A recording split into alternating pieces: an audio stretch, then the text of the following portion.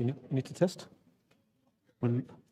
Hello and welcome to live coverage of the 2025 XTX Markets London Chess Classic.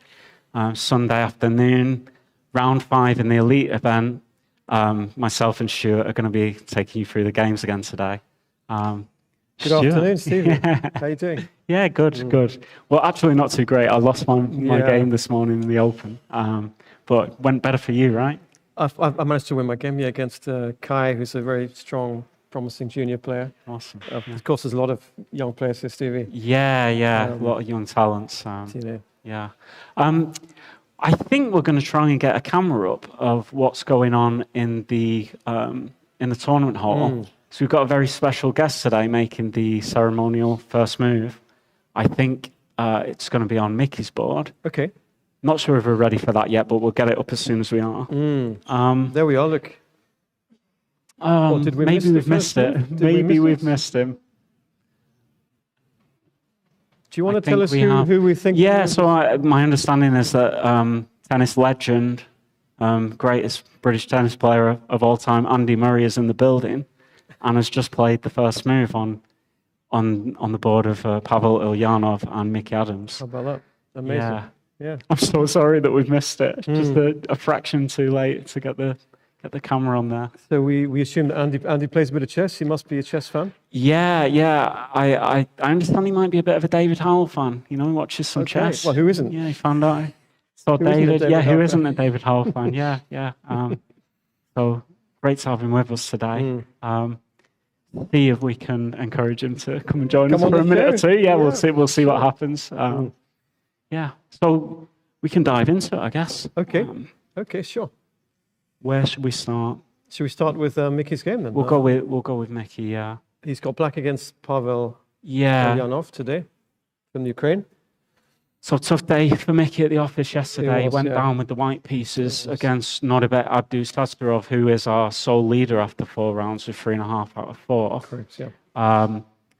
Alireza on 3 points, then the rest of the pack trailing. I think Theodaru has 2.5, the only one, I think, on 2.5. Okay. So that's a big matchup today. Nordbec is playing Theodaru, so get to that one in a moment.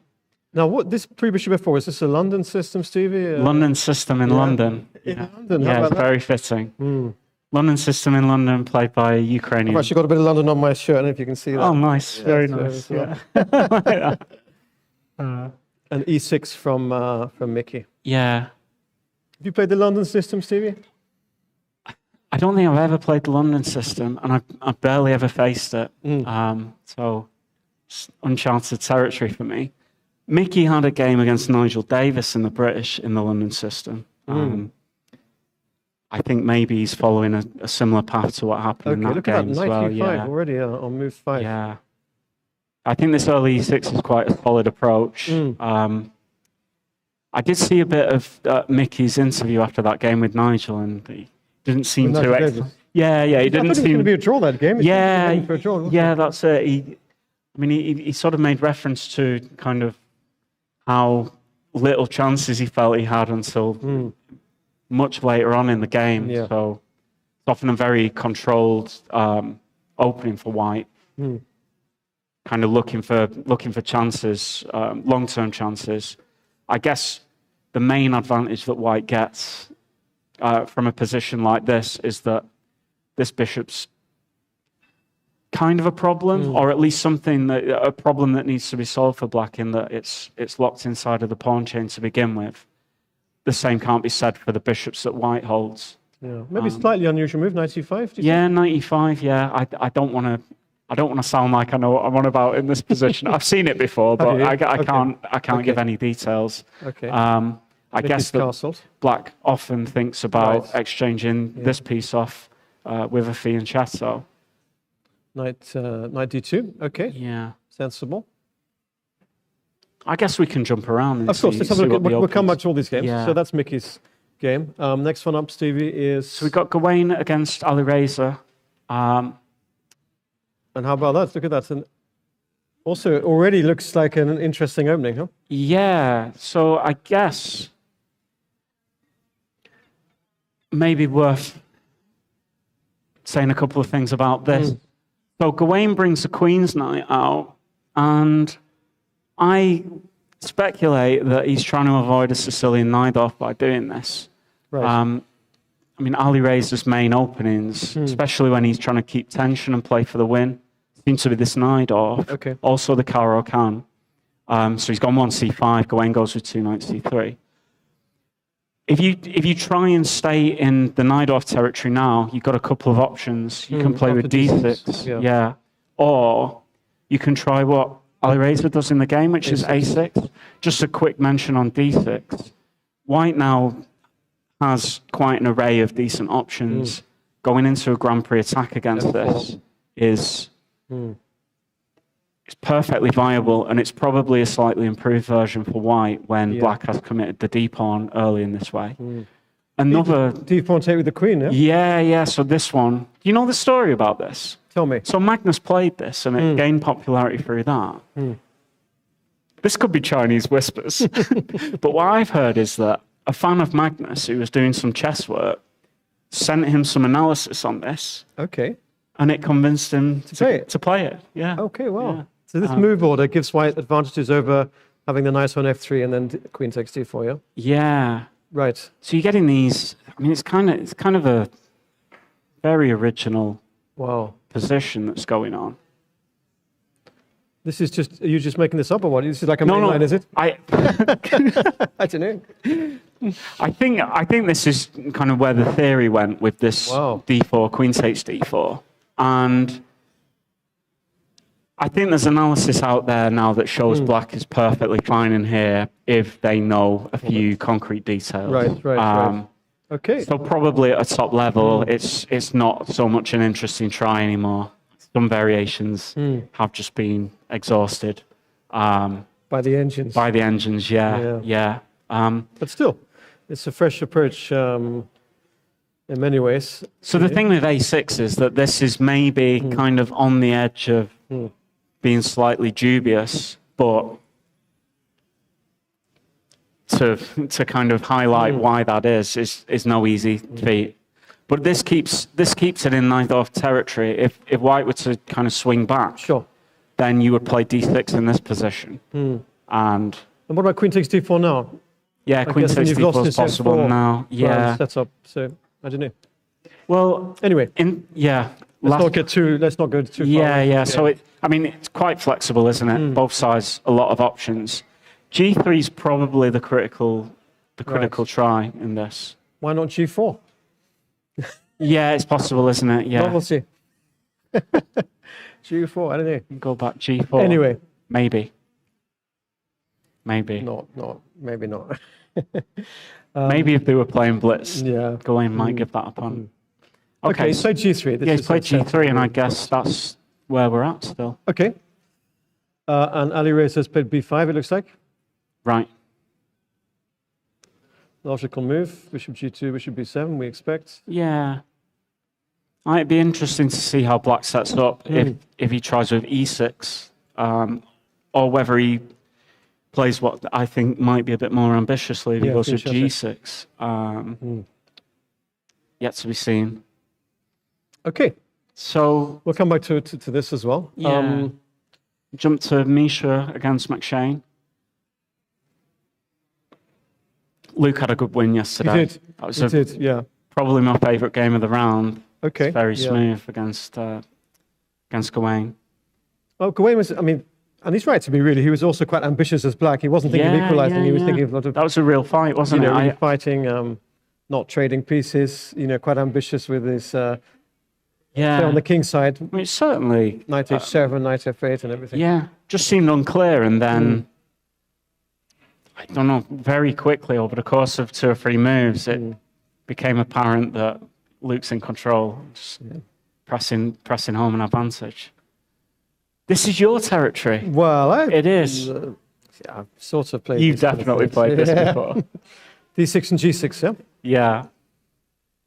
What's the idea behind this one? It's just a sort of, So we got a Spanish, and main line would be knight f6. Yeah. But, they play knight g7 as well here, don't they? Right. They play different moves for black. It's all playable. I mean, you get kind of sometimes you get like a middle game similar to the Piets, where you've Fianchetto and you've got this E5 strong point that you hold. King's Indian style. Kind of, because you let white play C3 and D4, and if white wants to play D5, he can. And that you kind of drop the knight back, So this is, live position. Sort of hybrid variation. Yeah. Are you happy to see this sort of move? We go in for, a lot of people have done this for black, Maybe you, I'm not even sure if black can play H6 and F5 here. Would you ever play F5 without H6? Knight G5, isn't it? This could be the problem. So worth just pointing out that maybe F5, it's the pawn break that you want, but it might be a little bit early, given that this knight can hop into a very dangerous square. Yeah.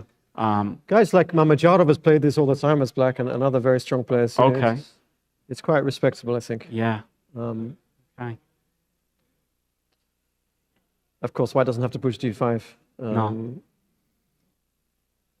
Had a game against Harriet Holmes actually in Liverpool. With this sort of system. I think that's the live position. So Bishop G7's on the board, and Misha's having a think. Yeah. Okay. Well, maybe I played 97, knight G6. I can't remember what I did. Maybe 97. Okay. Never put the knight on G6. Okay. So the next one is Vic Gov against Sam Shankland. Okay. Wow. Goodness me, what's this? What is this? So go back to the start. Karo Khan. Okay. Yeah, exchange Karo Khan. Bishop D3, also quite popular. Yeah. Didn't used to be popular, did it? And they sort of come back, No, I guess there's a bit of an overlap with the London system in that the pawn structure that they arrive at is the same. Very similar.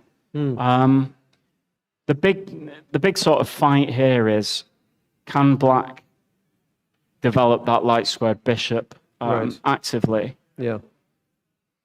And Sam has chosen to go in for, I think it's a slightly more modern approach with knight C6.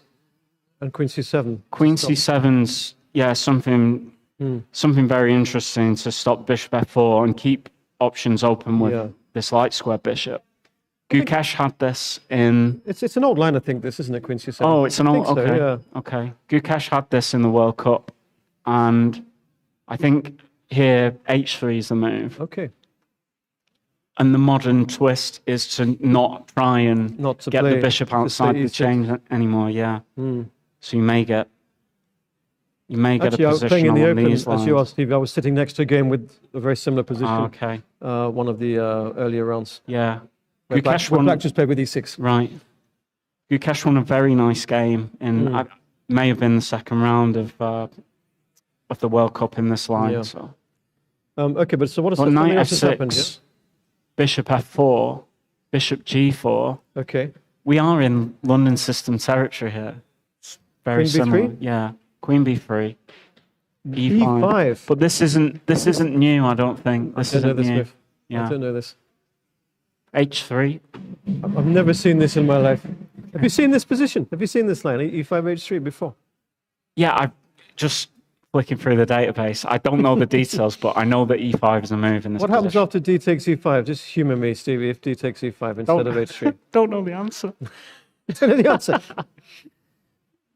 Maybe knight, because B7's hanging as well. Oh, Queen E7. Maybe it's Queen Maybe Queen E7. It's the move, and long castles already. Long castles. Yeah, it's possible.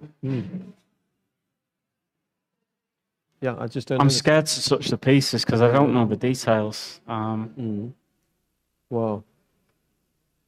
And if Queen takes B7 instead of D takes E5, what would have happened? Do you think? Oh, knight A5 win? No, it's bishop B5 check. What would happen?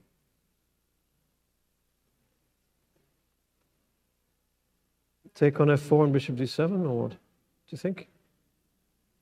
Neither of us. We just don't know, do we? We just don't know. Yeah. Maybe take the bishop and bishop back, give a pawn up. Two bishops. Some strange position. Is there a softening move here like this, maybe? Oh, what move? A softening move. Well, yeah. I just invented that phrase. Yeah. Okay. Okay. A bit like Nodirbek's game yesterday, wasn't it? This B2 pawn. Yeah, Nicky's give that the we're saying. pawn, get the activity. Yeah. Okay. Yeah, I don't know. I Amazing. don't know the details. But he's gone H3, and I guess clearly they're both still in the preparation to be making these decisions so quickly. Queen E7, and Okay. yeah, according check. to my machine, that's where we're at. White's to play. Has he played 92? Yeah, He's played it. 92 just been played. What a position this is, goodness me. Is he going to go long, Stevie, or? I'm guessing that the white king has to. I mean, is black going to go long? Oh, here? is black going to go long? I guess that maybe both sides are going to try and castle long. And you got this interesting structure on the king side. Exactly, yeah. White would like to play F3 to kind of lock the pawn chain together, but it leaves a massive hole on E3. That's right. So there are issues with these two pawns for both sides. How are you going to deal with them? White can point at a long-term advantage of having this structure. And the bishop. Yeah, and then there is an isolated pawn in the black's position. Again, black might be obliged to play G5 at some point, not now, but to keep this pawn and just cede the F5 square Yeah. in perpetuity, you know, just leave that square and just at least keep the F4 pawn. I guess what black's got in return for this is some more space. Although the pawn structure's probably the more damaged of the two. There's going to be some fairly free-flowing development. Yeah. Castling queenside. Probably both sides castling long, huh? Yeah. Or white could put his king on F1 as well. It's possible. And, I guess. Yeah, all kinds of setups. It does feel most natural to me to be going this way, but I guess it's still very concrete. But Sam's thinking, you know, which is maybe slightly surprising given he seems to know his lines very well. Like a computer yesterday when he came to see us and go through the game. Yeah. Misha was quite quiet, wasn't he? Because he didn't want to interrupt. Yeah, well, maybe just let the teacher talk kind of thing, yeah. Should we jump to the next one? Yeah, please do, yeah. Okay, so we'll have to come back to this game. So tournament leader, Nordbec Abdusattorov has got white against Nicholas Theodaru. Okay. And we've got an English opening. In London. In London. Yeah. E3. Okay, sort of non-critical, but why not? Yeah. E3, yeah. So interestingly, it's kind of a reverse of Nordebek's position from yesterday, except it's his move this time. I had this as well. Today is my game this morning. It's black against Kai. He played the Rostima. I played E6 and knight G7. Should we have a look at your game? Wow. It wasn't a bad game. Was it here or? Yeah, this morning. This morning. Yeah. No, but was it in this position or a little different? No, but it was a proper Rostima. I see. The other way around. 3 bishop B5 E6. I was copying Nodirbek's game against Mickey. Yeah. So yeah, it must be a nice feeling for Nodirbek to have the extra move today. 92 and now Queen B3. Okay, Queen B3. It's kind of like reverse Sicilian, where white is taking some time to try and bag the two bishops. This queen placement on D3 also slows down the D5 break for black. Interesting, he didn't play A3, he played Queen B3. Yeah, I guess the difference there. He's going to try and get the two bishops this way. Maybe just D5 here. Yeah, black's probably feeling quite happy about a situation like this. At least there's a bit of a weak point in the white structure to compensate. Free developments, quick developments. Yeah. So Queen B3 is asking for more. Stop the D5 break. Force the bishop to decide. I mean, after black does something, after A3, black may just play bishop A5. He doesn't have to take on C3, does he? Yeah. Because you can no longer play B4. Do you know? I see what you mean. So if we were to something, yeah. Even knight C6. Maybe. Or Queen E7. With knight C6, always got to weigh up the consequences of knight D5 now, yeah.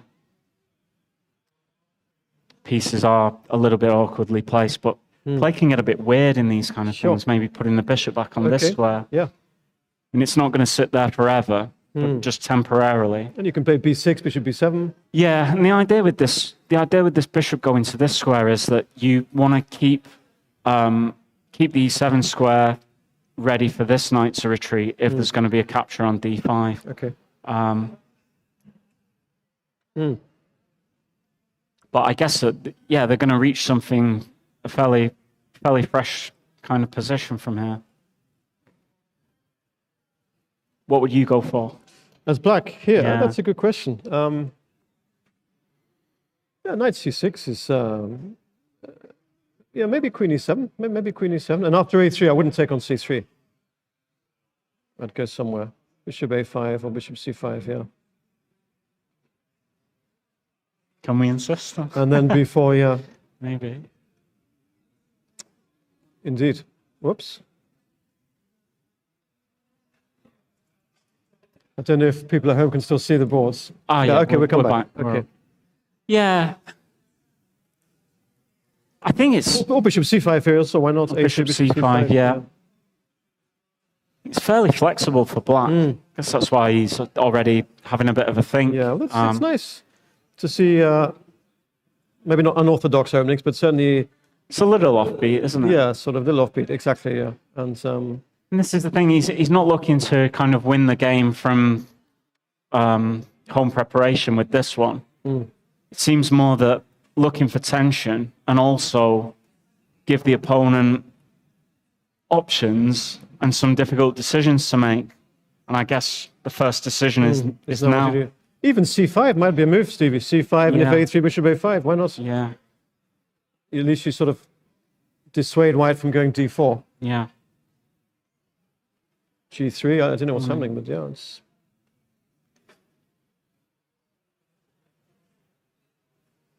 That looks quite pleasant for white, actually. Yeah.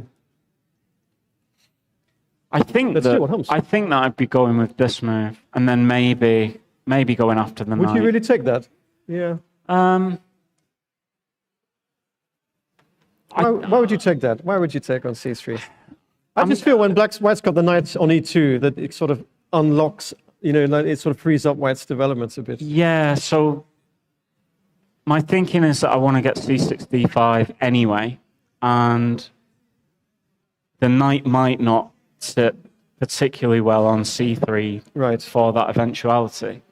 So, you know, say, for example, we get a position like this. I see, yeah. Okay. And then if d4 does come, probably not taking, probably trying to lock the center with e4. Right. It's kind of where my instinct takes me. And here maybe g4 for white. Possibly, you know? yeah. And then I'd be probably regretting my decision to let you do it. Yeah, yeah. That's interesting, yeah. It could go a few different ways. Of course it could, yeah. Of course it could. Well, and we see the black is actually taking his time here over his move. Yeah. So he's probably out of his preparation, let's say. For sure, yeah. I think this is smart from Nordbec because Theodaru's already shown like some excellent preparation in the first few games and shown it in a lot of tournaments previously as well. So just take him into some uncharted territory. Also, I mean, look, Nodirbek, he's got 3.5 out of 4. I mean, he's on an absolute roll here. Yeah, yeah. I mean, yeah, really on fire. Good. Okay, should we skip around again back to... We could skip back, but yesterday I did a bit of a spiel at the start of the broadcast to say we were going to cover some open games. Yeah. Never got round to that. At least the first game. Yeah, yeah.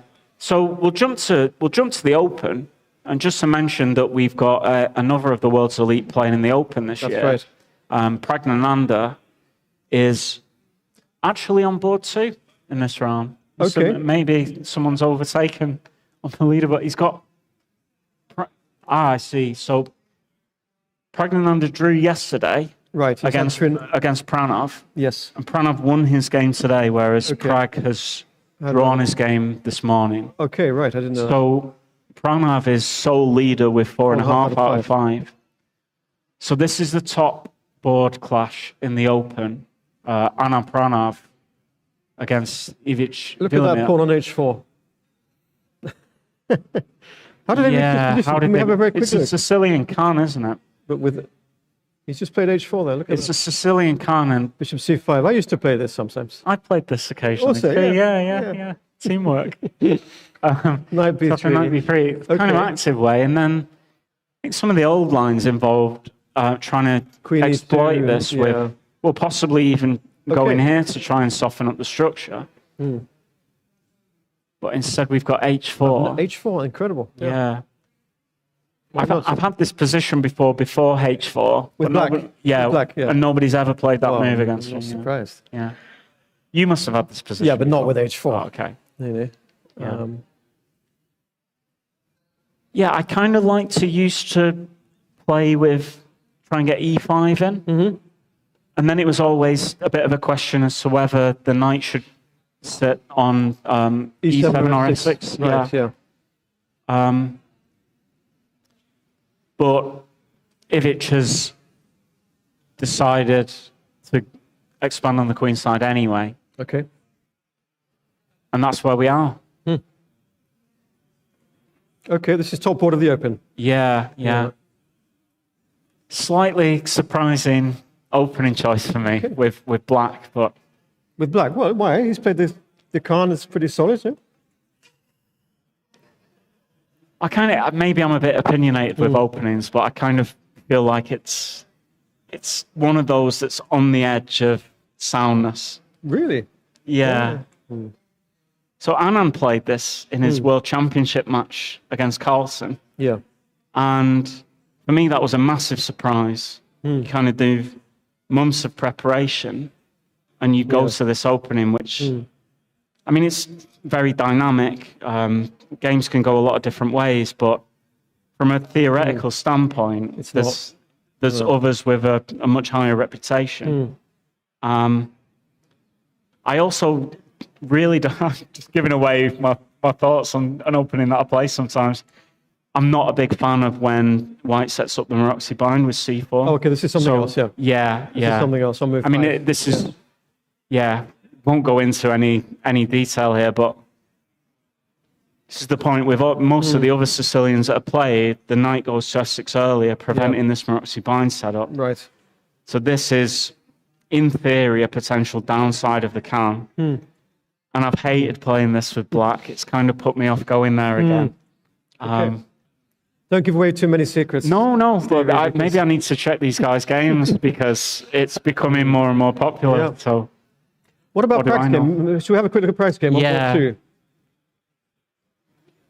So Pragg is white against Etienne Rosen, and that game started as a knight off, but it's G3. Okay, not the sharpest by any means. Yeah. Quite a positional way of playing with white. I know this is in Mickey's repertoire as well to go with G3. Very sound way to go against a knight off, and then G6 is probably not the most popular, but very reasonable way of going.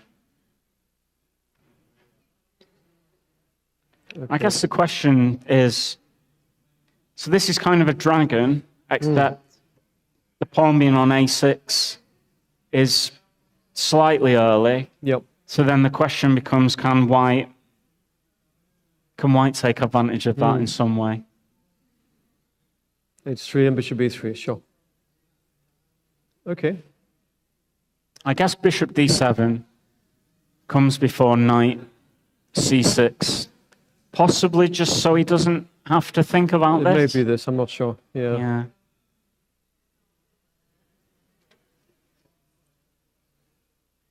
Knight d2, all right. Yeah, he retreats the knight, so... Sometimes white plays g3, g4, and knight g3, is that right? In these kind of systems? Yeah, that's possible. That can happen in an h3 knight off as well. You had a knight off this morning, Steve. I had a knight off this morning, but it didn't go my way. It was actually it was an interesting game. I don't think my opening was particularly sound, but had a very tense middle game. terrible clock handling by both of us, but Yeah. we both found out rather quickly that he was much better in time pressure than I was. Just blundered it away with massive mistake in time pressure in a position that a few minutes previous was probably going for the win. So it's one of those things. But but kudos to my opponent who he really tried to beat me today. He was taking a lot of risks to do so, and he got there in the end. Wasn't a G3 system. We had an English attack on the board. In this one, I think just the general plan for white is to get knight d5 under some good circumstances and then just start slowly expanding on the queen side. So knight e2 avoids the piece trade with the knight on c6, which can be a little bit awkwardly placed. Ideally, if a white knight does land on this d5 square, it would be nice to just be able to capture it and then carry on. But it would give a problem to the c6 knight. If, for example, let's say, I think it's too early to go in for this, but queen d2 or something. The structure can often change in this way. And now this knight, in certain circumstances, may feel a little bit uncomfortable. Here, I think it's fine. I think it's too early for white to be going in with knight d5. Anyway, should we keep an eye on the elite? Yeah, we'll go back to the elite. We've got these two sort of in the background. Yeah, sure. Top two balls of the Open as well. Sure. So we'll jump back, and I guess we'll start at the top again. So this is Pavle against Mickey Adams. Okay, look at that H-pawn again. Goodness me. So we've got this London system with knight e5. I have a feeling this is how Mickey's game against Nigel Davis went. Really? Okay. Yeah. C4, look at that. And that's quite committal to push the pawn to c4. So just preventing bishop d3. Yeah. Gives up the tension on the d4 point. But now this bishop is going to take some time to get to a diagonal that it likes. And now maybe a surprising move. H4, not G4, but H4. Yeah. Maybe G4's coming as well. I guess a justification of when your opponent locks the center, can launch a H4, Queen C7. Right. He played that, yeah? Queen C7? H5. Yeah, this has been played. Knight C6. And that's where we're at.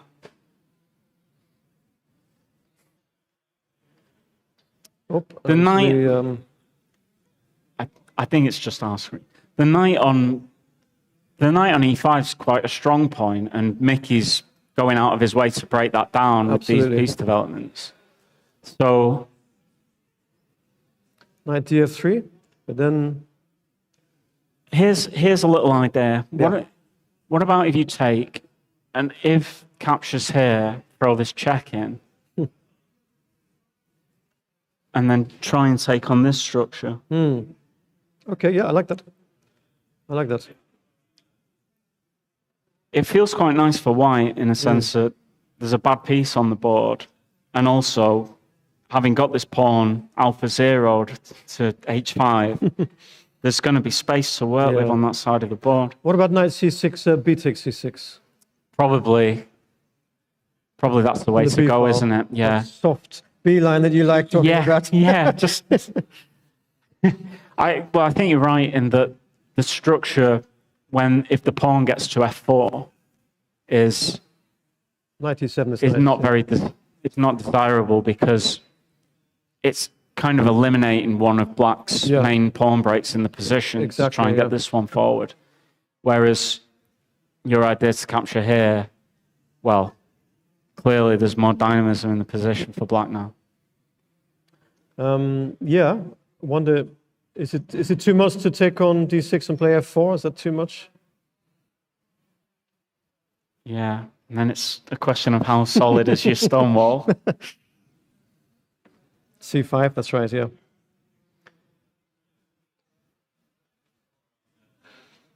Well, it feels like black's going to get some counterplay going on the queen's side. Absolutely, yeah, I agree with you. Yeah, it's probably too much from whites, isn't it? Yeah. Keep using this word soften now. I'm going to try not to say it too often. You know, when it just gets in your head. But the pawn on f4 needs some coverage. Yeah. ideally, in a stone wall, you'd often like to take with the e-pawn if there's an exchange on d4, but it's going to be loaded duties unless white takes some time out to defend the f4 pawn. This kind of feels comfortable for black. I think probably, although yes. the bishop looks bad at the moment, it's got prospects for later in the game. And it does feel as though white will be forced to go with a pawn break at some point so that there's no backward pawns in the structure, which is going to open some diagonals for this light square bishop. So what do you think white should do instead of this? I think knight f3 is the natural move. Yeah. The problem being that things are getting fairly concrete after knight e4, which... I was going to say, what about knight d7, Steve? Is knight d7? Yeah, you could go knight d7 and just keep fighting for the square. Some decision here. Yeah.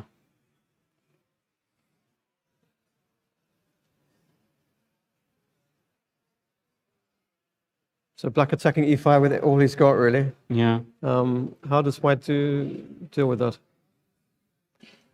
Because we've lost our f4, we've lost that, haven't we, as well? So I'm not sure what white should do. I had one idea. Yeah. So looking to trade off the pieces that you want to keep, and also try and remove this c4 pawn so that the bishop can get out nicely.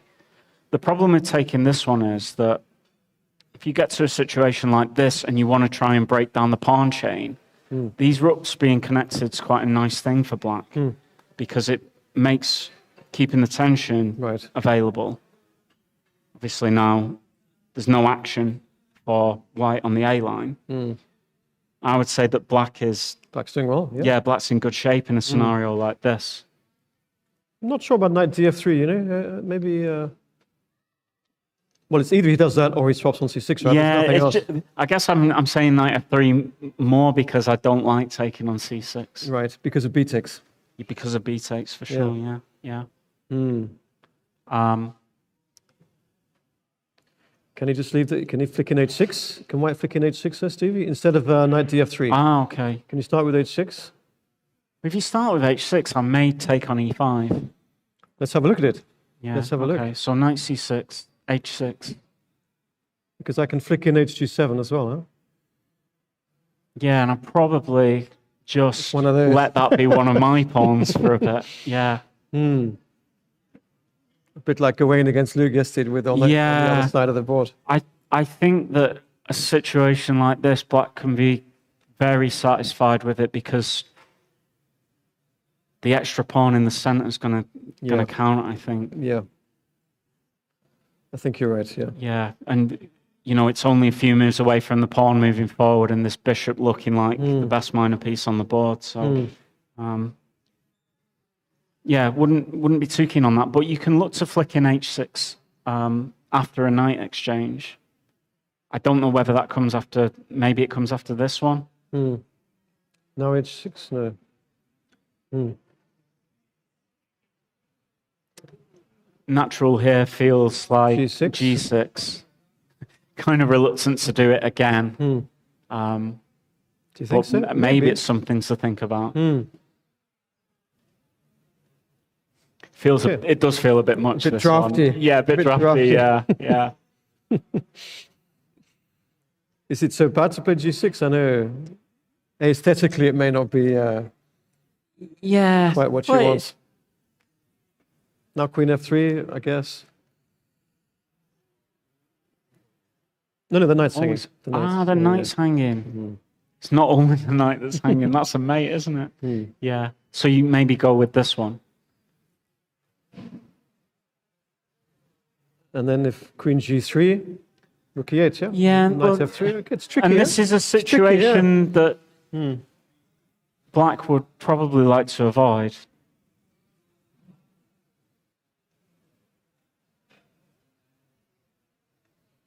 Yep. Having said that, maybe this is kind of the normal course given the way that they both played it. So has Pavle moved? He hasn't moved, has he, after Queen. Oh, he's played h6, Stevie. So h6 has happened.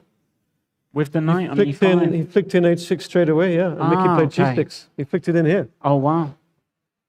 So He was just they saying... weren't attracted by this. Yeah, so he's gone g6. Just have a look at your line again. Knight takes Okay. e5, yeah. hg and rook moves. Is there something else for white here instead of swapping bishops?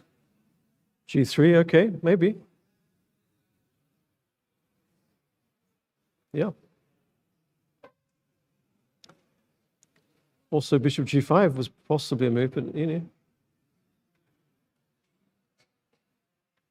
Then threatening knight f3, you know. I like that more. You like that? Yeah, yeah. Well, you're getting an attack with that one. It's a delayed Trompowsky. Bishop g5. Nice. Yeah. Pressure. Yeah, that's the move, isn't it? Bishop g5 is the move. Not really Mickey's thing as well as black here, I don't think. No. Well, I mean, he played h4, h5. He's obviously intending to play h6 at some point. He's done it straight away. Mickey's gone g6. The most solid, of course, reply. And now we're back to square one. What does white do about this pressure on e5?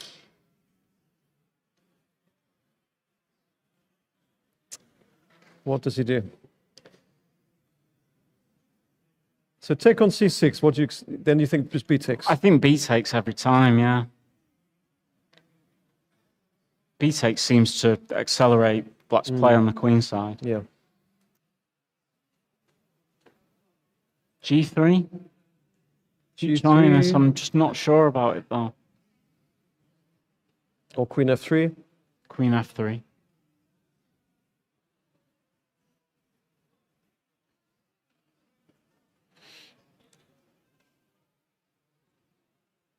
Can black go e5 here?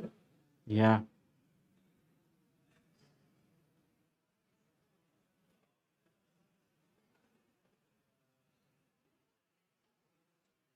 I guess he can, no? No, they could reach something like this. Who would you prefer? Maybe black's yeah, I kind of like black. Bishop g4, rook b8. Active play. Active position, isn't it? Yeah. And there's still a bit of an issue with this one. And this knight is fairly passive. Yeah. Okay. So, yeah. So h6, g6. Decision to make. This is the position as it stands. Yep. Pavle's having a bit of a think. Maybe we can jump to Gawain's game. All right.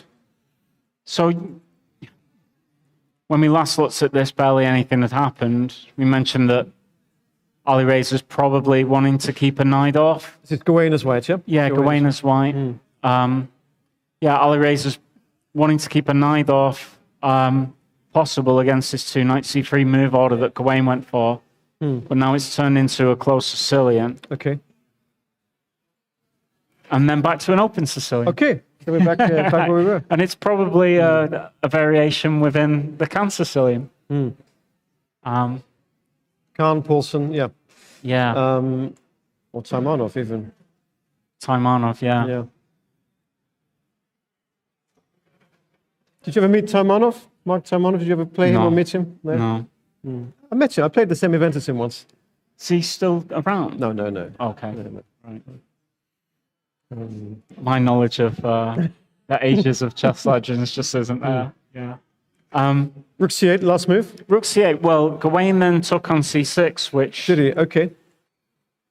may come as a slight surprise. I think a bit of a motif in this kind of position is that this rook's coming to e1, and the knight jumps into d5. Can you play it straight away here, knight d5? Maybe you can put it on d5 straight away. So I guess part of the reasoning for taking the knight is that, well, at least the bishop lands on that square, and you can still jump in. With What would happen on after knight d5 then? Rook e1 was played. He's played rook e1. Okay, yeah. But knight d5. Let's see. Black's You not want to see if you take it, what would happen? Probably really bad news, because this piece has to get out of the attack. to justify taking the knight, but then you're going to lose the piece back anyway.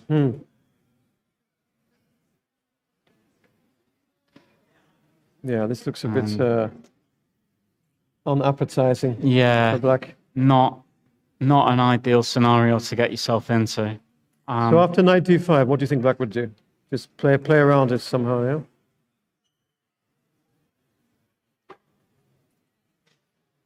Yeah, my guess is if you're kind of looking for the maximum, you want to get the bishop out to this square, develop the knight, and just get castled. So you kind of, the knight's on pre, but you play around it. Bishop c5 looks sensible, yeah. Yeah. So rook e1 was played. Rook e1 played, and Alireza's having a think. Worth mentioning that Gane has invested a bit of time to get to this stage. Okay. And maybe Alireza's freestyling a little bit.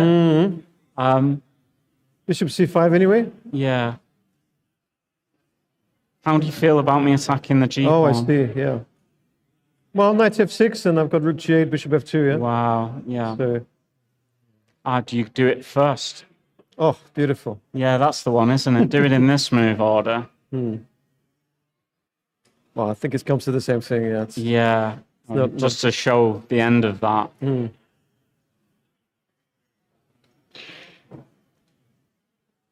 So queen g4, not a good move in this situation. But bishop f4 or bishop e3 are both reasonable, aren't they? Yeah, and then how unpleasant would something like this be?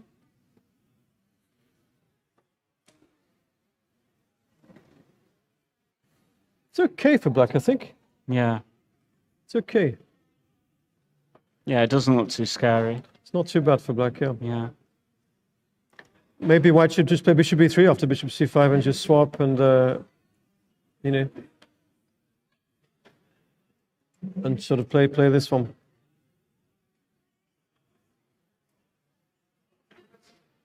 Do you think black's okay? Do you think black's all right? I was just going to say, I find it very difficult to judge when white has something in these kind of things.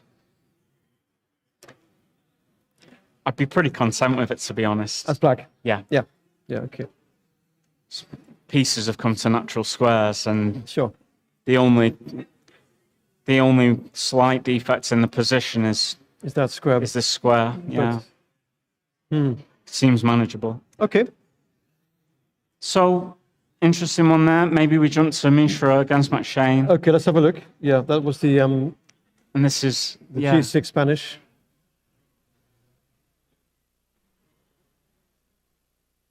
A5 isn't. Yeah. Look at that, goodness So me. both sides very natural moves up until this point. That wouldn't have crossed my mind, A5. Right. There, you know? Well, would you have thought of that move? No. What do you think? Think of the following moves. It's gone further. Unbelievable. And it's gone all the way in. So Look at that. That's just about that diagonal, yeah? He's just trying to So Luke clearly came to the game with a soften up plan. that diagonal. Yeah. Yeah. I wonder if he's the first to do that. He's just pushed his A pawn. A5, A4, A3. Yeah. And he has damaged Misha's structure. He took it, yeah? He took it. And now Luke's having a think. So. Okay. Wow. Very deep idea. Just go with the A pawn, drop a pawn, and hopefully you can claim long-term compensation for it. Should black take on d4 or not? We've got some weakness on this diagonal now that the b2 pawns drop. Also, a potential nice square for the black pieces maybe later on.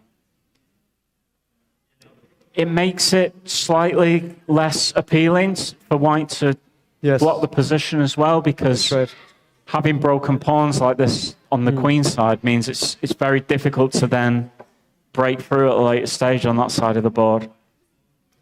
Also, you know, Misha, I think he seems to know his openings well. He's sort of well booked up, like so many players. He's never seen this before. He's never seen this before, yeah. So, it's just very, very normal looking. I mean, actually, Luke could just keep this position with sort of, I don't know, just normal moves. So he doesn't need to demonstrate immediate compensation, does he? Yeah, no, it's aside from being a pawn down, everything looks good. Yeah. Yeah. I don't know what would you do as black here? Knight A5. I think I'd be looking for ways to try and provoke this forward. Whether H6 is a useful move at this stage, not sure. The idea would be to make a bit of room here and also just take away the G5 square from the white pieces. But it's not so much of a plan, is it? It's just kind of a move that H6, maybe slightly improves the position. I think I'd be reluctant to move this knight away from this point, even though it's got a square that eventually it might want to go to. Yeah. Does a nice job of putting a bit of pressure on the centre from where it is. And I do think that it would favour black now if the tension was released on this this D4 E5 point. Yes, I'm not sure whether black should play a waiting move, like you're saying, a move like H6, constructive, but not really. It's not really clear what it's doing. Yeah, but it's perfectly reasonable. You could say that about the 3A pawn moves. Yeah. I don't know. Yeah. Probably go H6 and then C. And see what white does, yeah? Yeah. Because I don't think there's going to be a way to force it, really. White's going to play moves like rook B1, we just go B6, let's say. Yeah. How does white going to play this? I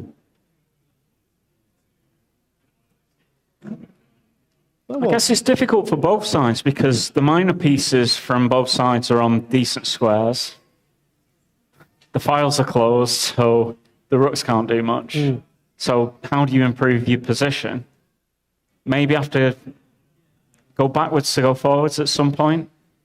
White might be looking to make a break on this side of the board. But black's very, very safe and solid, and and this. You like this A-pawn push, don't you? I quite like it for black. Yeah. And also, I think it's nice that Luke's created this imbalance. It's maybe sort of an un-engine move, like A3, just giving a pawn up, because the engine would probably say, "Hey, this is rubbish," But would you have taken time out to stop? I may well have done. Yeah. Could you play A3 there? At that point. Yeah, I guess it's very My possible instinct here. would be to maybe have done that, yeah.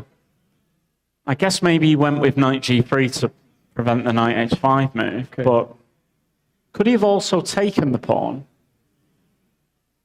So I guess it's a knight D4, is there? yeah, so the E4 pawn's covered 3 times on this move, and after knight F1, A4, if this is taken, then there's only one defender remaining, so I see also, kind of holding material balance by that tactical means. This is why black can play these G6 systems. You get fresh positions, Yeah. Quite interesting. Look at the diagonal. Also, really Luke nice. plays the King's Indian, doesn't he? He's a King's Indian player. Yeah. So he's quite happy with style these. very much. Yeah. I think Luke loves it when he sort of gets 15 moves into a game and pretty much all the pieces are still on the board. He's got a system that he likes. He's played B6. He played B6. Okay, yeah. fine. Why not? Anyway, white was probably going to play rook B1. So he anticipates that. I also quite like this for black, Yeah, you do, Yeah. Because long term, I mean, those doubled isolated A-pawns are worth nothing, right? I mean, long term, it's just a permanent weakness you have to worry about. Be careful. You know what I did? I jinked Luke's game yesterday. Don't say much more, because one of those A-pawns is probably going to queen later. Yeah. Should we jump to another? Yeah, please do. Yeah, let's jump around, because there's lots to look at. Nikita's game against Sam Shankland is also very interesting. Yeah, so This is a weird opening, huh? Yeah, we had this E5 break, so I knew it exists, but I don't know any details. And then, Sam and Nikita got to this position quite quickly. Okay, so what happened now? Castle. Yeah, I think this is where Sam had a bit of a think, went for castle's queenside, knight D2. G6. So, just worth very quickly pointing out that is not sensible. So G6 then threatens the pawn. Kind of. F3. As, so he does as we mentioned, he gives up this square. The E3 square, that's right. We mentioned this. Wow. But I'm looking at that and thinking there's absolutely no issues for black in something like this. There is a long-term advantage in the structure for white, in that this could potentially become weak later in the game, but black's got a lot of space and easy ways to defend that point. I also think not having the C-pawn might give black some extra options on this wing at some point. Maybe. Also having the half open file for the rook. So although it's isolated, I think there's some dynamic advantages to the black position as well. You think black is maybe, you'd probably prefer black here? I think I'd prefer to play black. Whether it's better for black, not sure, but just the psychology of it to get to a position like this with the black piece, I feel like it's been a success. Yeah, I think I more or less agree with you on that one, Okay, and all right. So knight g3's been played. He's played knight g3, yeah. Okay. A little surprised. Which does look fine, so. What about after rook HE1? I mean, white doesn't have to take, does he? It's a self-pin. Oh, I see. I missed that. Well, whether the trade of queen for 2 rooks is good, I'm not sure. Probably it is, right? Sure. I guess not so much the queen for 2 rooks, but it's black's invading after the exchanges. So you wouldn't look to take this. Oh, sorry. No. Yeah. My bad. Yeah. Sure. Yeah. You know, I think in certain circumstances, queen for 2 rooks can be quite interesting, but just not this one, yeah. But can white live with that pin? If white doesn't, after rook HE8, can white live with that? What's black's next move? Can white somehow... White can live with it because this square is very well protected.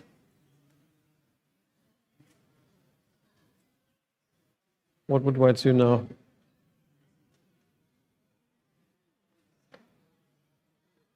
Yeah, queen c2 followed by knight b3 or something. Looks a bit, or bishop b.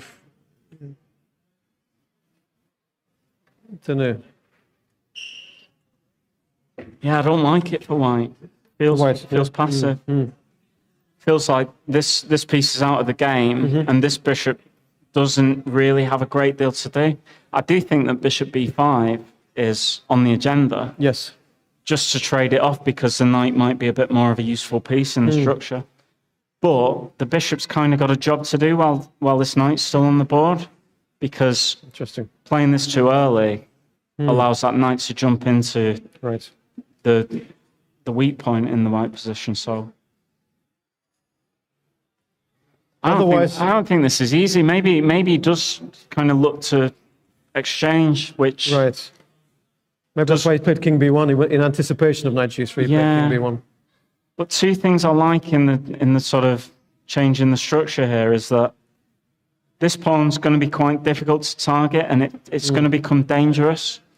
It also gives black potential control of this H line because there's an outpost on H2 that a rook could land on at some point. And you solved the problem of the bishop not having an open diagonal. It's just on a perfect square now. Looks very nice for black. I think that black might already be in the driving seat in this one. And quite a big decision for white now as well. Yeah. Yep, knight g3. And clock times for white has certainly used more time here. Yeah, so Nikita is closing, well, just down to the hour, just over. Sam's got 1 hour 16. Okay. Should we jump to the next one? Tournament leader, Nodirbek Abdusattorov. Right, so what happened? He did take on c3 with his bishop, look. We were talking about keeping that bishop. Yeah, knight c6, queen e7, but he chose a5. I guess it just shows how many options there were for black. I'm really surprised he just took on c3 like that, shouldn't he? Yeah. a5 and takes. I mean, of course, it's okay for black. It's okay. But it is surprising that he's not kind of asked for more when he gives up the bishop pair.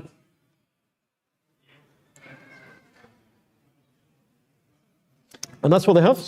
Rook e8. Oh, there's a few more moves. Okay. Just rook e8 castles. Right. I think Nordebek's going to be happy With this position. Yeah. Long way to go, of course. I think there's a lot of similar lines that can come out of the English opening, Right. where Black's got a bit more for having given up the 2 bishops. Long-term white edge here, you think? Yeah. And this queen on b3 it's awkward. You'd like to be able to go bishop e6 and maybe force through d5, but still need take a bit of time out to cover the queen side to be able to do so.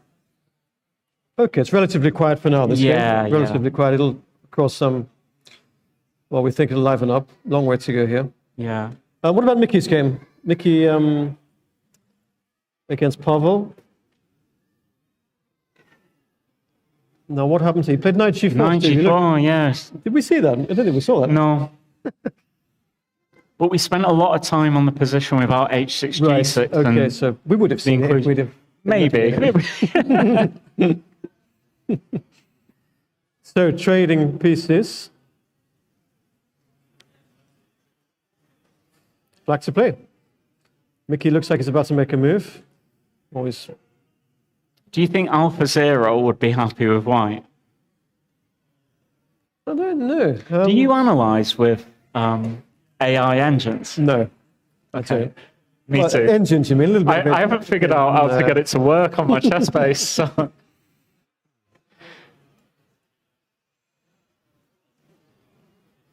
What do you think Mickey is considering here? I think Black's absolutely fine. Black could play on the queen side, right, with b5 and so on. He could maybe play f5 first. Do you not want to play e5? Maybe, yeah. e5, queen g3. Yeah, so it runs into this. I think something that Black probably is keen to avoid is a structure where these pawns have disappeared, because that leaves a big hole on this square. So, for example, if rook d8, maybe a scenario like this is not something that Black would want. Certainly want this pawn to be a square back, so that you maintain some dark square control in the center. Yeah, it's a bit too compliant, isn't it? Yeah. Sort of, but it feels like your instinct's telling you there's no rush to try and break out in the center that way. Maybe you can just play on the flank. yeah. Should Mickey be worried about e4 for white here? He's always got f5 or e5. That's too soon. It's too soon. Yeah. It's a bad move e4. Yeah. So maybe e5. Well, it's the pawn break that White would like to organise. It just could turn into mayhem. Yeah, it's going to be. If it gets answered by this one, yeah. I don't think he could. Although queen g3, then probably early doors. I quite like Black's game here. Yeah. I quite like Black's position. Also, Black's very simply got this play on the queen side, this long-term or short-term plan of just b5, b4, rook b8 and stuff. Yeah. White needs to show something against that, I think. Well, yeah. I mean, Black's clearly got an advantage on this side of the board, and eventually a weakness is going to show up on one of these squares after the b4 break. So... And I don't see much attack for White on the other side, you know? Yeah, this structure's not without danger for White. Just... cross my mind, if we try and set up the stonewall again, maybe that flips the decision on e5, because it's a possibility. Yeah, with a different pawn structure. Well, White could take on e5 there, though. Yeah, which way? Oh. You're just going to take my queen and then... Well, this is it. It's just a different way of getting to an ending, and I see, maybe Black's happy about this one. Anyway, it looks pretty comfortable for Black at the moment. That's another possibility, which also looks pretty decent for Black. It does. It does, yeah. Yeah. I agree. I like Black's position. It's okay for Black. Absolutely fine, yeah. Yeah. Okay. Which game haven't we looked at? Should we go to the Open? Let's go to the Open quickly, yeah. Let's keep up to date on boards 1 and 2. So start with board 1. So Pranav, Wow, tournament leader, look at this. 4.5 out of 5. This is your kind of game, Stevie. Oh, I don't know. I don't know. Do I have positions like this with black? That's black. Yeah, maybe. Your bishop might be on e7, not a7, but... Yeah, I would be very nervous with the black pieces in a situation like this. Why would you be nervous? It's okay. I don't know. I kind of play systems where I slow down the G-pawn coming at me. Here it's just in my face straight away. But I think black's looking maybe to go long, you know? Maybe. Look, he hasn't castled yet. He's still sort of waiting. You know, black's not too far behind developments. His pieces are okay. I don't know. So I think it's just a rich middle game. It's all right, isn't it? Yeah. Yeah. Maybe worth pointing out that in the current situation, it's a bit difficult for white to go queenside because it will take and drop the knight in. Right, that's very good for black, yeah. Yeah. I think black's fine, you know. Even a move like rook c8, it just waits, you know, or I don't know, queen b6, or... Yeah. I don't know, maybe that's not the right square for the queen. But plenty of moves black could consider, I think. Yeah, I wonder if a4's coming. You know, the king just kind of sits on e1. Yeah, and then just trying to win a square. Maybe a little bit awkward where the knight retreats to.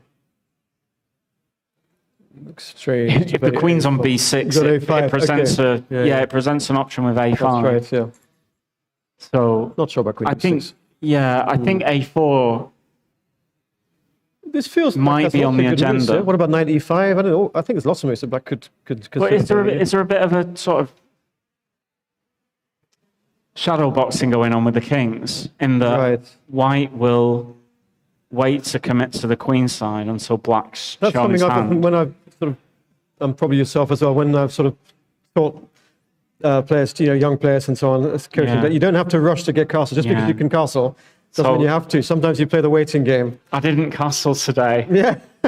And I could have castled on about move 31 or something. Oh, really? Chose not to and... paid the price. Yeah, I was basically getting checkmated. So. Should you have castled? I think there was a moment where it was like one of a few good moves. Yeah. Yeah. Do you want to see it? I'll just put it on quickly. Go on, really quick. Of course I want to see it. Let's make this about me. Go. No, Come on. Super quickly. You've got 5 minutes, Stevie. Okay, if I can find it. So round 5.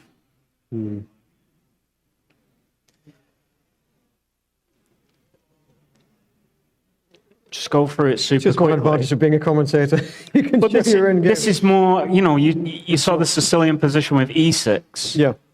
And he's trying to get his G-pawn going. And you played h5. And I've gone with h5. Yeah.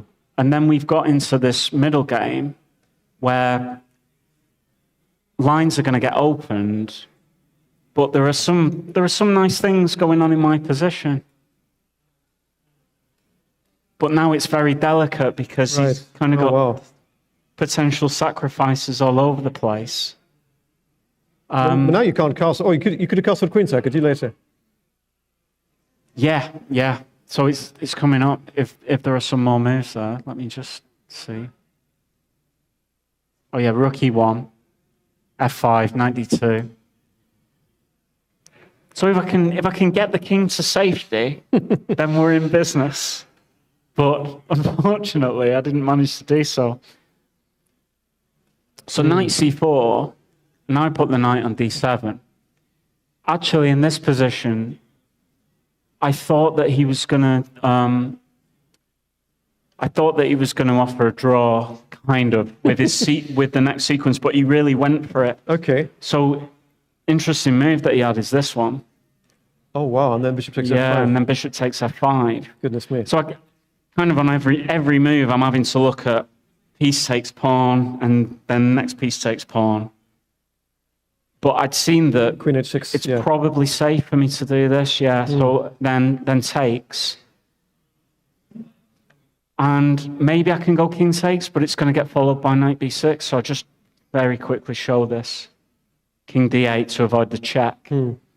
And we get a situation like this, which is probably holding, but I can do things a lot more safely by just sidestepping, and then we get a situation like this.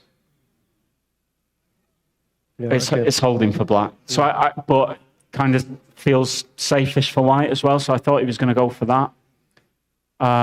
Instead, queen g3, queen f2. Yeah, and he took on e5, and I think that it's going very well now. I mean, he also said he totally misjudged this. Rook d1, got the queen out the way, played this. But now this is where my problems start. Okay. This was a good move, apparently. Wow. But now the computer's saying equal, but I guess everybody who's looking at this because you can't castle knows who they prefer to be. You can't castle because of rook c3. I can't castle because of rook c3. It's weird that I can still castle in this position, but yeah, not a good idea because this rook's coming across. I played knight f8, which I think the engine said was okay, but the next move, when it gave from time trouble, this must be a horrendous. Yeah, from equal to -5 with the next move. What would you do? Oh. You've got 30 seconds. I'll give you my game situation. Queen e5. No. Queen e5 is probably the best move. Oh, is it? No, it's not what I played, but it's I think queen e7, queen e5 were good moves. I think queen e7, so there's no tempo when this pawn's getting taken. Yeah, nightmare move. I went rook here. I completely missed his next move. Well, it's just terminal because... you can't interpose. Well, I'd planned to block with the rook on any check, but I'd missed queen h5, so... Oh dear. Yeah, so rook e7, queen h5, I can just resign. Oh dear. But also, I can just resign in this one. So, yeah, this sequence here, not looked at it in any great detail, but fair play to my opponent because he's probably lost, in this position, but does enough to get me to tilt. In time pressure. Yeah. So there we go. But I feel as though... I kind of feel as though my way of doing the Sicilian stuff is a bit safer than that composition that we've got on there. Well, going back to which game was that the night of? It was yeah, this was top board in the Open. Yes. Yeah. That's right. Yeah. Rook h3 was played. Yeah. Yeah, rook h3. Black hasn't replied yet. Yeah. Should we look at Prague's game? Thank you for sharing that, especially because you're lost. It's quite nice that you... I'm doing all right normally. I'm in pieces when I've lost, but it's your presence that's cheering me on. Really. Okay, what about Prague's game? Yeah, so in the Open. So this was the knight off that kind of switched into a fianchetto dragon. And I think we left it when white retreated the knight, and after rook c8... Well, he's gone knight d5. Okay, I said that I thought that was a bit early, but b5, c1, b4, b3. Okay, that's where they are. Yeah. All right, long way to go. There's this bishop b6 move in the air, isn't there? Or knight b6. Bishop b6 is in the air. Do you have a preference of which side you like to play in these kind of positions? I just never... probably I would take white in this specific position, but... I never really take them on with either side, but I'd probably prefer to play white. I'd probably take white at this point, yeah. Okay, anyway, we'll come back to it. Yeah. Obviously, we're focusing on the elite event, but nice to have a look at those games as well. Mickey, it looks like he's still thinking about his move there. Yeah. Gawain has... He's gone for this. He went knight d5. Yeah. He went knight d5. Sure. And Alireza is thinking. What's he going to do? He's just taken with the bishop, it looks like. Bishop takes d5, I think it's been played. Okay.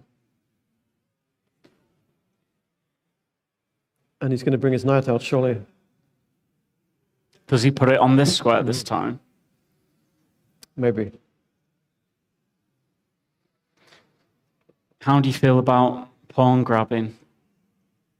And bishop b7 coming. I mean, I don't think it's good, but just to point it out that I think that black would even think about f-takes here because bishop f2 and queen b6. Yeah, I mean, the coordination of the black pieces probably justifies taking an extra pawn island. Oh no, for sure. Yeah. I mean, also, I don't think a queen exchange is really something that.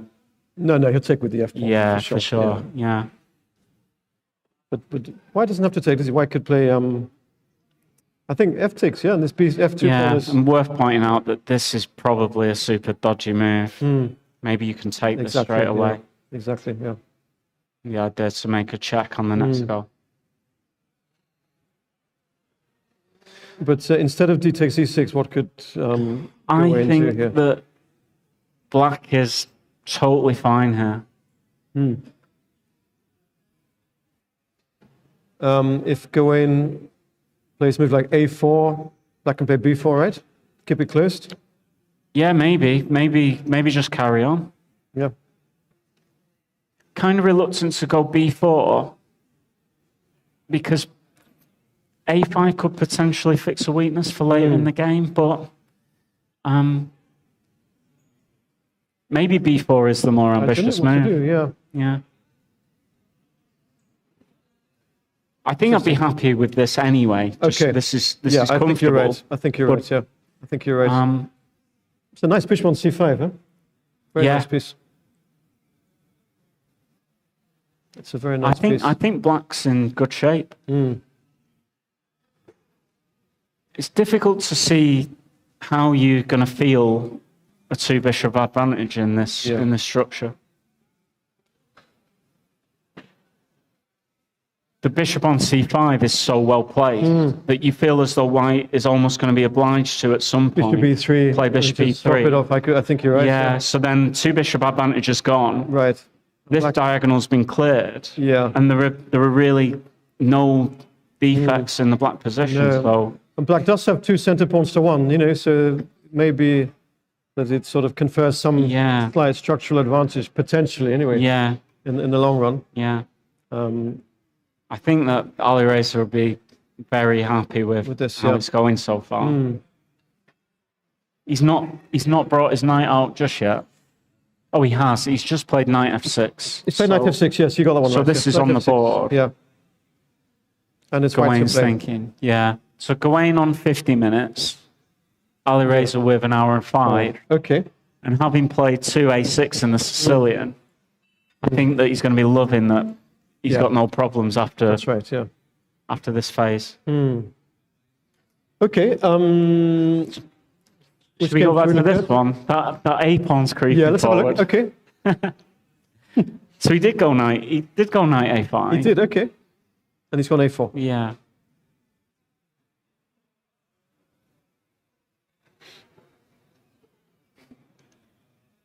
I'm relying on you to tell me how to play these. I don't know what to do. Yeah. I just feel the black is perfectly fine. Yeah. He can. Look, as black, you could try to round up this a pawn. Try to bring a, queen to e8 somehow, or knight b7, or you could just play the position as it is. You don't have to rush it. I think.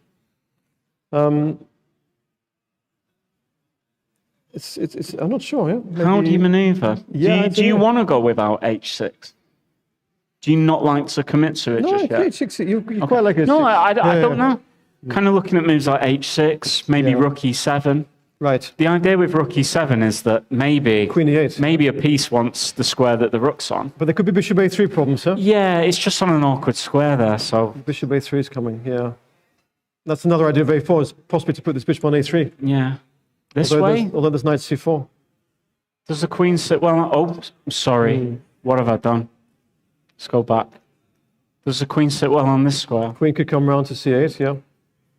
To a6, sure. That's quite nice.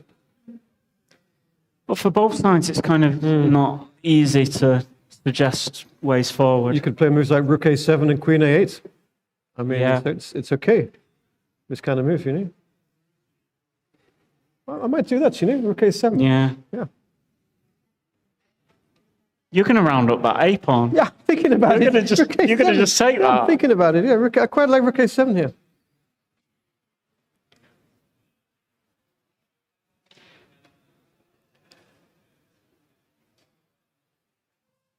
It's okay. Huh? potential to just play a few moves and capture a pawn back.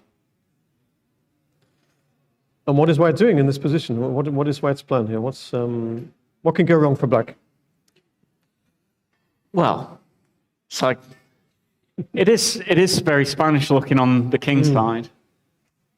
So you would expect that he can drum up some sort of... Yeah, but this is the thing that so often white relies on getting a knight to f5, and when you play a g6 system for black, that's out of the question already, Right. you know? Yeah. But Is this knight misplaced? sort of. Why did he put it there then? Yeah, it's a bit misplaced, isn't it? Would you commit to d5? I'll get rid of all these arrows. Yeah, It's ridiculous. I quite like black's position, huh? I think I also would take black. Let's see what it does. How about this? So rook a7. Let me have a go with white then. I'll just play some moves. I'll go knight here. Right. You're going to play knight g4. I'm thinking about knight g4. I'm thinking about f4. Oh, I see. Yeah, f4, okay.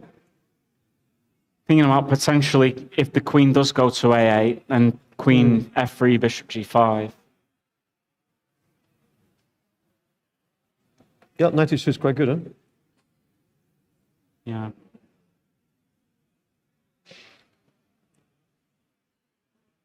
And if h5, you're going to go maybe f4? Maybe come back. I don't know. Maybe come back, yeah. Maybe come back. But f4 also looks pretty reasonable as well. Be a little wary on f4 now that the pawn can go to h4, whether this point is going to get vulnerable. Yeah, that's right. You got knight f1. Yeah, it's... Yeah. Yeah, knight h2 is a good move, yeah. This is the thing. If we pointed out that black has quite a few natural-looking improving moves, so white's kind of got to get on with it. Yes, yeah. If that, to just stop black improving the coordination. Very interesting position. Luke's still thinking there. Yeah. Okay. Nice idea with the A pawn. Absolutely. Okay, let's come back to this. How's Mickey doing? We're going back to Mickey. Not much has happened. He's played this b5 move. He's just gone a3, Stevie, yeah. Yeah. Do you not think black's doing fine, yeah? I definitely prefer to play black, but that's only because I think black's fine. It's kind of like the psychology of just being in a reasonable position with the black bits. Out of the opening, yeah. Yeah. And this is not a happy bunny at the moment. No, it's not. So we're expecting what, a5? But yeah, how do you slow down the queenside play? Maybe you just can't. Yeah. I think black is for choice a little bit. Would you consider exchanging queens? Yeah. Yeah. So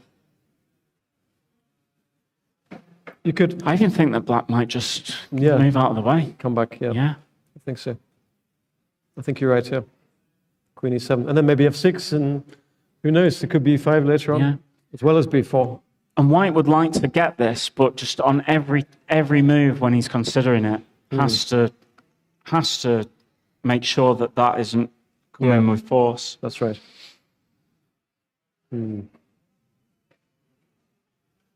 Okay, yeah, good. All right, so not too much has happened there since we last looked. Yeah. How about should we just check on Nodirbek's game, because she's the leader. He's got 3.5 out of 4. He's won his last 2 games with black. Yeah. Against Nikita and against Mickey. Yeah. So we had this reverse of what Nodirbek had yesterday against Mickey when he was black, except it's him to move this time. Knight e2, queen b3. He bags the bishop pair, and I think our kind of assessment was that maybe white's quite happy because... I think so, yeah, at the moment, yeah, sure. K8 or e4. E4, yeah, so... What's your take on that? I like white. I like white because we've got two bishops, and I also think we've got a slightly better pawn structure as well. Now he's got bishop b2 coming. Yeah, that's quite nice what he's done. Actually. I think you play these kind of Englishes or Nimzo-Indian type positions with white, where you play lines to get the two bishops. Yeah. You would be super happy to arrive at something like this. You know what the structure reminds me of this position actually is surprising, like the Budapest Gambit. Oh, okay, yeah. You know, with 2e5 takes knight g4, and you get these kind of structures sometimes where white just has a nice position. Yeah. And black would normally still have his dark square bishop as well. Yeah. So we got another knight on g6, like Misha's on g3. Just thinking that at some point... I had a knight on g6 this morning. Oh, did you? Okay. Yeah, it was very powerful. The new trend. Yeah. But yeah, at some point, there may be some attacking possibilities with knight h4, queen possibly coming to g5. Just about. Just with the way that white's pieces set up. Yeah, because white doesn't have a kingside knight. Yeah. Sure. So white can't just ignore what's going on the kingside. Need to keep an eye on black breaking out with a bit of activity there. It's quite a significant time advantage, sorry, Steve, as well, that white's about 20 minutes up on the clock. Yeah. Which is also, is indicative of the way the opening's gone so far, I think. Yeah, I think this is not, probably not the type of position that Theodaru would have hoped for. It seems like he has excellent preparation, and he's been caught out with something where he's got a lot of options in his position. Right. Is probably totally fine, but he's just in fresh territory.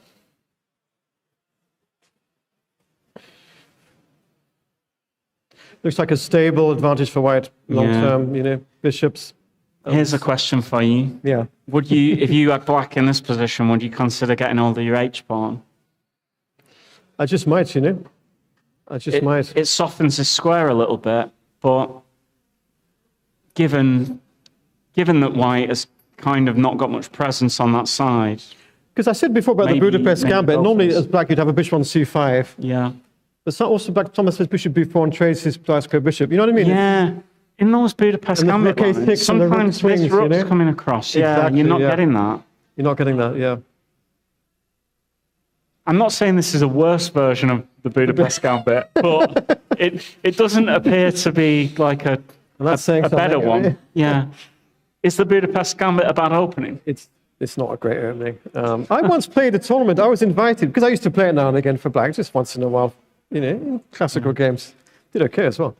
And I was invited to a themed tournament in Budapest where you had to play the Budapest Gambit. Oh, okay. It was great. Yeah, it was like I think we played rapid games, or it wasn't FIDE rated, I think, but it was great fun. Okay. So you had to start with the Budapest Gambit, Should we just put it on the board very quickly? Yeah, in Budapest, that was the point. It was great, Yeah. So Budapest Gambit is... Have you ever played the Budapest?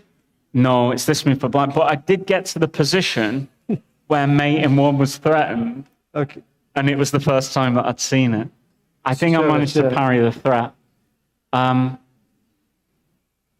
So Budapest Gambit is this e5 move, which temporarily gives white a pawn. And then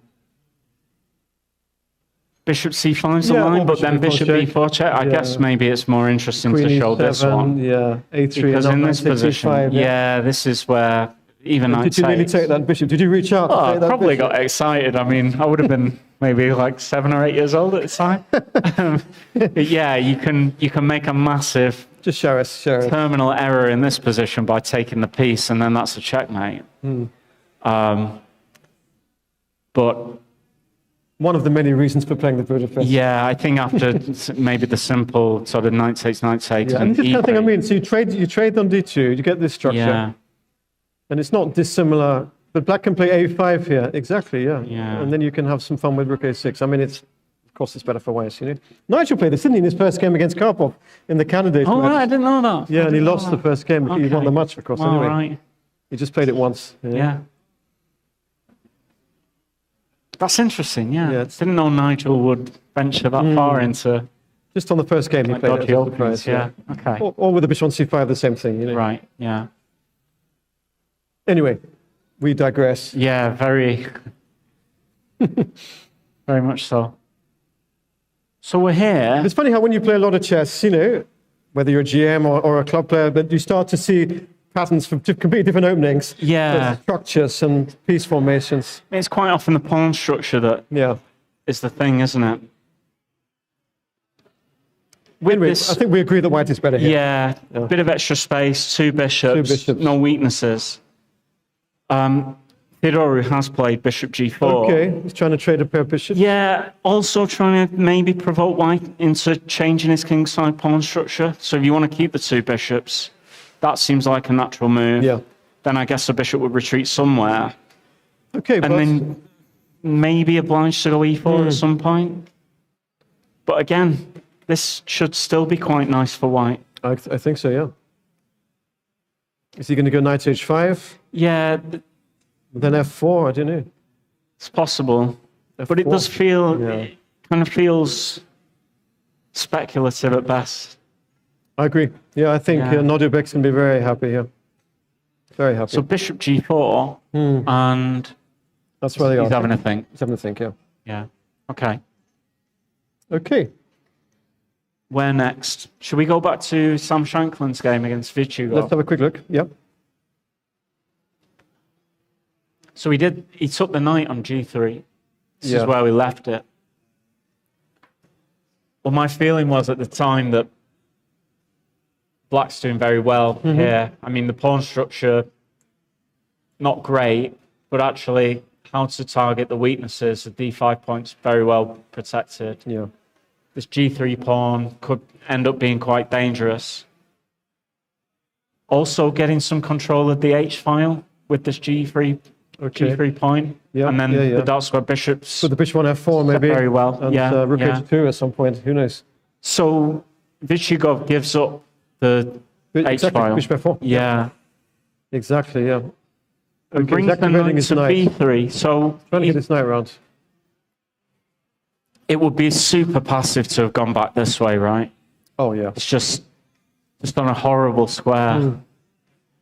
And the upside is it stops the rook infiltrating on this square. Okay. But that's probably not that much of a big deal. No, I think knight b3. The downside is everything else, isn't it? Yeah. So knight b3. Did he play bishop d6? No. He's played bishop d6. Interesting, yeah. He was worried about knight c5. Well, worried about it. He was. I guess he's just saying you're not coming further forward. And maybe in the future this knight belongs on that square, or at least another piece belongs on that square.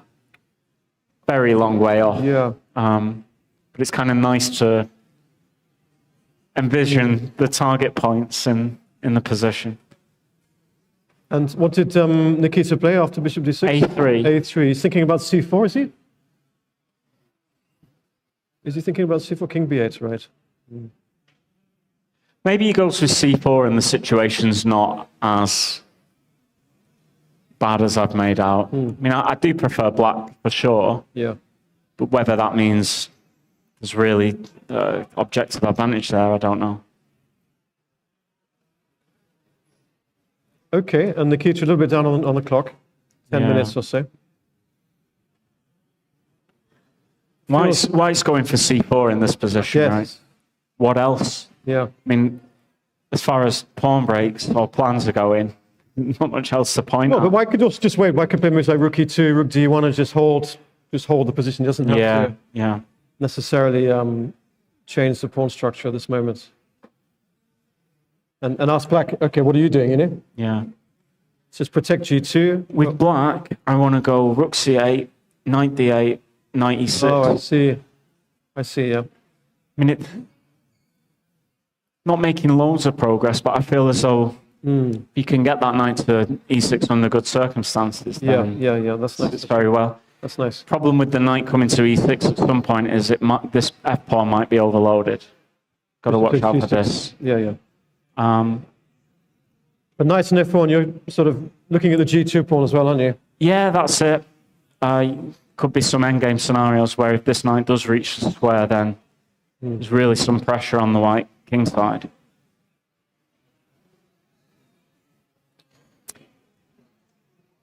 But yeah, my optimism is a bit less than it was the last time round when we looked at it, because I do feel as though White is going to get some play of his own with the C4 break. Right? Well, he's got 4 against 3. He has to sort of make those pawns, mobile, I think. Yeah. Otherwise, as you say, Black can improve his position. Yeah. And what is White doing? Not sure.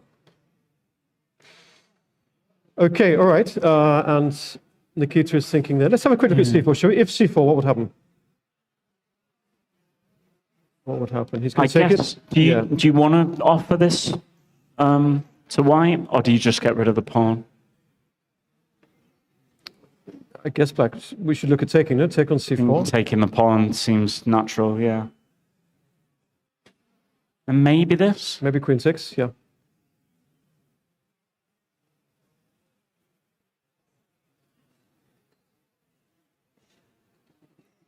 I don't know, it looks okay for White. Yeah.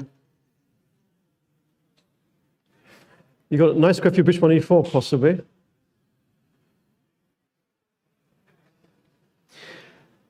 Should Black play F5 or not? And it weakens the G6 points. Yeah, you just come in, right? Yeah. Maybe. Probably not F5. Huh? Maybe it's just fine for White, this. It's not easy to just see the next move for Black. Rook E8, yeah. Like, for example, this kind of difficult to avoid the queen exchange, because if you do with Black, then your king starts to look a bit vulnerable. Now you play your knight D8 move. So maybe, well, maybe you're getting into a scenario like this.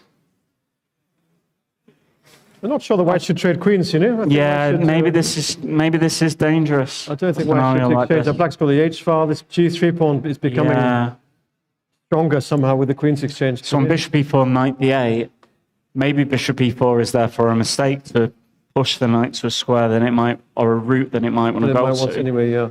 But if you play Queen A4 here, then you've got Knight A5, for example. Yeah. C1. If the knight's coming to B6, White's got some play as well. I don't think White should hurry to swap queens. No. No.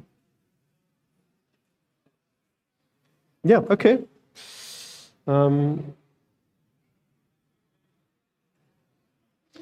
Let's see what he does. He hasn't moved. He's played C4. Nikita played C4. Yeah. Okay, so this is the clearly he was. This was the plan. This was why he played A3. Yeah. To stop knight B4.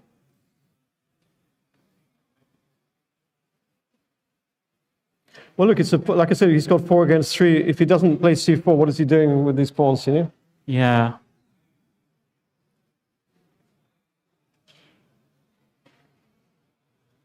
He's taken. Yeah.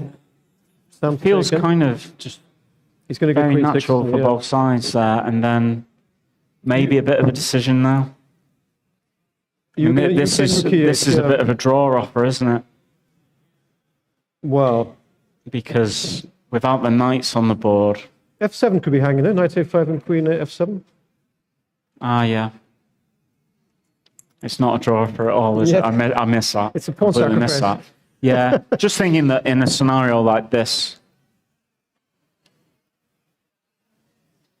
could be super drawish. Even here, maybe White's got a bit of activity. I don't know.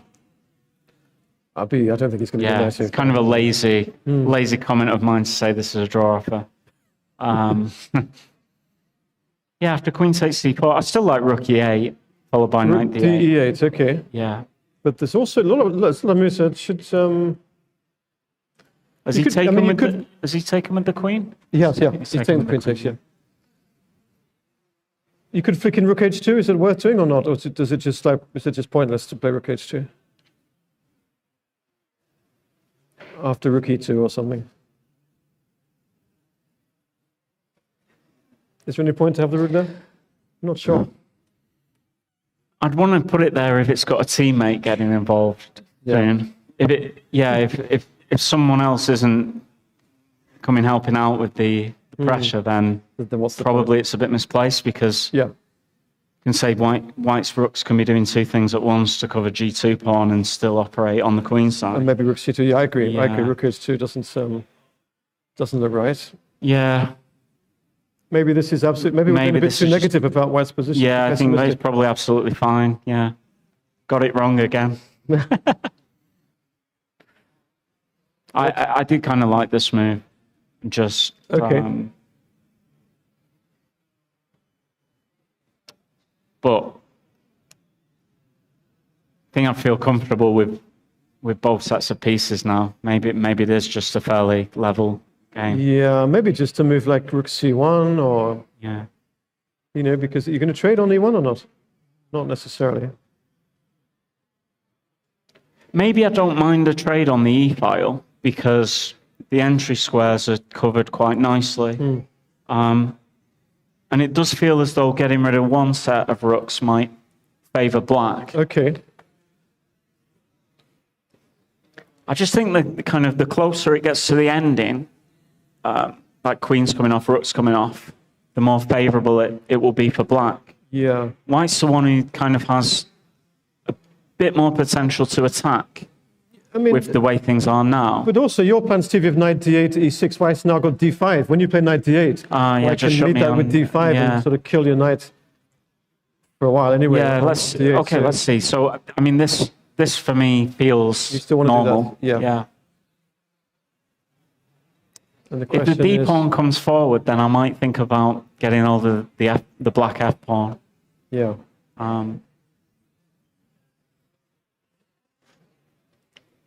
Okay.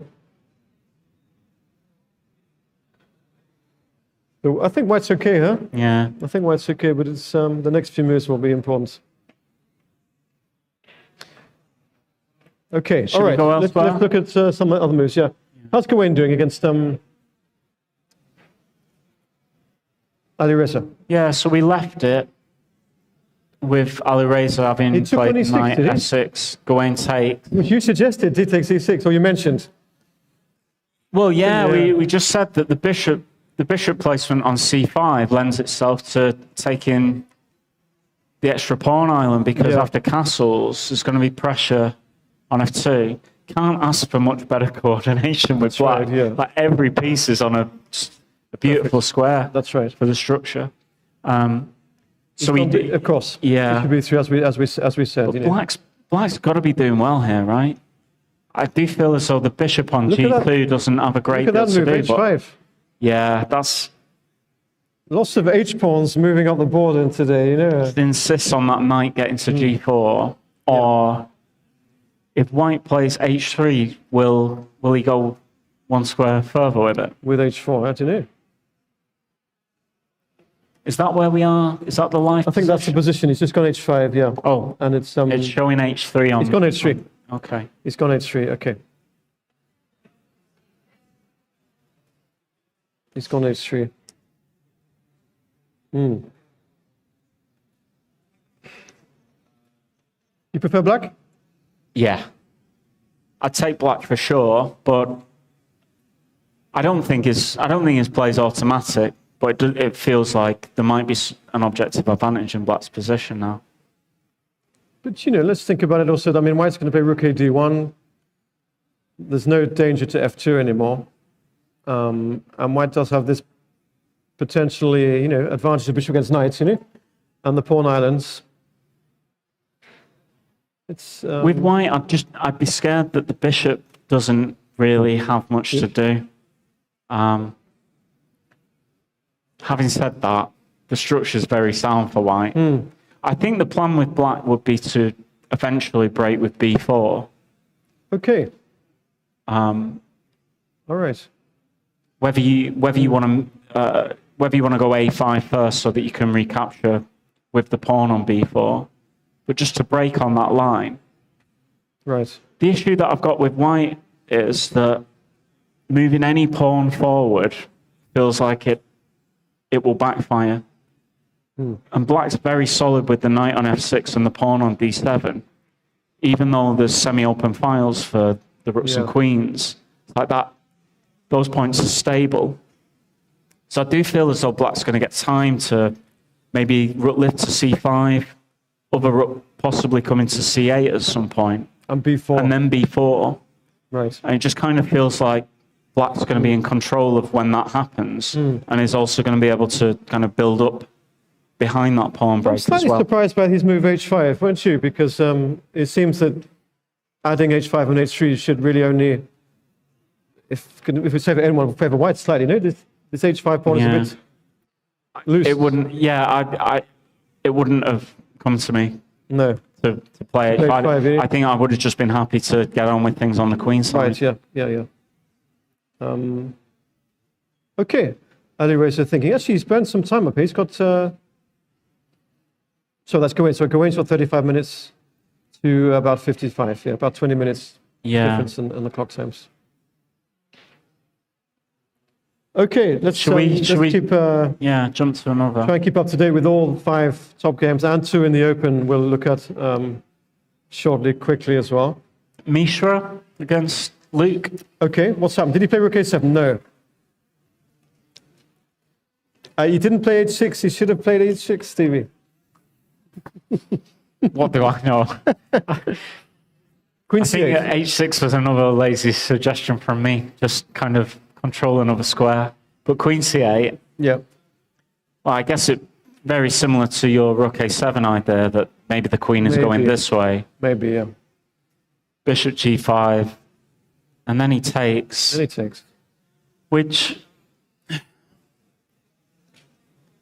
doesn't feel nice giving up the 2 bishops for, unless you're getting something tangible in return. Luke's going to be happy with this position. I'm sure. Yeah. I'm sure he's happy with this. Plenty of dynamics that can come Black's way in this position, I think. And for one pawn, it's like a meaningless extra pawn, to be honest. To me, you know. Is white just going to keep that tension on D4, E5 for as long as possible? Did he play Knight F1 here? What did he do? Did he play a move? Knight F1. He played Knight and F1, now I think, Luke's thinking. So Misha's got 50 minutes. As we said, the Knight on G3 is misplaced. You know? Yeah. He's trying to reroute it to D5. He's removed an attacker of the U4 points, you know, so he can sort of free this knight. I guess now that the F6 knight got removed, the knight on G3 kind of did its job of preventing knight H5 to F4. Also, yeah. So clearly, I guess, it's looking at this square. Sure. And also, given that is a massive hole in his position, it's a and good knight plan, I routes think. to these. Yeah, I think it's a good plan to take on, to get this knight around here. It just never feels nice to give up the bishop. And of course, it's hard for Black to play C6 because of the B6 pawn. Yeah. He doesn't want to have to play C6 at all. It's quite a good plan, actually, to trade on F6 and reroute the knight.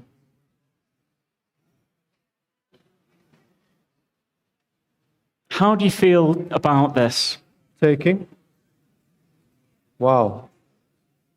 And the B6 pawn, you're just going to give it, yeah? I've not noticed that it's on, but even though it is, just the strategy behind it is you've now got a dark square bishop unopposed, and if you're going to open a position that in a way that tries to maximize its potential, this is the way you'd go about it, I guess. Whether you can just start giving material is another question. That's also E5 for white, right? But Rook B6, you're going to go, what, Knight C4 maybe? Just play. Yeah, maybe this. It's like yesterday, though, in some of the games, it's so easy to move other people's pieces. Sacrifice pawns. Definitely a lot of consideration would have to go into doing this. It completely changes. Luke just made a move. What has he done? Has he done this? No. What's he done here? Has he gone Knight C4? He's gone Knight C4. Okay, he's going to trade on E3, basically. He's going to stop that knight coming to D5. I had an interesting comment from, well, probably a lot of top players have said this, but Carlsen about the 2 bishops. And he said that quite often the 2 bishop advantage is a little bit more apparent if there's an extra minor piece on the board. So the 2 bishops have still got a knight with them. Right. Luke's going against that theory with his last move. Because he's ready Have you heard that before? No, I've never heard that Right, before, okay, Steve, I'll be honest, yeah. What do you think of it? I need to process that. I'll come back to you in a couple of days, you know? Okay. Is that from Magnus? Yeah, I'm You heard it pretty from sure, Magnus? yeah. I mean, Yeah. I also, I quoted Caruana yesterday, and actually I've got no idea if he was the one who said it, so I think Magnus has said this, so. There's also the knight dropping into Knight A3 to A3, try and get the two bishops in this way. fact, he's going to get the... He might be bishops thinking tonight. about this move, Sure. but then it feels really sad for Luke to go back. Because, Is knight A3 a possibility here? yeah, And then if rook B2, maybe your idea of taking and C5 is yeah. a bit of life to it, I don't know. But there's a tactic in the air here. Got this. Oh, bishop F7. Yeah. Yeah. So what's Luke going to do about that? Well, he can just, let's look at that line because A4 drops at the end, yeah? You can play knight A3. Okay. Let's look at that line, bishop F7. Black takes, check, king G7, and takes on A4. This must be good for a pawn, no? Two bishops against two knights. Yep. I don't know. Yeah. This is okay Probably, for black. probably, This is yeah. good, yeah. I think knight A3 might be... This pawn exactly. is not really going to stay on the board much longer. Exactly, yeah. Exactly, yeah. And it doesn't feel as though you can exploit this one having left the board. So, yeah. I think I But agree after this knight is quite decent, A3, isn't so it? let's see if the rook moves after knight A3. Rook C1. Okay, so... I know, rook C1, I know, yeah. How's this? It's very strange having a knight on C3, yeah? Yeah.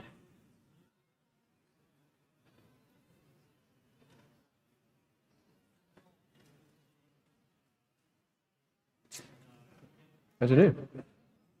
Could be the knight's misplaced, though.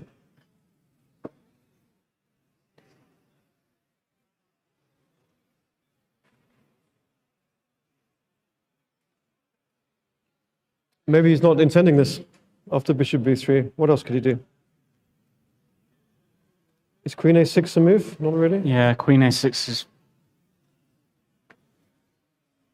It's probably the move, isn't it? Because so. if the queen tries Queen to A6. attack the knight, then knight a3 Then you can feels play, yeah. nice. Probably queen a6. There's also this point.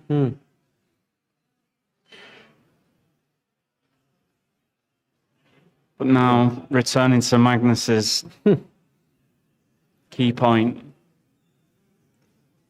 Okay, so we trade. We trade on e3, and we take on a4, can we?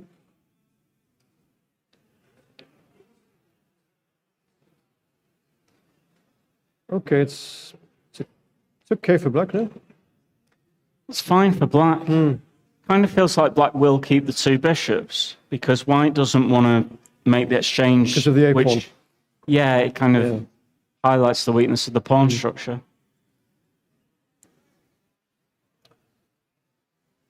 We should maybe keep up with Nodirbek's game because I can see one or two moves have happened. Yeah, there. let's move to the next one. So, wow, right. This was the Budapest. Yeah, so he said it's like a failed rook a6 Budapest, but other things are going on in the position. Bishop g4 provokes f3. Yep. And e4. Did he play h5? No, He goes c6, yeah. I only really liked h5 when white's kingside pawns were further back. Okay. f4. Oh, wow. And now he just goes f5, which I'd be scared to do to give away that square give away forever, the post. Yeah. Forever, you know? And Theodaru's thinking, but Well, he's got to go nice. he's got to put his knight on that square. Is the point that the d6 pawn is probably going to drop? Well, Maybe this is why he's thinking, because if the knight goes to this square, then the pressure on e4's removed. You think he's going to go knight h8, try and get it to f7? Maybe. Knight h8 is an extremely brave move in this position.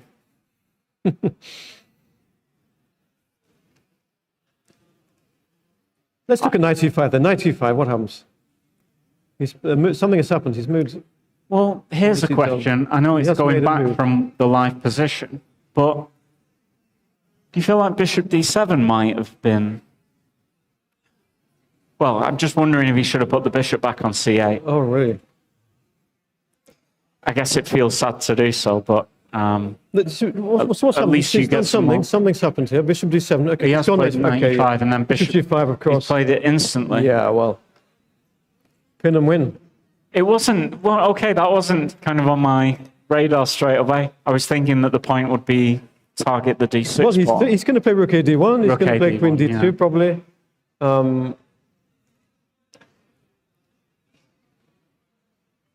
This could be really serious for Black, huh?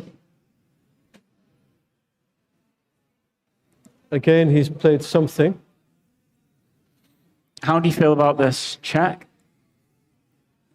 He's played b5, I think. Okay.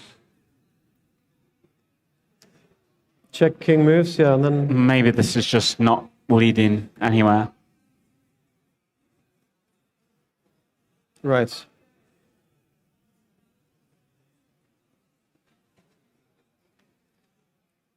I wonder if this is just super dodgy. Just get rid of potential bad bishop on e2.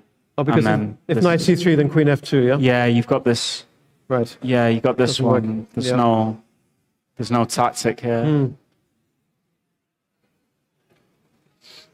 So he's gone b5 instead. He just needs to mix it up. He needs to get some kind of counterplay. Do you think this is really bad for Black? Well, I'm not sure.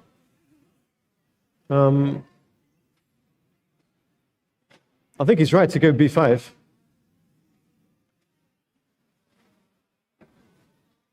There's a lot of scenarios where White might be able to inflict double f-pawns on Black. Just taking on b5 here. Well, yeah, I mean, it's... If the queen ever slips out of the pin and it's not check, or you get a situation like this where the knight's going to land. I mean, how bad is a situation like this? Right.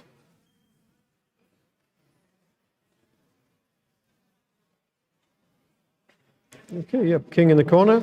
It's okay for Black. Maybe it's not so bad. Yeah, not so bad. The knight is an amazing piece. Black could be better. The bishop's improved. Yeah, yeah. In this position, in fact. Yeah. I think White should maybe look at something else. I don't know. b5 he's done, yeah? Carry on. Okay. Sure, why not? Why not?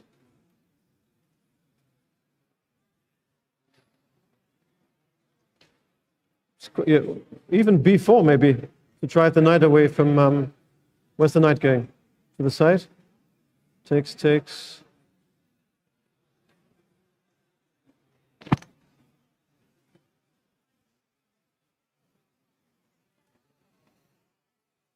But still, you'd prefer White now? Would you not say White? Knight a4? Yeah. It's good for White now. I think I prefer White. I guess this is just being met by this, right, yeah. How much do you want that d6 pawn, though? We go here, for example, and then just take on a4 next. Right. Well. Rook fd1.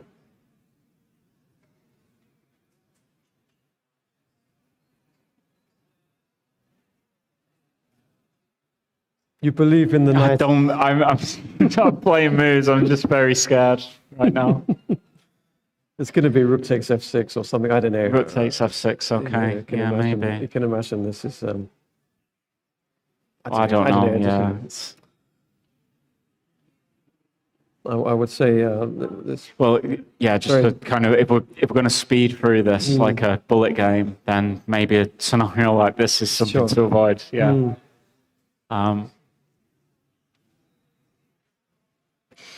Yeah. Well, he's played. I think he's just not desperation, but he has to get Has some to go kind of B5, activity. yeah. He's got to get some sort of play, Yeah. and you can't just sit tight because the pressure on D6, as you say, is coming. Rook A D1. Yeah. So is B5 where we're at? He's played B5, and Nodirbek is thinking what to play. That's the current live position. Yeah.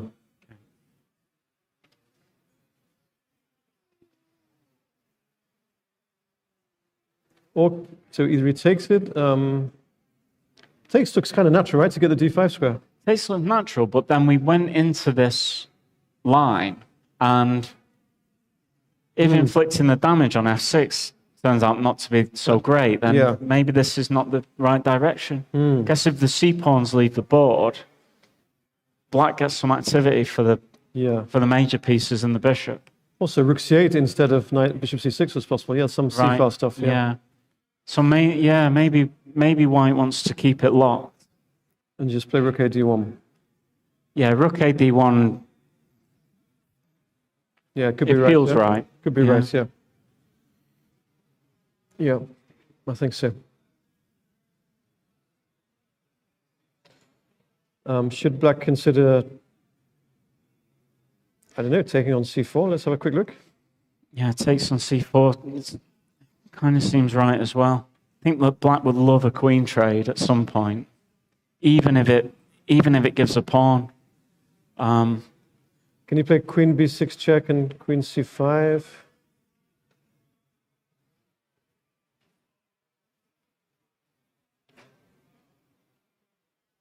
You're going to come round, yeah. I don't like it for black. Yeah, me too. Queen I C1 guess after this, you can maybe put the knight in on Queen A4. C1, yeah, and bishop F6, queen H6. And I guess for black, you love the E5 knight, and then kind of hate everything else. He played F5 very quickly, didn't he? Yeah. Nodirbek, he just bashed it out, I think, F5. Yeah. Would you have been able to make that decision quickly? Well, maybe he thought over F4, maybe that was part of the decision-making over playing F4, you know. He only, he thought more over F4 than F5. It was part of the plan, the two-step plan there, you know. Just to take space and pin. So B5, we think Rook A D1. This seems natural, and then it's a question for black. Do you advance? Do you take? Yeah. Or do you just defend the pawn on D6? Well, defending the pawn on D6 feels like it's a kind of a bit of a resignation that the position is bad. It's bad, yeah, that's right, yeah. Okay, all right. Mickey's game, maybe? Should we have a quick look? Sure. Against Pavle. So we left it here. Yeah, A5 he played. Which we think we both kind of we thought black was handle up, yeah. Bishop E2. Okay. Castles. So he's gone for E5 at this moment. Okay. Queen G3?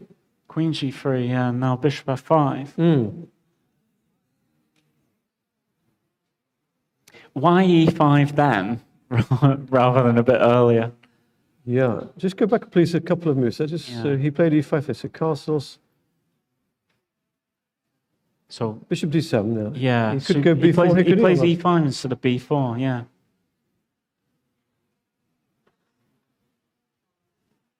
Maybe he didn't see that much advantage for black here. Mickey's kind of got a fair bit of experience in these structures from the opposite side. Oh, from the Queen's Gambit to Bishop F4, those lines. Yeah. So he kind of knows how to handle it when you're on the end of his opponent's pawn structure, where there's a long-term weakness on this square. With colours reversed. With colours reversed, yeah. So he must have had good reasons to not just carry on with B4 at this point. Maybe, anyway, white's got this Queen F4 move, for example. Maybe that's... Yeah, is that awkward? But then how do we feel about something like this? I'd be very nervous. That's white. Yeah, of course. Yeah. I mean, even a situation where the file is contested, not sure it's on the cards yet. E5, you may be thinking about this kind of thing just to win, just to completely take over the file. And even if you don't have that, there are going to be other ways to get at the weaknesses. I think probably Queen F4, if we're going to play it, maybe we get rid of the A pawns first. Okay. But even here, it's a nice... Black's left with a nice decision to make as to whether to go B3 and leave the weakness on this square. And with this B3 move, potentially the rook can then go A2 later on, yeah. There's also, I think, so I don't go crazy, it's just the thing that Hikaru does. What's that? Arrows everywhere, and then he just castles. I think there's some memes. But also this knight, if it can get to one of these squares, it's going to put some serious pressure on the queen side as well. And you point at the bishop and say it's bad, but I think the bishops are just as bad as each other in the structure. They're just there's no open light square diagonals, so they're going to be locked in. So I think I would have carried on just with B4. Yeah. He played E5 and bishop F5. So he's controlling B1. He maybe wants to open the B line without white having the B1 square for a rook. Yeah. Bishop F5, knight F3, rook E8. Okay. Yeah, so I think that's where we are. Right. Yep. I wouldn't have done this. I would not have played E5. No, I can see. I mean, just to go a few moves further, if takes, then... It might be fizzling out a little bit now. It does feel like it's fizzling out because it's... Can't be too bad for white. Maybe you can avoid a queen exchange, but yeah, how bad can this be for white? I mean, surely the situation's improved from a few moves ago. I would say. Because now all of the pieces kind of are being given some roles. Well, look, Mickey didn't have a great game yesterday, did he? Maybe he just thinks as black today, going into the game, a draw with Pavle was perfect, acceptable result going into this round, and he's sort of got that mindset. Yeah. He's equalized, or he's sort of over-equalized as black. Yeah. But maybe he saw something in it. We can ask him later. Keeping it solid. So whilst we're here, if you try and avoid the queen exchange, and then maybe black is still better here. The queen comes back, and we try and provoke something on the king side. And you keep b4 up your sleeve maybe a little bit later on when white's less well. It feels as though b4's lost its punch a bit now that there's at least an open line for white to try and create some counterplay. But it's always going to be there. But I guess with this e5 break, he has got that extra space on the king side.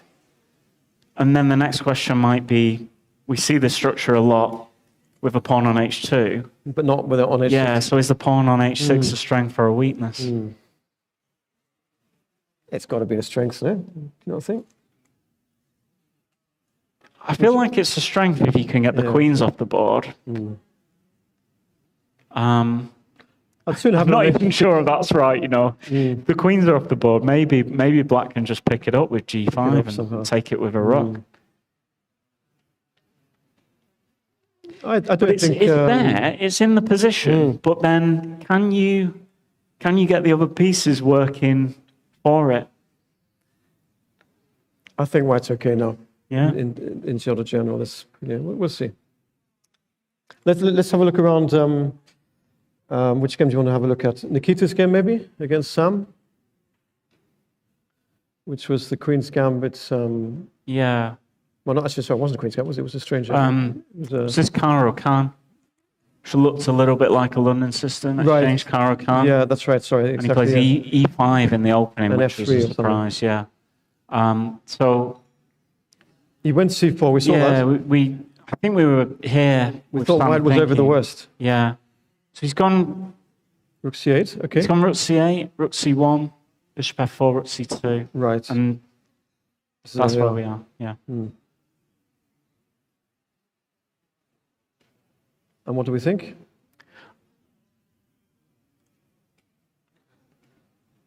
It's okay for white, no? I think every time that we've picked it up and gone a few moves further, my enthusiasm for white's position is increasing. Yeah, sure. I like that the bishop was sat on d6, so if the knight ever jumped forward, it had the option to capture. Right. Okay, now knight c5 is in the air, isn't it? Well, knight c5 is in the air, and also, slowly but surely, white's pieces are making their way towards black king territory. I mean, white does have a passed pawn as well. Black has these double G pawns. I mean, I feel like that pawn on the passed pawn should really sit there. Right. If it moves forward, then knight e5, of course. Well, knight e5 potentially, but just in general, the dark squares are kind of significantly weakened in the center. I do like this knight coming to c5. Whether you can get any kind of tangible threats going alongside it. Bishop e4 maybe. Sure. And this h file is not causing any problems, is it? Yeah. Maybe white's thinking, hey, I could actually get some advantage here if things keep the trend, sort of flow of the game. Maybe it's been with white for the last. I wonder if black should try and prevent this from coming forward with a rook d8 move. Yeah, so then d-pawn. Are you sure d5 is not a good reply to that? Let's have a look. No, I'm not. Where's the knight going? My opinions are very like generalizations, and then when you put them on the board and we play a few moves, you change my mind. So if Sam goes rook d8, d5. Well, maybe. Where's your knight going? That's the thing. You can't go to a5. You can't go to e5. Have to go to e7. But then just rook takes e7, yeah? Just wins. Yeah. So I think. So you can't. So d5 is sort of d5 is a threat. It may be a threat, yeah. Oh, knight e5 is. Oh, knight e5 isn't possible, is it? No, queen f4. Queen f4 and. Oh, knight takes d3. Sorry. Sorry. Maybe you're right. Sorry, yeah. But this. When you get to your f4 square, finally. Well, it only just works, doesn't it? It's just only.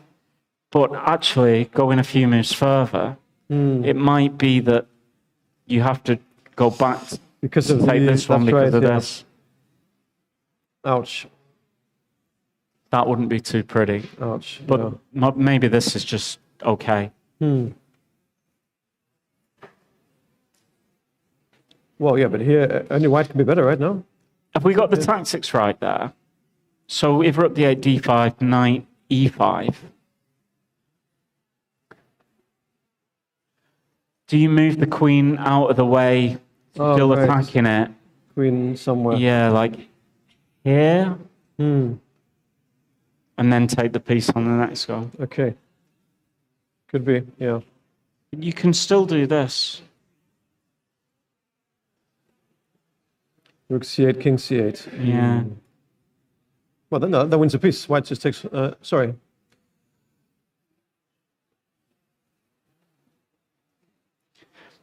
But also, a7. But there is this. Maybe the tactics work out. But I don't think rook h8. There's probably a. Yeah, it's very provocative because it doesn't even prevent d5. So. I think black has to keep an eye on this d5 move. Maybe a move like queen d6 is better. Yeah, this kind of. Although f7 is also hanging.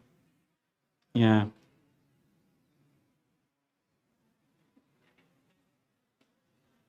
Knight e4, I don't know.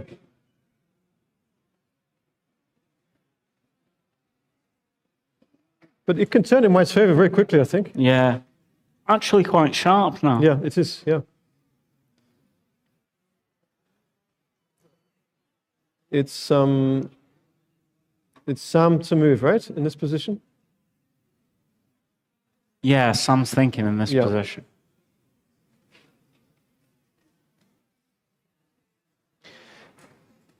Okay. Well, I think it's okay for white, at least, isn't it? I think now I probably think it's turning the other way. White. Yeah. I think black is White's piece is now nice. Look, the e-file, the c-file, knight's coming to c5, bishop e4, d5. You know, what has black got in return? You know, not a great deal. Yeah. Not a great deal. It looked so much better for black when the pawns were on c3 and d5. Right. And then as it's evolved, not so much. Okay, interesting. Yeah. Okay, let's have a look at, I don't know, Gawain's game maybe? Gawain, yeah. And then we can switch to the Open after this, maybe just quickly. Sure. So we got to this moment. H5, H3. Yeah, and he goes H4. He just goes in for it. He went H4. Yeah. Provoking G4. Oh, that's interesting. Knight H7. Wow. Okay, attacks the D pawn, rook F7 defense, F4.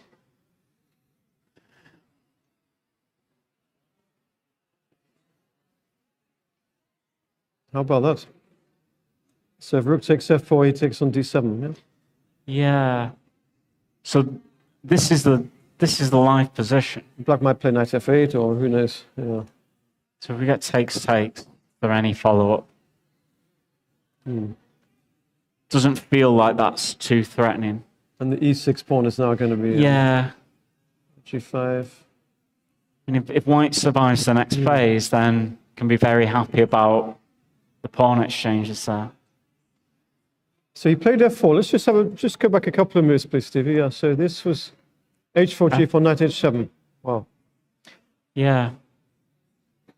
So knight F8 seems reasonable. Yep.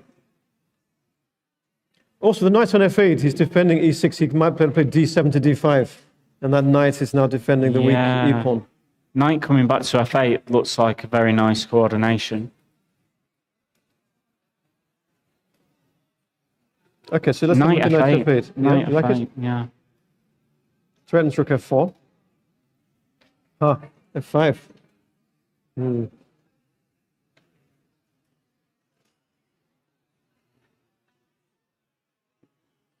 Yeah, maybe rook E8. I don't know.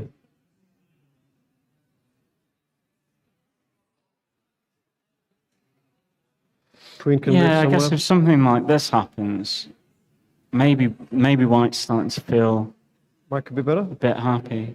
Yeah.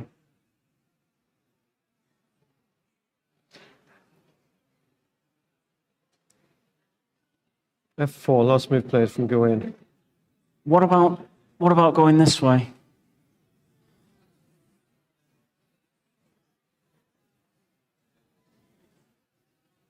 Maybe just trade the bishops, trade and king H1. Yeah. I guess queen E3 is even on the cards. Could do, yeah. Maybe just this.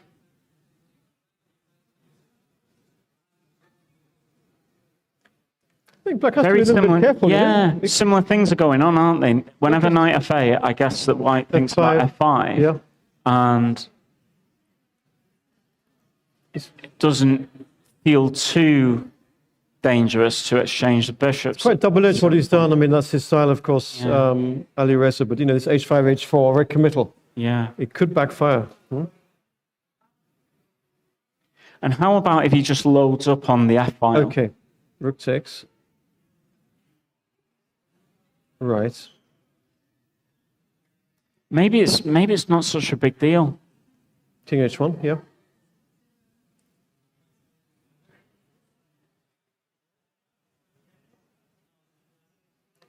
Well, now something with knight G5. Yeah, trade the queens and knight G5, but who's going to be... White's better now, or what do you think? Rook E5? Tough to say. There's counterplay this way. Yeah. I wonder if this knight can get evicted straight away. Sure. White might be doing quite well.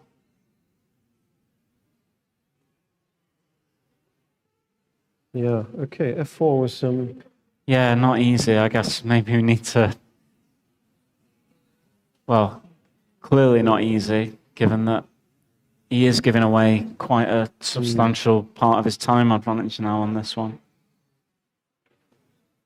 Could black start with F4? Maybe he missed F4 under estimated it. Also, because if black ever plays d5, you can play f5, right? Yeah.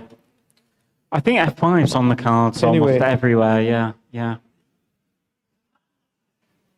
So is there a way to cover the d pawn and prevent f5? It's probably just asking way too much of the position, but So rook takes f4, rook takes d7. yeah. Maybe the knight comes in. And knight g5, okay. I think we were looking at king h1 initially. And we saw this position where black could trade and... I mean, one way that black could go about doing things is trade the queens and then maybe try and hold the knight this way. Right, yeah. It is walking into a b4 push at some point. Yeah.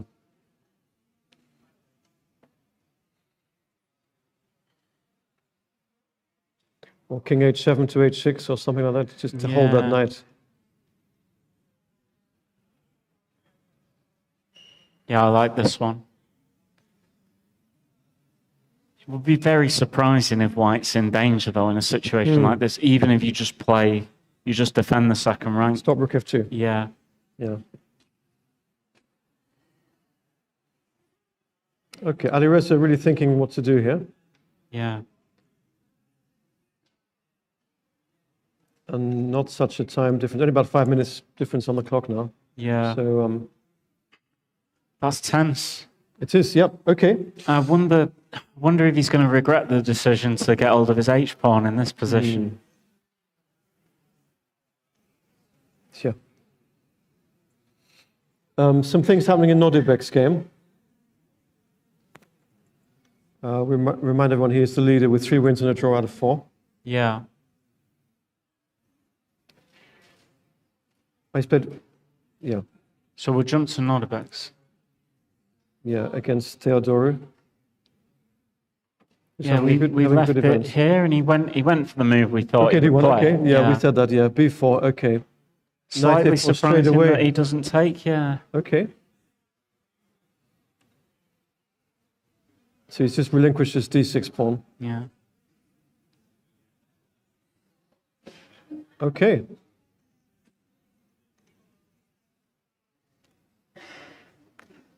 Black to play.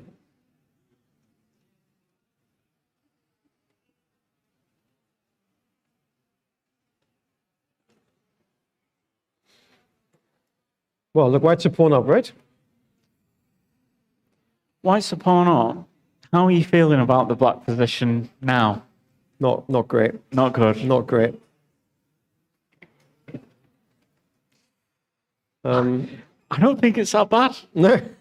You're going to tell me you prefer black here? Well, you were saying before about how we just give the d6 pawn, we just give the pawn and we play with pieces, yeah? I think I'd still be a bit nervous with black, but I certainly prefer how it looks now than what it did. To how it did kind of a few moves out of the opening. At the point where black's playing bishop g4, back to d7, provoking the pawns forward, I kind of hated that position. Yeah. This one looks like he's created some play for himself. Interesting that Nodirbek kept the queen side semi-close, let's say. He didn't take on b4. Yeah. Yeah, you're probably right to do that. Yeah, I guess it slows down the black counterplay somewhat. And he's not worried about a take on a3 because that pawn's going to get rounded up. That's right. Yeah. What do we envisage black doing now? Yeah, what's white's plan, though? If you like white so much, tell us what you're going to do. Yeah. Well, moves like queen c1, we said before, and maybe teeing up on the king side there. Yeah. Maybe we can put a rook on d5, rook 6 to d5 or something, or rook 1 d5. Am I going to be able to challenge you on the d line? You can start with rook a8 here, maybe. Or... Yeah, I'll try to. I mean, even in this position, I wonder if... Are we in the live position? Oh, Has he Rook played D8 has been played, and he's okay, thinking, fine, I'm so okay. sorry, right? That's okay. Yeah, well, it's, Yeah, Rook D8. we're doing all right in getting in the mood, you know? Rook A D8. Rook E D8, sorry. Now, Stevie, what do we do as white here? I know you think black's doing fine, but... I'm not sure it's fine, but I Yeah. think I'd be pretty disappointed to have got here with white. You think white could have... Well, it's quite stable. The minor pieces are nice. The pawn structure's okay. It's all about this F4, F5 advance, isn't it? That's the thing. Yeah, Given, it was I mean, black's got a superb... committal. He's got one superb piece. But, Yeah. what about... But now, no bad pieces. The bishop on d7 was a problem. And now the knights are pretty active. Centralized, sat on kind of outposted squares. The pawn structure's not that bad. You're trying to sell it to me, aren't you? I'm trying to sell it to you. Because if you look at the extra pawn in the white position, it's the point on e4. Yeah. You've got two bishops, you like some open lines. You could argue that you might not want that pawn there. Because you would get a certain level of activity on the E line and with the diagonals. So my feeling is, unless white's got something quick to exploit this pin on the f6 knight, black has some pretty good long-term prospects in this position. I'm thinking of moves for white now. Well, maybe rook back one square, rook 6 to d5. There's a bizarre idea of rook b6 to b5. That might be too sort of left field, you know. Okay. Rook b6 to b5. I don't know. It could be possible, you know. Yeah. What do you think of that? I like this one. But we can take a look. Can take a look it's probably here. a bit mad. Yeah. It's probably a bit mad. Yeah, giving the d file up trade. Rook, yeah. Let's look at rook d5 instead. Okay. Yeah.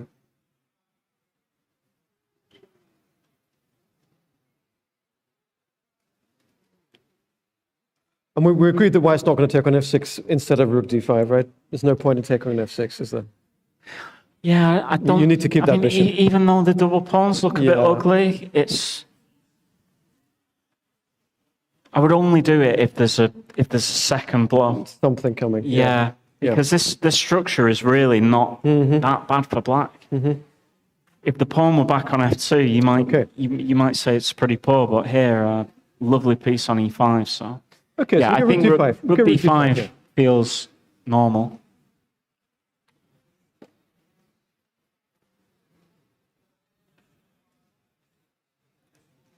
I just have this feeling that that's coming. That's going to be on the board. What's that? Sorry? The rook d5 is going to be on the board. Sure. Yeah. Don't concede the d line and just create some difficulty with the tension. You know, white has moves like queen b2 coming to ask questions of that knight on e5, for example. And the e5 square is soft. It's something that could be targeted with queen b2. So maybe you want that rook back on e8, I don't know.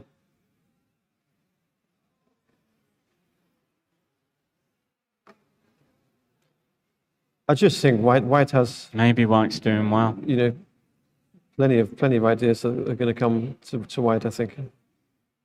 How do you feel about capturing Long way to go. Yeah, I was thinking about that. But if e6, are you saying that... I'm just wondering if this is okay. Probably here. Again, this is a vulnerable square.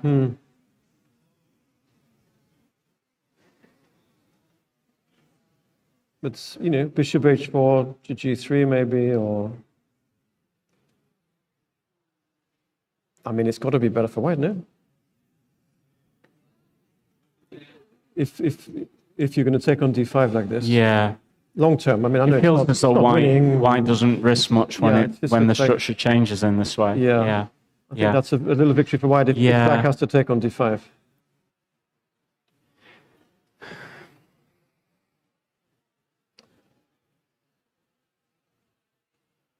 I think he's played rook d5. Oh, there you go. Wow. There you go. Not rook b6. Okay. Rook d5. You did say it was left Wow. wing. Yeah.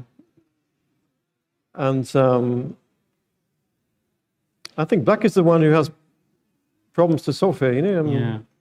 Okay. I accept it may not be all that much better for white, or I don't know. I feel that white's better here, yeah? Yeah. If you play queen c7, what am I doing as white if queen c7? I can just leave that. There's no threat, yeah? Because...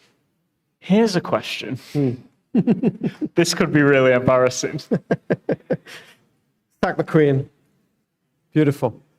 Let's look at it. Takes. Amazing. That could be the move of the tournament. Could be the move of the tournament. I don't know what to say. Yeah. That could be it. Amazing. Wow. I mean, Left me speechless there. Takes some courage to do that, to play that move, huh? It's okay. Well, yeah, the justification now is the knights are just so good and the bishop is so bad that maybe the material deficit doesn't really count for... You might have a point, huh? Knight takes d5. I guess if he does that, if he is weighing this up, f6? maybe, yeah, so white goes f6 before black gets the chance to block it with f6. Yeah, sure. Still. Do we do that, or do we just crack on? Well, no, probably not, yeah. Oh, but actually, Then I come that back. could be a little frustrating. Probably don't want to allow that. So takes. Sure.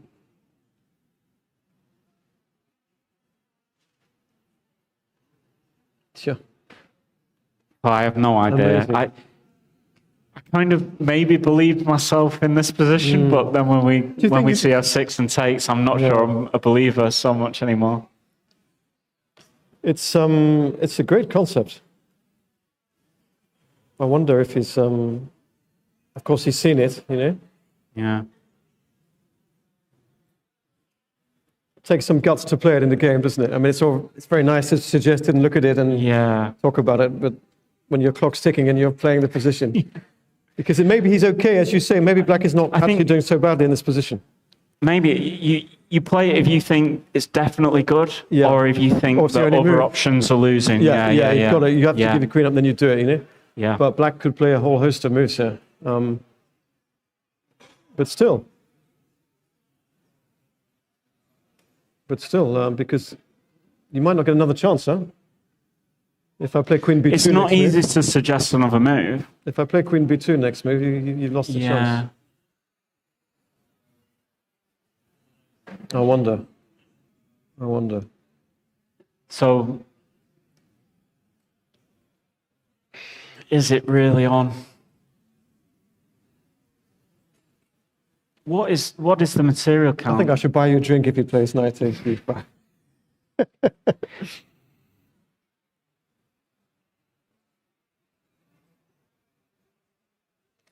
Should white play rook f1 and keep the rooks on? No, probably not. No, he shouldn't. Go on. Or maybe no, I don't think he should. Yeah. I was going to suggest that maybe taking on d1 first is the way to go, provided that no queen infiltration. Well, that's the thing. Queen d6 is going to take on c5, huh? Yeah. That's probably. Can you get the b pawn through, or is there not enough time? I mean, for example, if queen d6, b3. Well, maybe it's too slow though. I got queen b7. Just not going to get the queen through. Yeah. No, that feels. You could take on a3 though. You could take on a3 instead. Yeah, but I think there's a problem with that one too. Maybe just take this one. Oh, I see. Yeah. Yeah. Sure. So it's irresponsible to take on d1, but take on f6. I guess this is what he's weighing up. What's he gone for? He's played a move. He played h6. Oh, okay. He could still do it. It doesn't rule it out, but it kind of feels like maybe the pawn's better on h7 if he's going to go for it. He's played h6. We can ask him after the game, definitely. Yeah.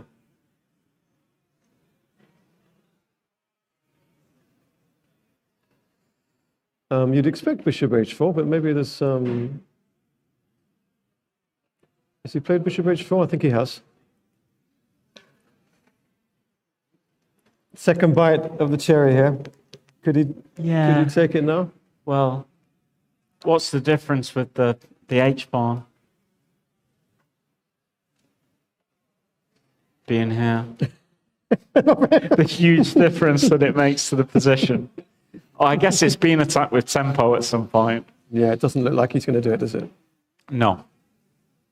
But then, yeah, what else? Oh, it's certainly going to be something interesting to discuss with him when they finish. Okay.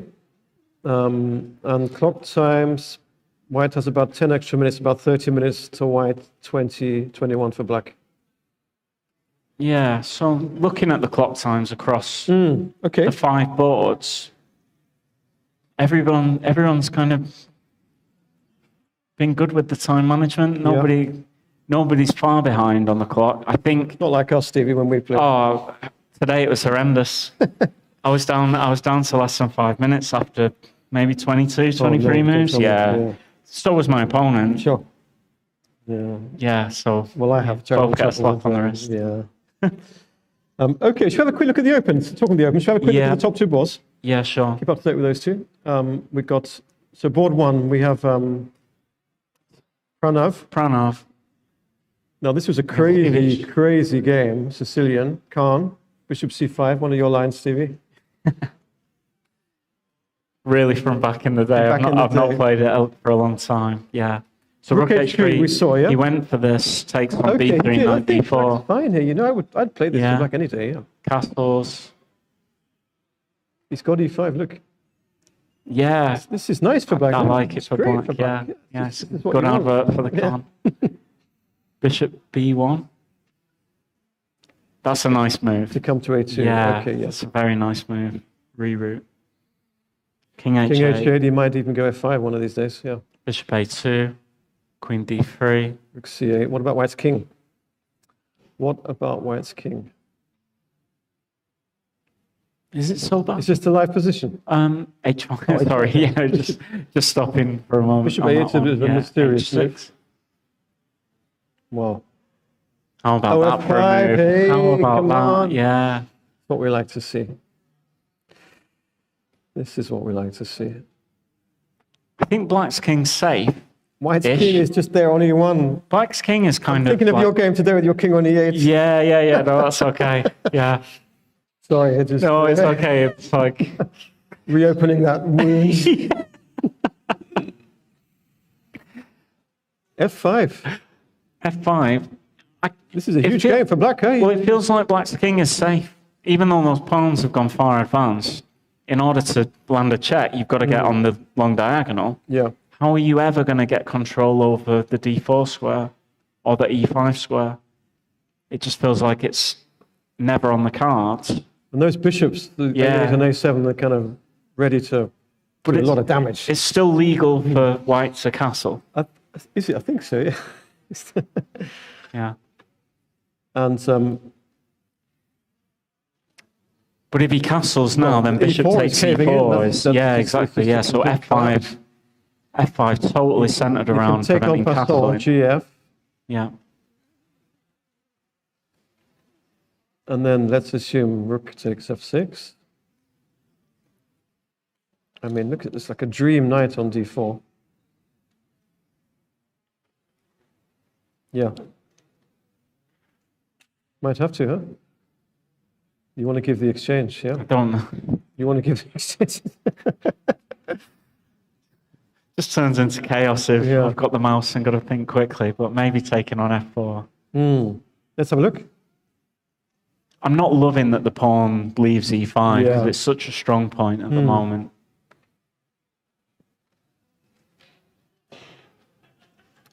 But maybe it's a bit dangerous, yeah. g5. It's nice for white, isn't it? I think so. I don't think it's So f5 really for worth takes, going in for that.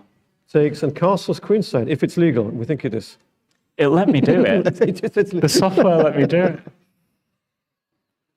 Are we missing? What about bishop takes e4 and knight e2 check? Does that work? Ah, Oh, wow. wow, look at that. Nice. Does it work? Does it work? Check. Oh, dear. That's end of the story. Is it the end? King. Well, where do we go this way? And we just help ourselves to rook. Oh, rook takes knight as well. Yeah, but probably this. Hmm. Oh, it's Okay. more than Yeah, enough, that's this, isn't nice. it? Yeah. Yeah, so castle's not available. If castles can't be played, Yeah. Then what do you you're do? just in real trouble. I guess this rook could join, but Rook d1. Hmm. kind of doesn't feel like there's much point behind Yeah, the moves. Black's got to be doing well there, right? I think so, yeah. Yeah. Should we check in on Prague? Check on Prague. Yeah. We'll have to get back to the Very exciting. elite Of course. because Okay. we're gonna be in time scramble just a quick territory look at- soon. quick Yeah, glance at yeah, Prague's very game. quick look. Yeah, And then we go back to the. yeah. It's quite a stable game, this one. So we got Let's just sort of fast forward a bit. to here, I think. It's a quieter game, obviously, than Yeah. on board one. So I guess Prague's long-term plan is queen a pawn on the On queen the side. D3, okay.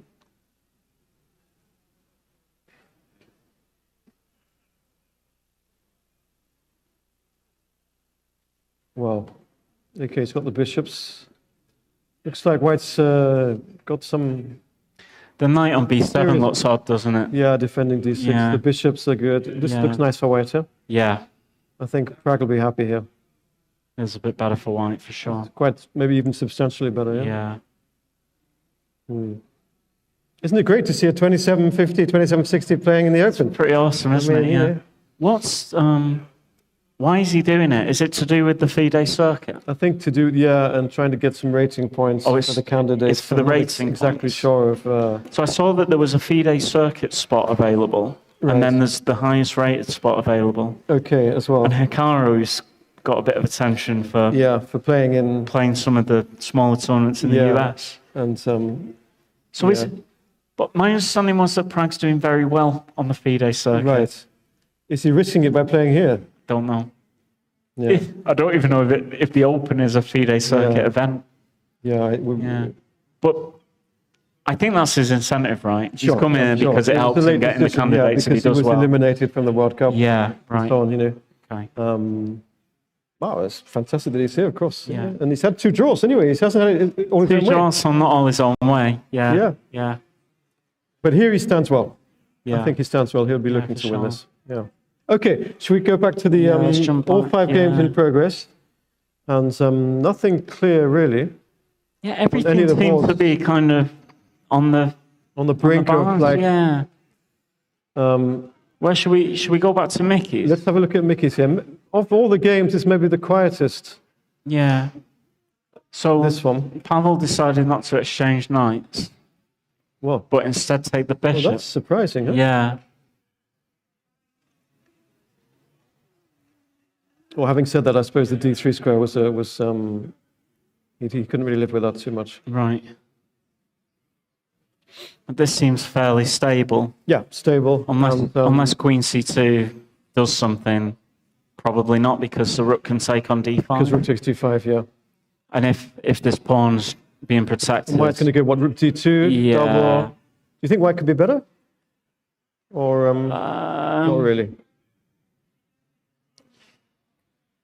This maybe if we just defend. just defend like this. Hmm. I mean, it's kind of I think I'd take White here. Yeah. In this position, I think I Yeah. might take White.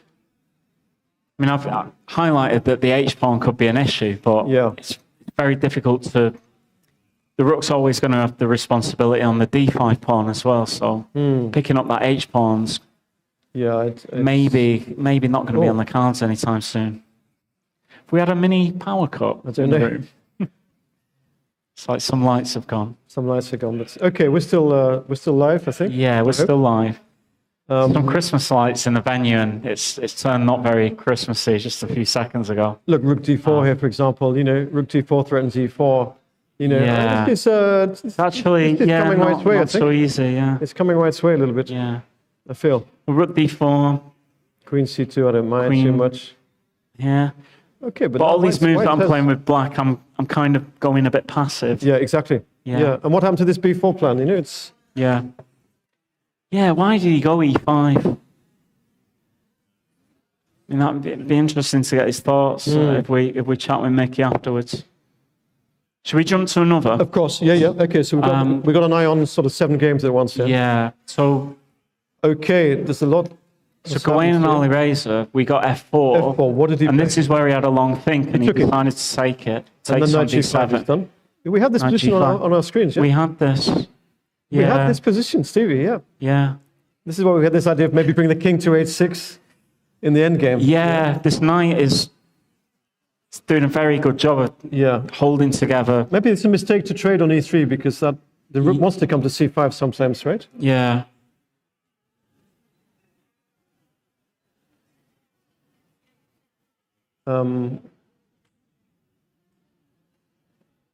Having said that, I'm not sure what What else? else. What about your b4 idea? Is that still viable to go b4 and try to break open the line here, C line? Yeah. I'm not as sorry. excited about it No, now. sorry, but there's a rook d8 check threat, isn't it? Ah. Rook d8 check, I think, This is it's a threat, yeah. In fact, that just wins. why does it win? Well, rook 6 c8. Oh, okay. This is going to be on at the end. Yeah. Well, this rook, yeah, so. Well, Does it win? Does No, rook it f8? does not Does win, rook yeah. f8? But also, you don't want to allow it. Yeah. you could also trade rook queens and then play b4, but then rook e5, I guess, could be a problem. Takes. Got to take back. I think so, yeah. I think I have to take, yeah. Oh, Yeah, no, I think. yeah. Yeah, there's no tricks with the rooks. Looks like a draw at best, not even that. C2 is Yeah, I coming, mean, it's this- coming. Yeah. This, yeah. So, But takes. And now what does black do? But it's very annoying to move that course. knight back, isn't it? I mean, maybe course. you go in with this. And Yeah, but you don't probably. want to do this. But is it going to be a draw? Might be a draw, huh? Yeah. Might be a draw anyway. Both kings are super exposed. And white's still a pawn up. But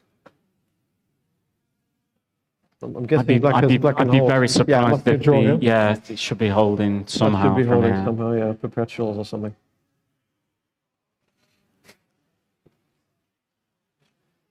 Okay, so we go back, but maybe so that's one idea. Is b4 try to Yeah, so open the This was C line, this yeah? was just taking on e3. This is the current position, yeah? Queen e3. Oh no, he's taken. I think something has happened. He's taken and played b4. Wow. Okay. Yeah. There you go.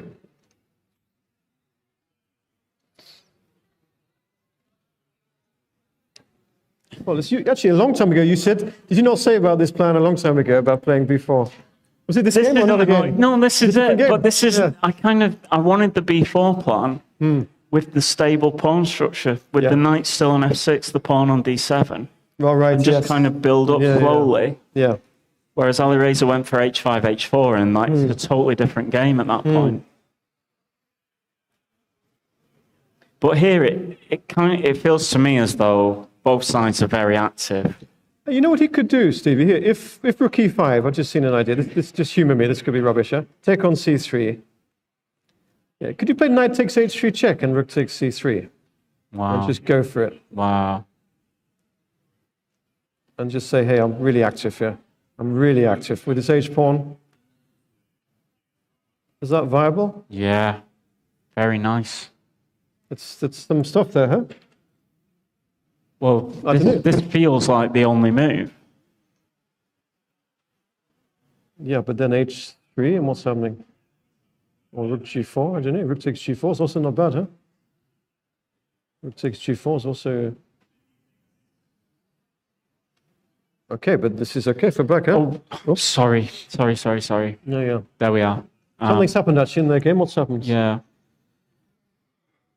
Yeah, they're following this. He's played rook e5. Rook He's taken on e5. c3. Wow, knight takes h3 is a shot, isn't it? The shocker. Not as good as your queen sacrifice, I have to say. No, I think this is better. This is better. This might land. Do you think? Oh, he's gone knight f3. Oh, come on.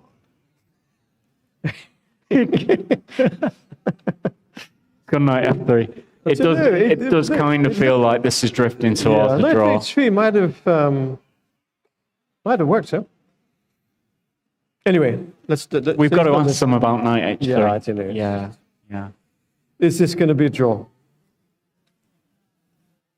So I think that's where they are. He's got to take on f3. Yeah. Maybe Alireza is just sort of steering this into a draw. He's just it's super surprising if it wasn't a draw. Yeah.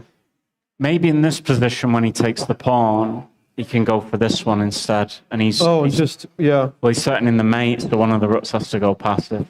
Right. Yeah, this should be. Then maybe black has several moves here. He hasn't taken on e6 yet.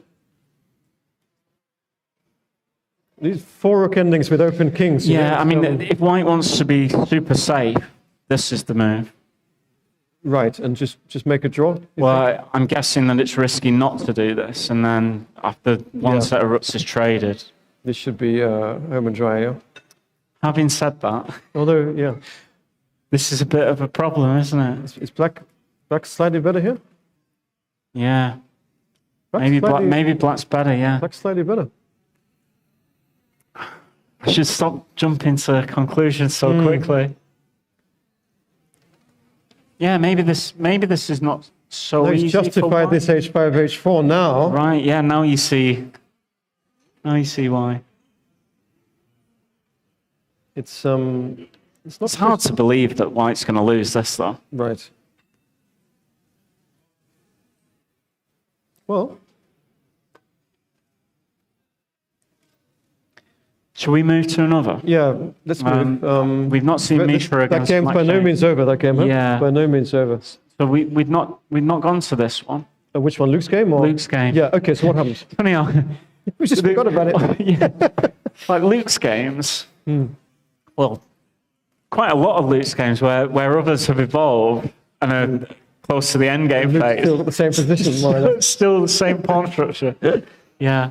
So I think we left it around here. Knight f1, knight c4, yeah. He didn't go for the bishop b3 move that we were looking into. He's gone rook b4. He just went back.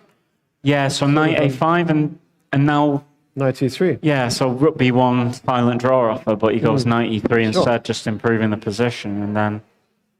So it didn't really work. But there is a repetition, but then Misha, he sidesteps. Yeah. Okay, good. And so he's given back this a-pawn now. Yeah. Sooner or later it was going to fall, right? Yeah, rook d1's showing some fight, and then I guess the question is... He's taken it? Whether it was objectively the right thing to do to play on. This is the position. Okay, very similar clock times. And how do you feel about this one? I think black must be fine. Yeah, I think so too. There's this a2 pawn, which is a target. Yeah. Let's say. And black's knight may pop out to e6. Yeah, and the black bishop has a nice safe structure. Huh? Yeah, the bishop on g7 looks a bit inactive as it is, but I don't think there's a way for white to be able to turn that into a bad piece. Would you play d5 for white here? Is now the time when white should block it, you know?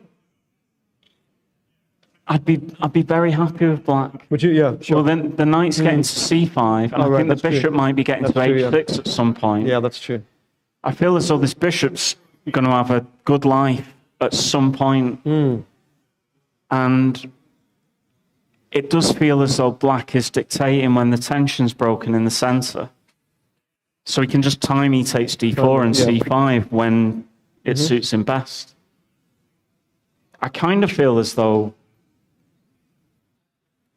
being ambitious with white could turn. Could turn, yeah. Well, Maybe. we know Luke is always happy to fight, you know? He's always happy to fight. Yeah. Should we Any position, Luke, he'll just play. Yeah. He'll just play. So a lot can happen there. Okay, good. Should we jump back to what about Nikita's game? Yeah. I think we need to look at this one. This still looks... It's not, they're not under huge time pressure at the moment. I think it's just 17 minutes against 16. What was the last move? Queen C7 to E7. Yeah, we got to... I think we got to here and we... Bishop D6. Yeah, so Bishop D6 got played. We saw... Which solves the issue with D5. Okay. But then he played Bishop F4, Rook C2, and then the Bishop goes back to D6, so it kind of gives you the indication that... Black is happy with the draw now. Yeah. Bishop B4, okay. Pin. Unpin. Rook H1, now white's got the H1. Okay. And Sam's trying to activate with Queen E7. Right, he wants to move his C6 knight. Somewhere. Would you be a bit nervous about? I would be, yeah, I would be. I would be nervous, yeah. Yeah. Knight C5. For sure. Threatening to take on B7, maybe?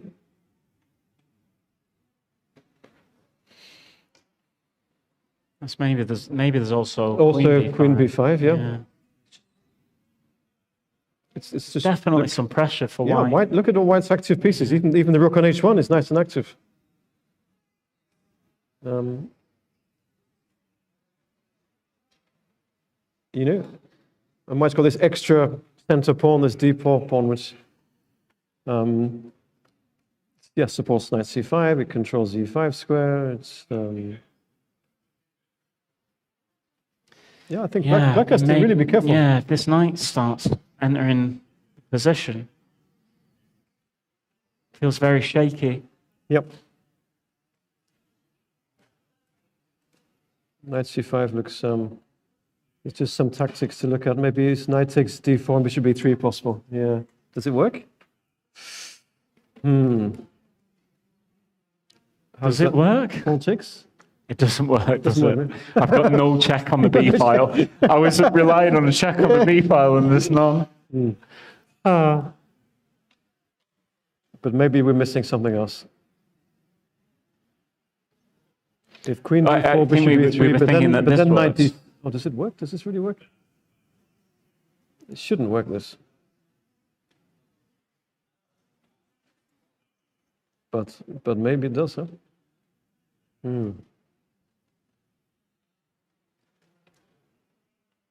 Knight takes D4. Well, this is what Nikita's maybe calculating now. Look. Rook H7. I don't think it works. You got to rule it out, right? And then knight A6. That's your idea. But even after taking on A6, I think my idea might be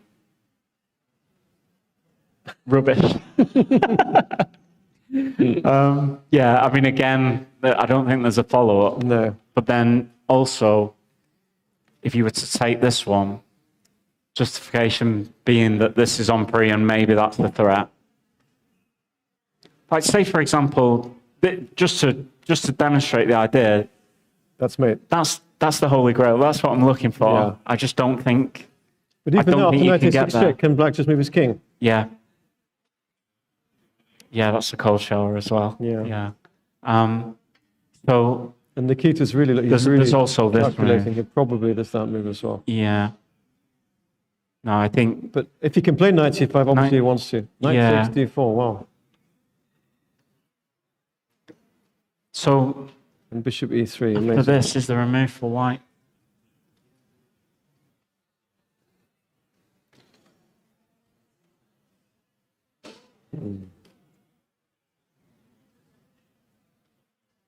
Oh, Queen E5 check. Beautiful. Queen E5 check. Yeah, wow, what a move. Yeah. What a move. Look at that. Look at that. Magic. Amazing. Yeah. Amazing. Should we just go back and check? And no engines used. No engines. Wow. So bishop b3, queen e5. So you can't go knight takes d4, it looks like. So if he can't go knight takes d4, then Wow. it's got to be a serious option. What can you start with bishop e3? And it looks like it's not going to work, is it? Try bishop b3 here, Stevie. I don't know. There's got to be something, right? Just move one more piece closer.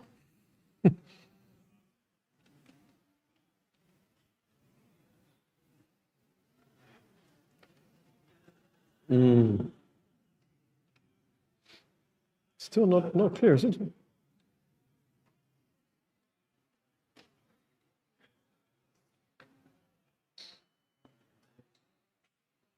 I've got another tactic. Yeah, show the world. Queen b5. Well, what would you like in this position? What, my knight takes tactics after d4?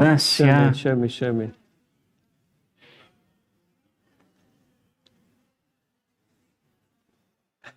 Oh yeah. Oh, hang on.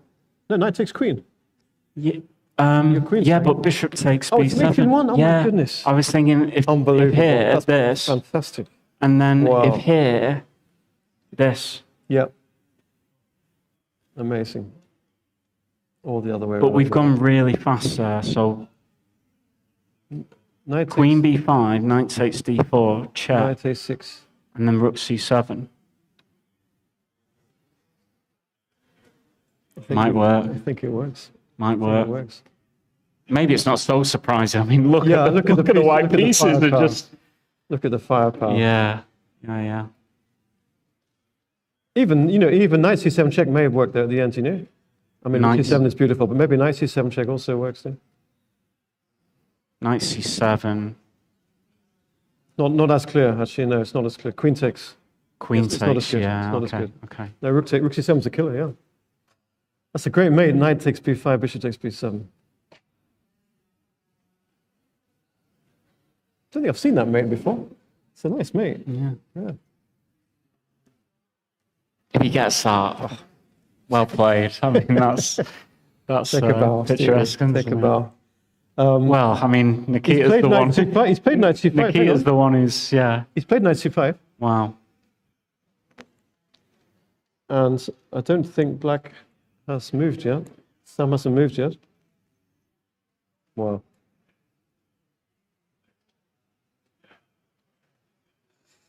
Nikita could be bringing this home, Should we quickly? Quickly, jump yeah. to By all something means, else? yes. By all means. We've not visited Nordrbec's for a while. Let's see what's happening here. Oh, good. Oh, he didn't. Don't tell me. Steve, that's Wait, goodness me. so he went h6 Bishop h4. and he took it. Come on. But it might be, it might still be the case that there was, He flicked in h6. he flicks in h6. I kind of feel like f6 is something that you want with white, but he's not gone for f6. You were absolutely on the money, yeah? Absolutely. I think the reason you see it is because everything else kind of looks bad. Well, okay, but the courage and the conviction to play it still, Yeah. To see it, fine, yeah, but Well, to yeah, actually I mean, execute it, yeah. And the coolness to play h6 first, Yeah, play It's h6 awesome, first. isn't it? Maybe So- he just wants a flight square for his king in some lines. Maybe it's important he has a flight square, But how is this now? So we've is got the game, man. we've not really considered what was going to go on Well, after takes on b4 a5, which is what he's gone for. Hmm. I mean, it's great to How are you feeling? play it with. How are you feeling now? Well, I do kind of feel like he might have had no other option after rook d5, or at Yeah, least or just- nothing else looked nice, and this looks interesting. He's At down least. to 5 minutes on his clock, huh? By the way, Theodaru. He's 5 minutes against 25. He's a long way down on the clock. Which move number was this? Do we know?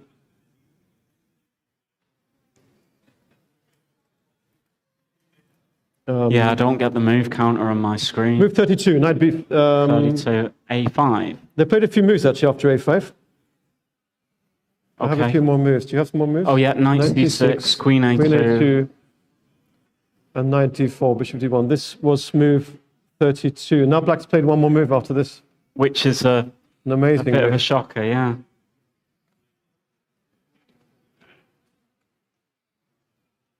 So if takes... What's going on? He takes it. Check. Comes king F2.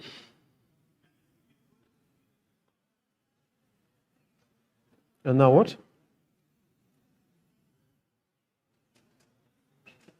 Is this... What has he seen here?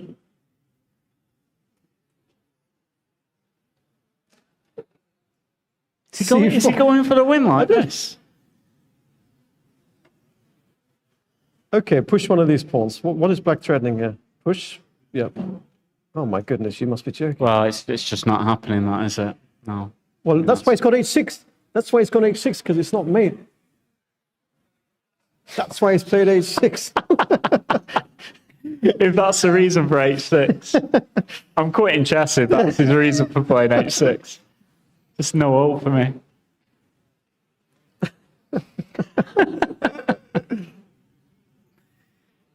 But still, that can't be great, right? A scenario like this. What's more than this, no?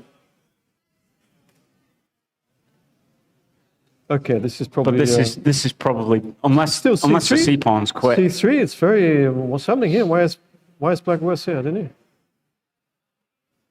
Yeah. Wow. Shall we go back a few moves just to? I think that. Well, I mean, it can very much get to this point. Yeah. When have you seen just like this? Both sides, two connected pass pawns. When have you ever seen this before? Yeah. I mean, never. Incredible. Yeah. And was there anything more direct for black? I couldn't see. No, I didn't. Anything forcing with knight King D3, E3, right? Yeah. Or King G3. Yeah, king. Yeah. And the king's out and about. And now you can't play C4. Yeah, the knight's great on E5, so I guess you would only move it for very good reason. Yeah. He hasn't taken on B5 He's not yet, taken on B5. Incredible. Knight B5. Goodness me. Has he done knight B5 because his position is... He thinks his position is bad, or he thinks his position is good? Do you think black's doing well here? Well... I know I've suggested this, but I've got no idea whether he's doing well or not. Because, well, this is past A pawn. White's just going to push A6, A7, and what is black doing? Yeah. You could...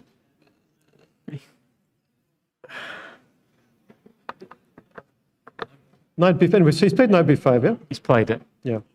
So take... Malcolm, you enjoying the chess today? This is wild chess, isn't it? Absolutely crazy stuff. He didn't have to sack his queen, did he? He was doing fine. I mean, it's interesting. Was he doing fine without? Yeah, he was doing all right. Yeah. I suggested it, but... Saw this sack coming. I suggested it, but I also felt like you'd go for it if you didn't like all the other options. So I didn't like the position if he just left the rook on D5 and played around it. Pin's annoying, isn't it? Yeah. You know, you wouldn't want to face that in a practical game. Yeah. Doesn't matter what the computer says. Yeah. You just wouldn't like it. Have you seen Nikita's game, by the way? He seems to be winning. Isn't he? We thought he was winning. Yeah. It seems to be he might just be winning by force.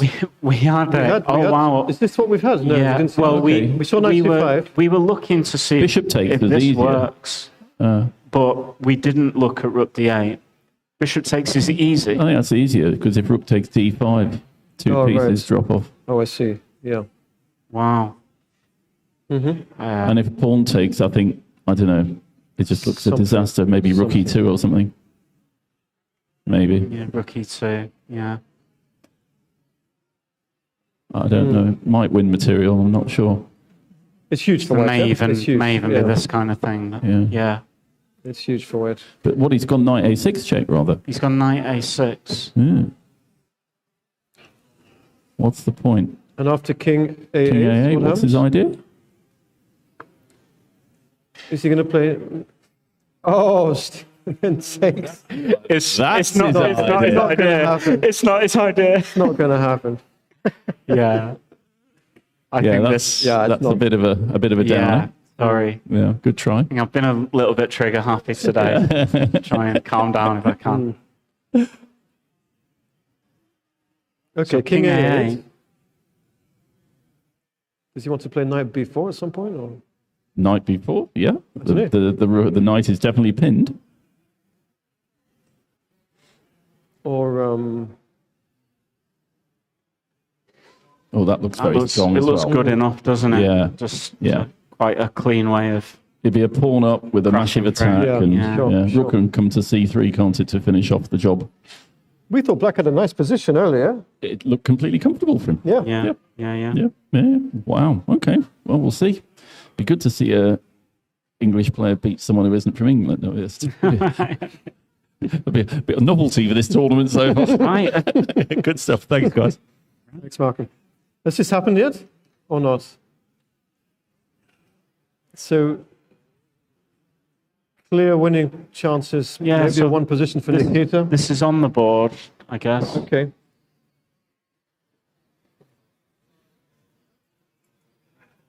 I think we're going to be showing some insane stuff in the I think in the yeah. Abdusattorov game. Just He's played Knight A6 check King A8 Knight B4. He's done that. right.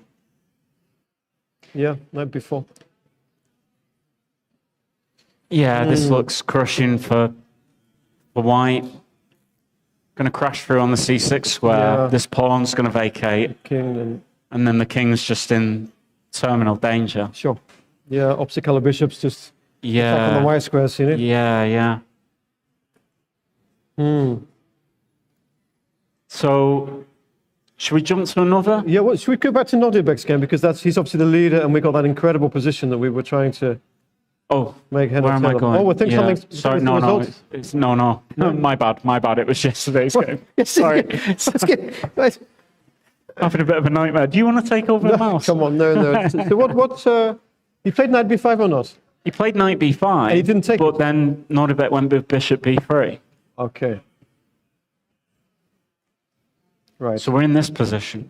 Yeah, he's not giving back this C4 stuff.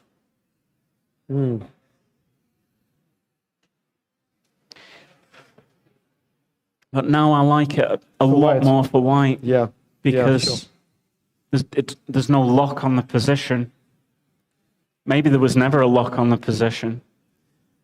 C5 is hanging. If Yeah. Knight takes C4, Queen F4 probably wins. Yeah. Or And Queen if it's- H4 is also like attacking lots of things. Oh, yeah. wow, yeah. Oh, no, Queen F4 is good. Queen F4 is Okay, fine. Queen f4, yeah. Queen F4. And this A pawn is it's going to be decisive, isn't it? Yeah, it would be nice to I mean, if kind of block the without that squares pawn, like you could this. play a fortress. You could play the fortress. Get back. Yeah. Could even be better without the A5 pawn. Yeah. Well, he's got to Probably play a was. bit of a sad move, next move. Either let this one go Yeah. or go passive. Knight D3. What happens? Yeah, Black's losing coordinations. Oh no, that's Knight E2 check. Stevie, Knight E2. Wow. Knight d3. Yeah, this is the move, isn't it? Well, Queen H4 maybe. Queen E3. Yeah.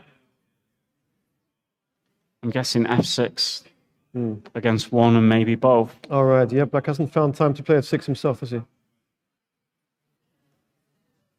I think the time difference is also key here. Black's down to sort of inside 3 minutes, and White has Yeah. inside 20 now. But He's played something, so he's played knight. he's played Queen G. Oh, No, hang on, no, sorry, he's probably not played that. Hang on. What have we got? No, it's White to play. I think after Knight D3. Knight d3. This Yeah. is the position. Yeah, I guess Queen e3, f6 might happen. It's got 2 minutes, Yeah. so we'll jump back to this again Come back to this. shortly. Okay, fine. Yeah, it's looking good for White. Well, he'd be on 4.5 out of 5 if he wins. Yes, Goodness unreal. me, yeah. Alireza, we think, was Yeah, heading should we towards just a jump back draw. there quickly? Oh, it's actually, Has that been agreed drawn? yeah. Okay, that's our First one's first to finish. result. That's a fascinating game as well. Yeah, very quickly. I mean, we might have the players with us in a Yeah. minute or two. we'll just go back to this point. So he did play rook f8 He did, in that okay, position. yeah, right, he did, yeah. Rook d2 and kind of liquidation, yeah? Yeah. Kind of easy to see the end there. Yeah, so that's the draw. Okay, fair result. Jumping back to Pavle against Mickey, well, that's heated up. That's very much heated up, and we might be seeing justification. So he's given up the queen side here? Yeah. So where did this turn? This was rook d8, and rather than going rook d2, right, which we Pavle went for rook d4. Right. He's saying, okay, come in. He's just going to attack. Now we see mate threats.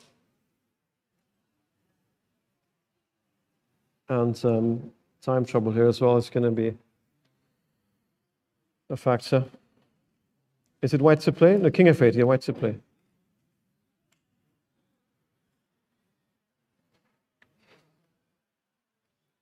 I've seen a bailout. It takes, go on. I just don't know if anything's going to work now. I'm like, lost my queen the last time I tried moving some pieces. So what's he going to do? Takes? Yeah, this is my bailout. Yeah. With a perpetual. Yeah, or rook d8. Yeah. That's why he's played king f8 then. That's why he's played king f8. Yeah, you're right. I think you're right. So that's if white chooses to go in for it. I think that white's going to be looking for more. Sure.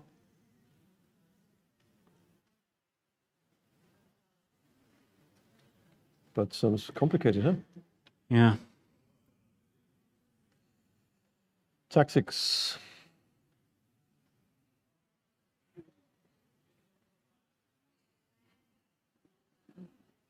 Not sure. You feel like there's something there, don't you? Yeah, could be something there. Bishop somewhere. Move this bishop and try to force.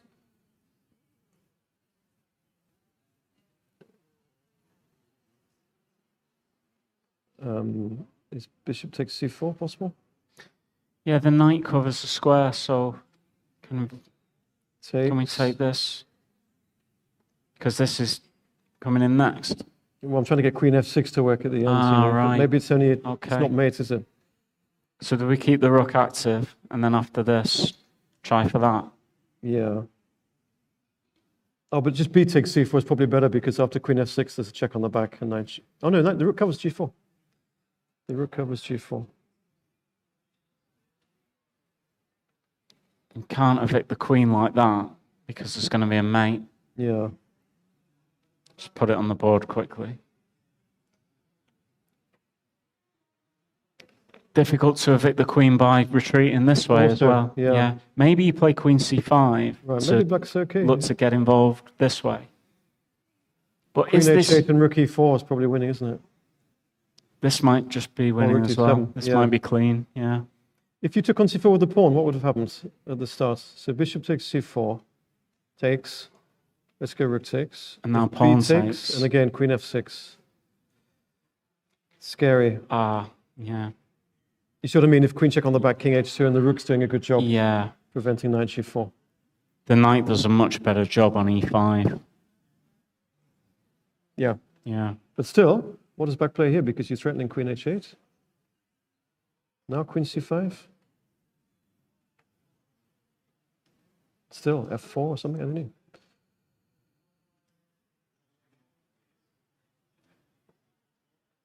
Even rook e4, rook e6. I don't know. Rook d8, yeah. Clean. Wow, that's kind of come out of nowhere. Yeah, and that pawn on h6. Look at the job that pawn's doing now. Yeah. We may have our first... yeah, we'll jump to a very short break so that we can get the players ready. We'll be joined by Gane and Alireza. Okay, thank you. See you in a minute.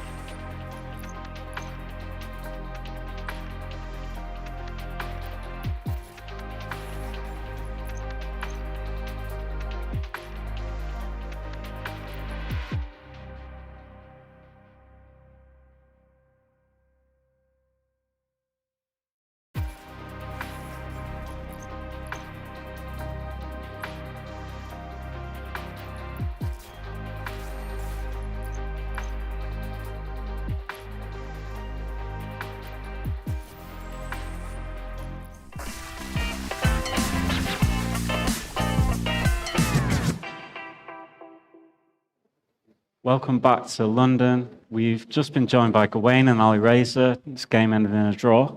Let's get straight into it, guys. Gane, how are you feeling about this one today? Well, it felt like a normal game. I didn't check 2A6 recently, despite us having a game in our last encounter. Okay. So long ago that it's Baku Olympiad, right? Yes. So 2016? Yes. Yeah, so. How clearly could you both remember that game? I got deja vu in the middle of the game. So everything was like a playback. So I realized it, I think, around knight came to d5. Okay. Right. So you may have had a very similar position at some Yeah. point. Yeah, I played the pawn stack Klein then, I remember, but Okay. yeah, I couldn't remember any move orders here, so it was all. And then, yeah, after rook c8, I couldn't remember anything, so Right. started spending a lot of time. I want to play knight d5 in almost any position. So, whether an immediate knight d5 without taking on c6 or a4, b4, knight d5, I just couldn't work it all out. Yeah. Okay. There was one line I was analysing here of ed5, knight d4, queen d4. So initially I thought this didn't work because of queen f6, but then I noticed I have queen a7. But yeah, it was too murky for me. Okay. Even at this bishop a8 or something. I checked today morning something briefly after after. Oh yeah, no, sorry. I don't remember. Rook c8 it was, or knight d4 rook c8. Because I wanted to say it's fine position, but I don't think so. I don't know. Okay. Yeah, I can remember. Like, main moves, what, knight g7 or... It was something with rook Take. c8, what the engine was saying, but I don't remember what it was.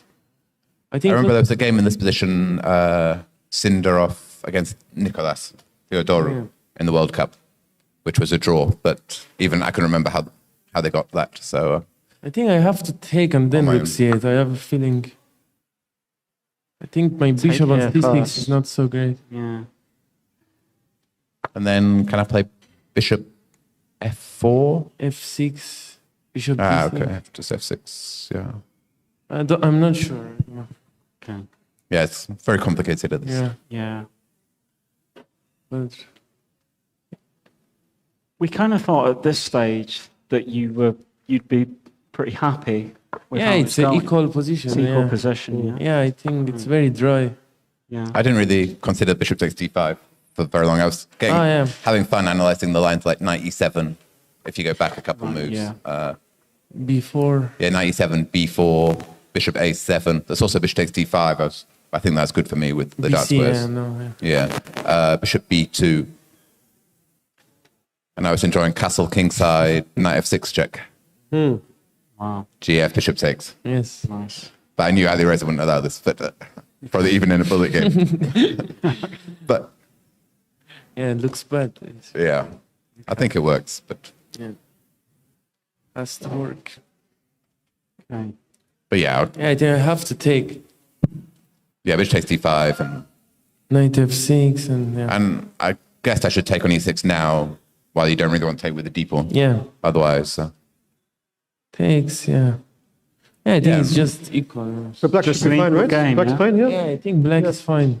yeah, but white should be fine too. White Here, is right? With, fine, I've got some long-term trumps. H5 surprised us, H5, H4. H5 was a surprise. yeah.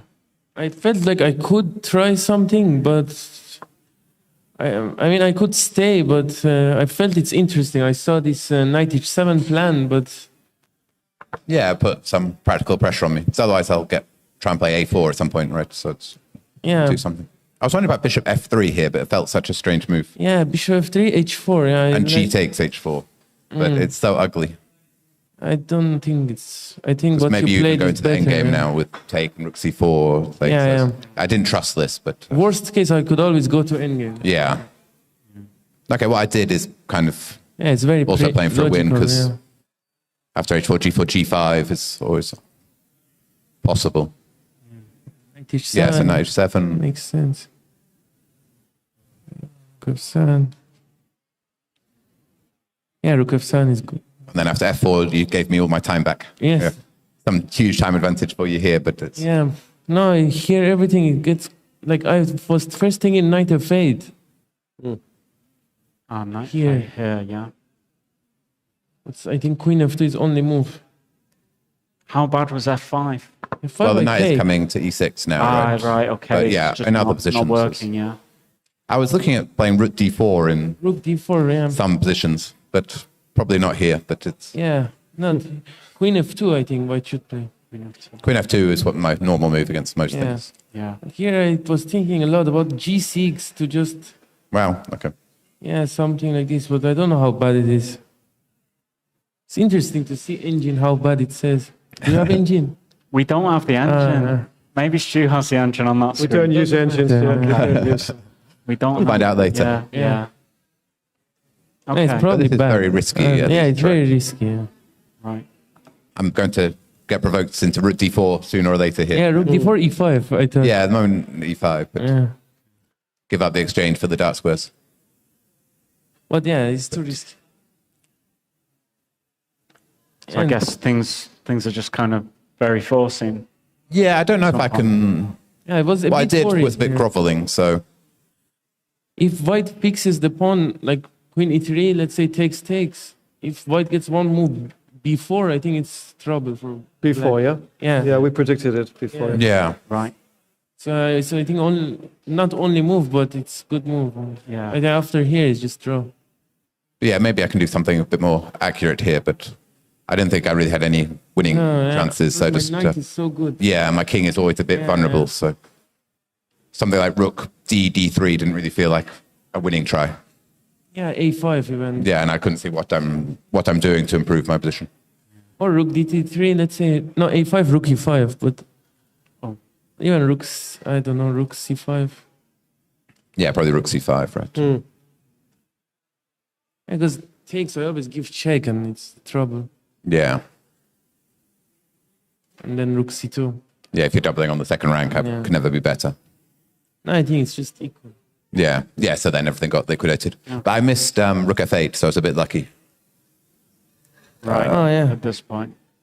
Did you think of knight takes h3 check, piece sacrifice, and then rook takes c3? Oh, yeah. We check. Oh, wow. speculating on knight takes I don't know, h3 in yeah, this just because- position. But I can always, I presume I can always double on the seventh myself, right? In a worst case scenario. In these Maybe positions. we looked at this very briefly, and then Alireza put knight f3 on the board. So Yeah. Did you think of this? I don't know. I didn't consider knight h3, but Well, I don't know if it's... Knight h3. No, it should not be good. it should not be good, but okay, yeah. But bishop takes bishop g2, what's going to happen? Something with the h-pawn, I don't know. Rook g3, h3, I don't know. h3, bishop e4, yeah? Probably rook g3 Instead of h3, rook g3. Yeah. Yeah. But yeah, I'm skeptical that this is I'm going to not be more sure than a black draw is for you. playing for me. Yeah. yeah. I Anyway, can probably yeah. defend as I did in the game. Yeah. Worst case scenario, like rook takes case. e6, rook d2. Yeah, takes rook d2, worst case. Yeah. Anyway, knight f3, of course, yeah. And this is just draw.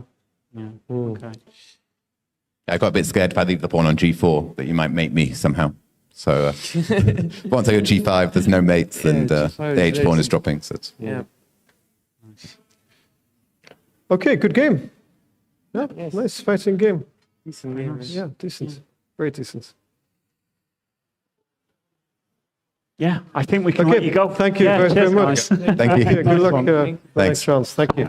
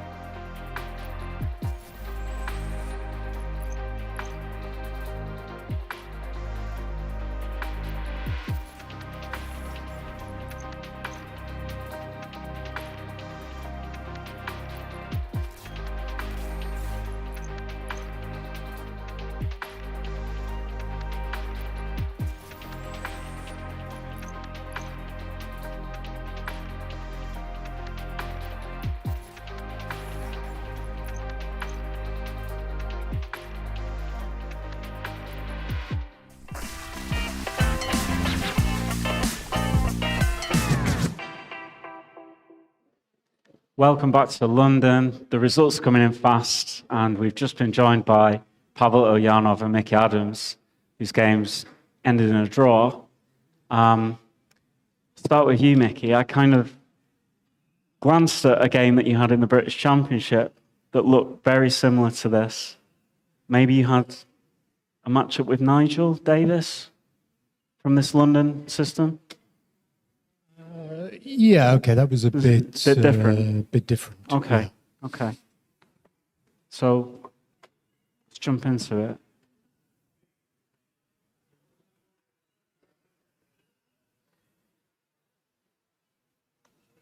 Where do you want to go from? Yeah, I mean, okay. I mean, obviously, at some stage, I just totally lost the thread. I mean, I think we played reasonable moves up to a point. This is 95. Is it quite well known, this line, or? Well, it's a kind of critical move, I guess, to avoid the swap of bishops. Okay. Okay, I played at least once in classical at this against Mendonça this year. It was the same variation, quite successful as well from point of view of the opening. I mean, in general, London is part of my repertoire, but if I'm in London, I decided I have to give it a try at least once. And I decided this is the proper moment because later I'm not sure. So yeah, it was kind of mission also. Okay. And it was quite successful. I mean, obviously I was better, but I mean, it was tense game. Yeah. So basically, maybe according to engine, I was winning, but yeah, let's analyze a little bit. Okay, sure. So, yeah, C4, maybe a slight surprise. Yeah, okay. I mean, yeah, obviously I didn't know these games. Well, C4 is to try and prevent bishop D3. I think. I don't know that. Yeah, I didn't check too much. Yeah, I think it is exists, but I think it's very rare line, and I don't remember exactly, but I remember the idea.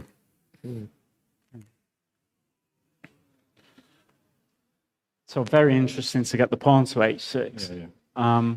It's a typical modern approach. Basically, always with pawn on H6. Yeah. You have to be good. I mean, I don't know. Yeah.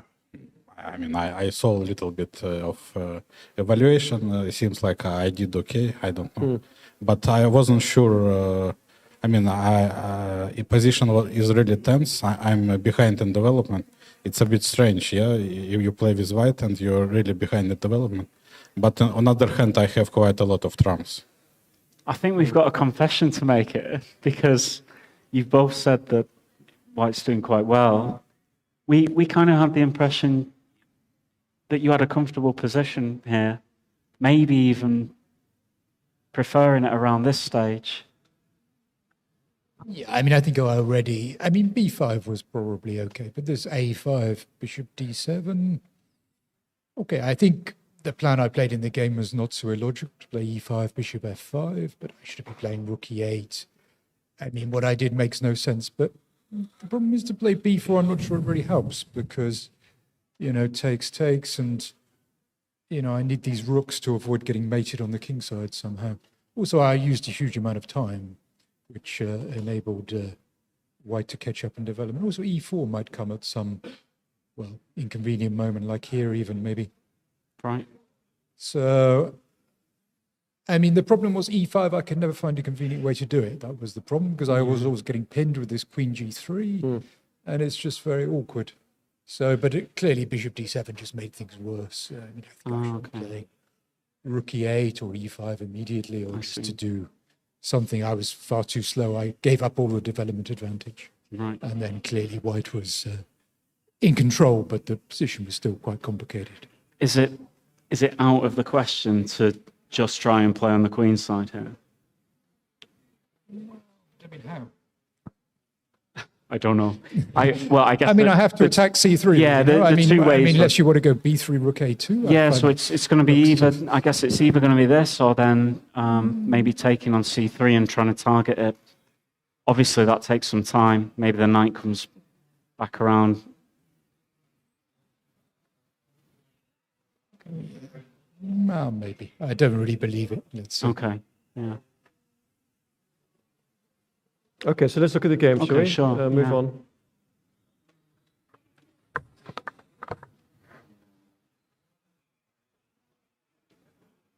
So I guess around here you're feeling quite good about the Here situation. I thought I'm close to winning, Yeah, but yeah, I didn't see exactly. That's why I spent so much time. And yeah, I have quite a lot of options always. Yeah, I don't know. This exchange, I was not really happy to exchange knight for the bishop, but on the other hand, anyway, I'm better. So rook d4 probably critical moment because I decided to provoke queen c2 because rook d2 was my first intention, but then rook d6, rook d1, rook d8. I wasn't sure how to break through. I mean, obviously I'm better, but I'm lacking one move, which is e4. I mean, rook d4 and d4. And if I play rook d4, I think he can play queen f6, for instance. And I wasn't sure how to break through here, and that's why I played rook d4 immediately. D4, okay. Kind of provoked queen c2, but then, yeah, I don't know. Then it became extremely complicated. Yeah. So I don't know. Somewhere here, of course, obviously I'm much better, but yeah, I didn't see exactly. Okay. And Mickey, how did you feel around about here? Yeah, I mean, rook d2 doesn't look so scary. I mean, I thought for a long time rook d4, I just didn't see any way to play, but then I came up with this one idea. Well, I don't know, it probably doesn't work, but at least it sort of holds together for a bit. Yeah, so here, here I have a lot of options. Difficult because bishop f3 also one of main was one of main candidates, but then takes on b2. And I think I am very close to winning by force, but I didn't see how. Bishop d5, then queen c3, I think only move. And then f4 doesn't work, I think, because of knight g4. Only move, I guess. And yeah, I can lose here. So I didn't see exactly. It's very close to for white, I think, but yeah, I don't know. And yeah, otherwise he can take on a3 and then queen f8 quickly. Right. And then also it's very much double-edged. Yeah, so here I have a lot of options. Queen g5, queen h4 also, but yeah, I didn't see much difference, first of all. And queen f4 looks tempting, at least. Yeah. Yeah, I think queen f4, because this rook e6, bishop g4, rook e6 rather, bishop g4 takes and rook d5. Yeah, I thought this right, was, this is just, so then I kind of, yeah, I thought this looked so impossible to play with black, but I don't know, maybe what I did is hanging on for a bit at least. So rook d6. Yeah, I don't know. According to engine, I see the evaluation. I'm better, but I'm not winning. So okay. Maybe it's not so bad. Yeah, not so such a bad game. Okay. And yeah, basically also bishop f7. This is a critical moment, but another critical moment. But I was short on time because rook d1, rook d8, and I have a lot of options again. I mean, king f8. I mean, I have a lot of options, but. I didn't see anything obvious. Yeah. Some bishop e4 maybe, but then the rook e6, let's say. Bishop e4 here. Yeah. But I always have the problem now. I always have queen f8. So even I mean, before, after I thought I can play after. Yeah. After king f8. Yeah, after king f8. Yeah. So this is another critical moment, but I don't know. Yeah. It felt like you must have something here, but we couldn't. Rook e6 I didn't like here, and I don't know what's going on. Also, I'm at risk because I'm pawn down, and then of course if I'm not creating anything right now, then I don't know. Yeah, I mean it's not clear what's black's next move actually if white just passes somehow. Yeah, but also for me, queen c5 maybe then before. Well, queen c5, then bishop f7, because then rook d4. Ah, you mean in the previous position? Yeah, just leave the bishop on previous d5. position, if you just make some move, I don't know, king h2 or g3 or something. Yeah, but it's difficult. No, I understand it's not easy, but it's also could be good, yeah? Maybe e4 looks more tempting, I don't know. What about e4, yeah? e4. Then maybe you can play, no, f6 you cannot play for sure, yeah? So, yeah, it's a good question, rook e7 maybe.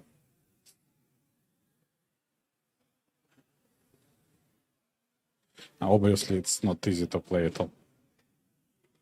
Okay. So this position... And there was some time trouble here? Yeah, here I had 2 minutes, yeah, so basically it's not enough here. And bishop f7, yeah. Unfortunately, it seems like a draw only there. Yeah, actually e4 is not clear because sometimes it allows queen c1 check and queen h6. So. Yeah, so here it's not an easy, not an easy position to play at all, I guess. Yeah. You had a bit more time, Mickey, did you?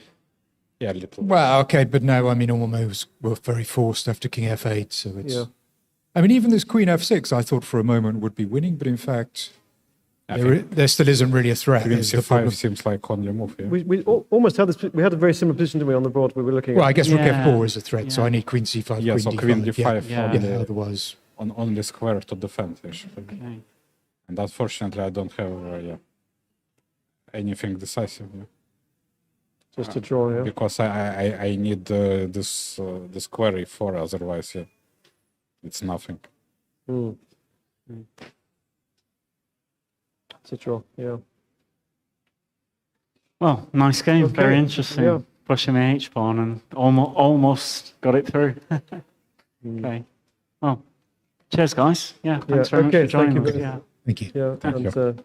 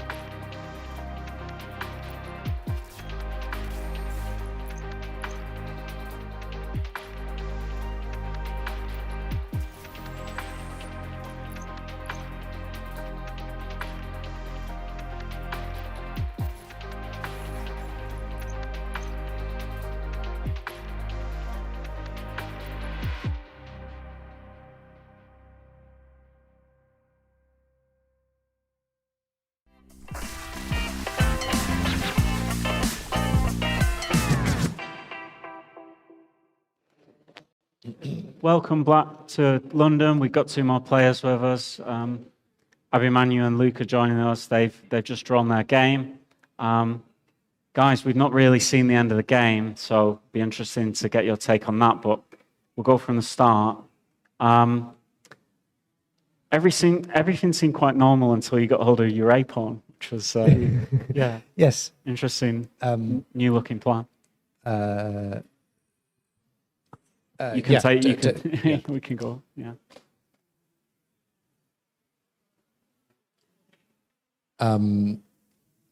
So there was, I played a game last year, which I think I began with knight h5 or possibly queen e8, going for some kind of attack on the king side.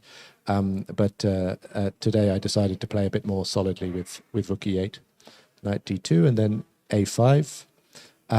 Yeah, this is just a playable idea to push this pawn up the board. And Is this your own idea, Luke, or has it been seen before? No, it's been seen before. Okay. and of course the important point is that if white plays bishop takes a4 in this position, there's the little tactical trick knight takes d4, bishop takes d7, knight takes f3, and black has no problems. So the game it was knight g3 you played? Yeah, it was knight g3. Knight g3 and then a3. So I can ask, do you have any special experience in these lines? No, actually, white? it's like one of my first times playing this line. I just decided to play this because I got bored of the Italian. So I mean, all these positions, like a3, I don't really recall too much about it. I've seen some, let's say, some similar ideas in the structure. Maybe black goes like b5 or something like this, and it's usually a fight, but okay, it's usually on like the pleasant side for white overall. So this was actually quite a critical moment on whether I should go ba3 or b3. In the end, I decided on ba3 because I wasn't really sure on what black's plan would be, and I felt like the next like 3 moves for me would be sort of automatic, rook b1 and a4, and maybe after that some like bishop b3, d3, or just some general like improving moves. And for black, I wasn't too sure on what he does. Like the best guess I had was that he plays some kind of h6, knight h7, knight g5. But other than that, it felt like maybe I have a nice position overall. You have an extra pawn. Yeah, it's an extra pawn, but also it feels like this decision and also like bishop g5 takes f6 like in the game. Like these moves, they make sense, but also they're also like very anti-positional. So I wasn't entirely sure on whether to, let's say, like trust my instinct that this is wrong or this is like, let's say, reasonable to play. And overall, I thought like what I did was okay-ish, even though some people might not like it. Yeah. I was quite pleasantly surprised to see b takes a3, and I thought I should be doing fine here, but I also think that I mishandled the next couple of moves, so I think that sort of justifies your point. b6 I think is okay, rook b1, but now I agree with the suggestion to perhaps play h6 followed by knight h7 and knight g5. That looks a bit more purposeful than what I did. h6 was Stephen kept saying h6, didn't you, Stevie? Well, I'm not sure that the knight would have landed on g5 anytime soon, but yeah. But this looks okay. We thought you were doing fine with the knight a5 plan as well. Well, I played knight a5, but after a4, I realized that I didn't really have any follow-up. Okay. I couldn't, I think winning this pawn back on a4 is not really realistic. It takes too many moves. What did I play? Queen c8. Queen c8. You might go right. rook a7 and queen a8. Yeah, something like that. Maybe but I thought it was going to be too slow. Something bad was going to happen, like bishop b3, knight g5, or bishop g5, queen d2, and I'd get mated. I just thought, put all the pieces on the A file, something bad will happen. So queen c8, I was a little bit hedging my bets because I could pop out to the A file at some point, but I'm also not moving too far away from the action. Bishop g5 was a small surprise, but interesting idea, I think. Because the knight on g3 is misplaced now, yeah? You want to reroute the knight. Yeah, my idea was that, okay, knight on g3 is misplaced, and after I give up this bishop, like this bishop on c1, it looks nice at first, but it's kind of difficult to find a good square for it, because every time I go bishop e3, I have to contend with knight c4. And here I felt like if I can give it up with f6 knight, his knight on a5 is, in my opinion, it's worse than the knight on f6. So, okay, if I can give it up for the knight on f6, and also the bishop will be sort of misplaced on f6, like in the game. Like after knight f1, knight e3, knight d5 is a lot more challenging. Yeah, so this move knight f1 is part of the plan, and I'm very annoyed at myself here because I sensed that this was quite an important moment, and I needed to do something clever with my position before knight e3 and knight d5 lands on the board. And so I thought that knight c4 was a kind of clever way to prevent that. And then I was intending to meet bishop b3 with queen a6. And then in case of, for example, queen d3, I can play probably knight a3, and if the queens come off the board, I'm very happy because the weaknesses on the queen side will start to tell, or at least so I thought. But then going back to the moment after I played knight c4, I simply overlooked that you could play rook b4. I just didn't even notice the move was possible. And so I had to kind of go back with my tail between my legs, knight a5, and I felt at that stage that I was probably a little bit worse. Okay. So you played knight, was it knight e3 yeah, in knight this e3, position? just Yeah. continue. So I felt like I was worse, but then I sort of played bishop g7 just to consolidate, because I need to look out for knight d5 tactics here. And the longer I thought, I wasn't really sure what you were going to do in this position. So I didn't like what I'd done, but then maybe I thought, okay, I can live with it. Yeah, maybe here instead of queen d2, which I played in the game, some move like rook b1, rook b2 is stronger, because this rook on b4, it defends the a4 pawn, but for now, like, it doesn't need a lot of protection. And if I go, like, once this rook is back on b1 or b2, moves like bishop, like, one idea that I can use in this position is bishop b3. Of course, I need to be very careful when I do this, as the e4 pawn can get under attack, like, very easily, like either ed4 or some bishop c6, queen b7. But somewhere with this rook on b1, I can play bishop b3 without, let's say, having the fear of my rook on b4 being completely cut out. Yeah. But overall, it was actually, instead of queen d2, one idea I was considering was h4, because here if I can try to, let's say, provoke some concessions on the king side, like if he goes h5, I get the g5 square, which I can use later on. This will also help make bishop b3 more powerful. And if he just doesn't do anything, and if I can get h5 myself, like, let's say, I don't know, knight c6, rook b1, knight e7, and I go h5. Yeah. I mean, I don't like what you do, but I was probably intending to play as in the game, actually. So knight c6, rook probably back to b1, as you showed, and then maybe knight d8. I thought that was maybe the best. But yeah, here I thought if I can get like h5, I'm making some more weaknesses. Like, yeah, next move I'm threatening knight h4, and this feels pleasant. But what I didn't like about h4 was that actually, if black could potentially play f5, and I thought that in these positions, like instead of knight c6. Because I thought in these positions, black could never really play f5, because I could take on f5, take on e5, and go knight h4. And here I don't have that resource anymore, and I thought this could get quite messy.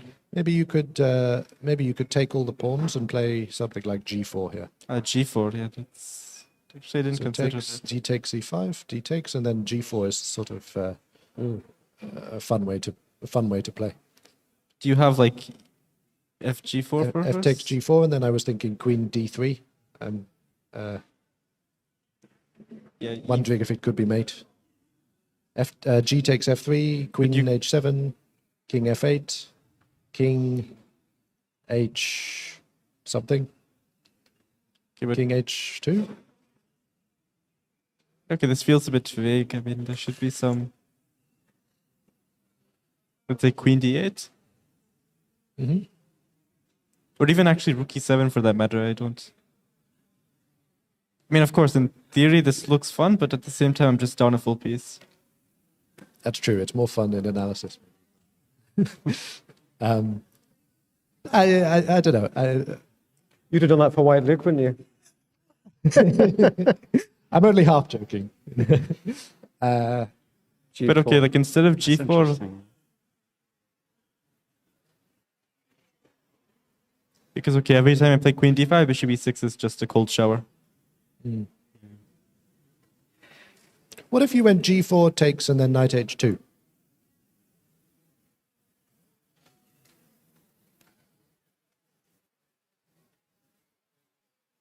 Do you have some? Okay, first of all, if h5, the idea is queen d3. h5, queen d3. Yeah, it looks.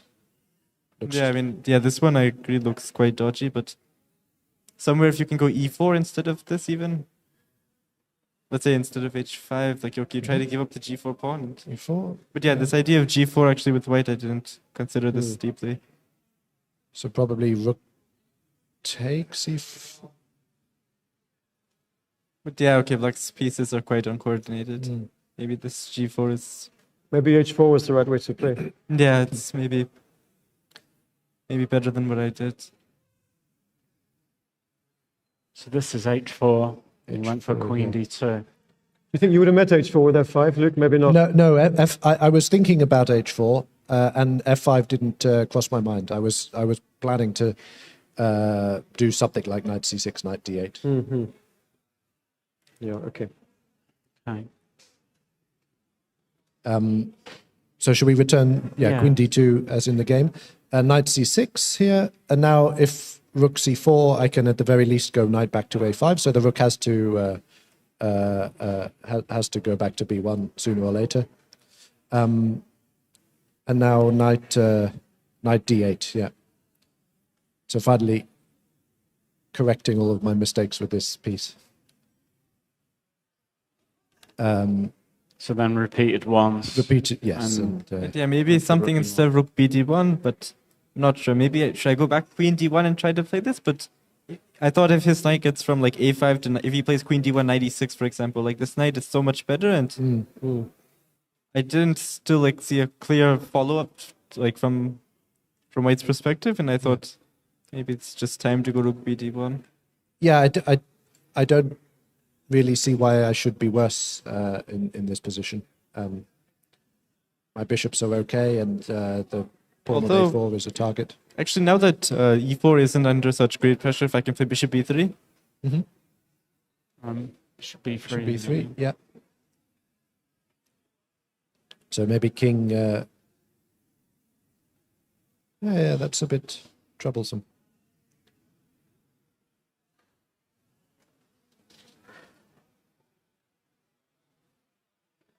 Are you ever considering taking on D4? Sometimes, but I think I think I want to hold the position for the time being. I mean, I could take on D4 and then follow up with C5 or something to try to improve my bishop radically, but I think my position is a bit too loose to do that at this stage. For example, I think Knight C4 or Knight D5 is going to exploit the weaknesses. Okay. Maybe you can probably start with H5 instead of ED4 then. Yeah. Yeah, maybe H5. Maybe H5 makes sense.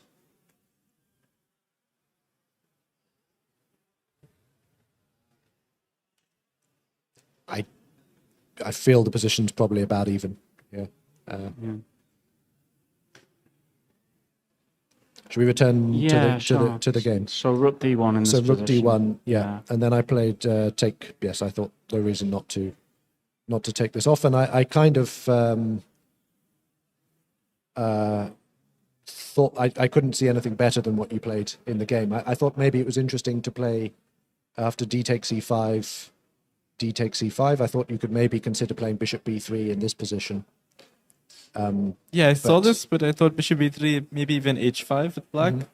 Because now the issue is I don't have a pawn. I don't have the bishops, and it's like what... Of course, like the knight on D8 is a bit passive, but if I don't do anything quickly, if this knight comes to C5, I feel like I could get worse like very easily. And... You miss your extra pawn here. Yeah, I mean at least with my pawn I have like something symbolic to play for, but here it just doesn't feel like anything. Yeah, I mean, there were true. some tactics in the game, like Bishop A4, Rook A4.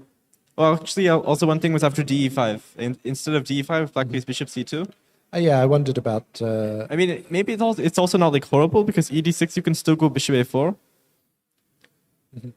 Of course, the point is Bishop D1, D7 I win, but yeah, Bishop A4, D7, Bishop D7, Queen D7, Queen D7, Rook D7. I mean, black should also definitely hold here, but it's...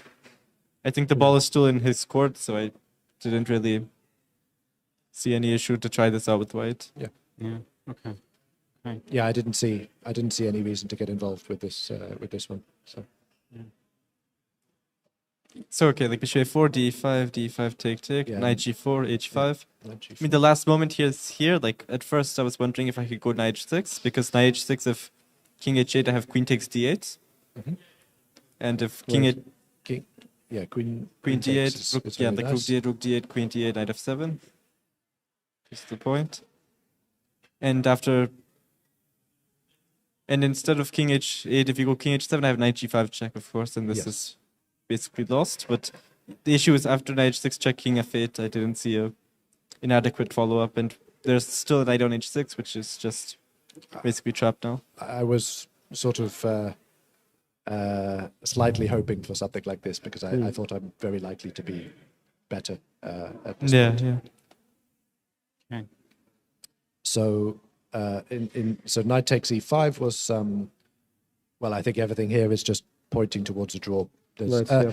Actually, I did wonder during the game if it's possible for me to play more ambitiously. So, for example, knight e6 instead Or of actually trading even- everything off. Even queen e6 I thought could be... A queen e6. Queen e6 though, I can go queen takes d8. Ah, Queen takes d8 and you go bishop takes e5, and I thought this should end in a draw after queen d7. Queen d7, rook d7 as... Okay, bishop c3, I have rook c1. And black is in trouble here, so maybe instead of bishop c3 you play like rook a2, but... but then it's sorry, not- there's 95 it's- and yeah, it's 95 not- and it's rook not an c7. improvement Yeah, I on- mean on this the is game. not really great for you. So, but if I played knight e6, how is that? Because I have although I'm a pawn down, I have a realistic chance of getting my pawn back. A2, c3, and e4 are all a bit loose, and if I get a pawn back, then I should have a nice position. That's But my- also, if I can go knight c6 here, yeah, knight c6, you mentioned some queen a8 before, but queen a8. I wondered and if I go queen d5, queen d5. because next move if I go e5, this bishop on g7 will just be shut out, and Mm-hmm. this knight on c6 is also like at a really nice place. And if I play knight f4, then queen, Queen d7, and I don't have to deal with. Yes. Actually, I have queen d7 directly as well instead of queen d5 for that Mm-hmm. matter.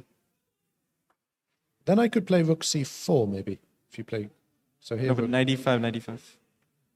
Okay, f7's dropping. Fine. Yeah. So, yeah, okay. I sort of noticed it was possible, but I didn't really believe in that. So, in the game, we just traded all of the pieces, and this more or less leads to a draw by force. The only thing to mention is that if in case of rook d7 instead of rook d4.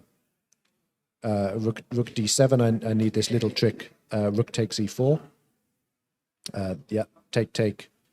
Rook takes c7, and then I play rook e1 check, and that makes the draw completely secure. Yeah. So, yeah, in the game, rook d4 was played, but it came to more or less the same thing.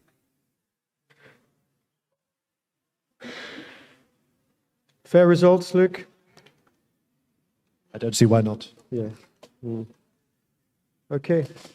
Well played, both players. And I think we have Nikita probably going to come and show us his win. So we'll take a quick break. Thank you very much, both.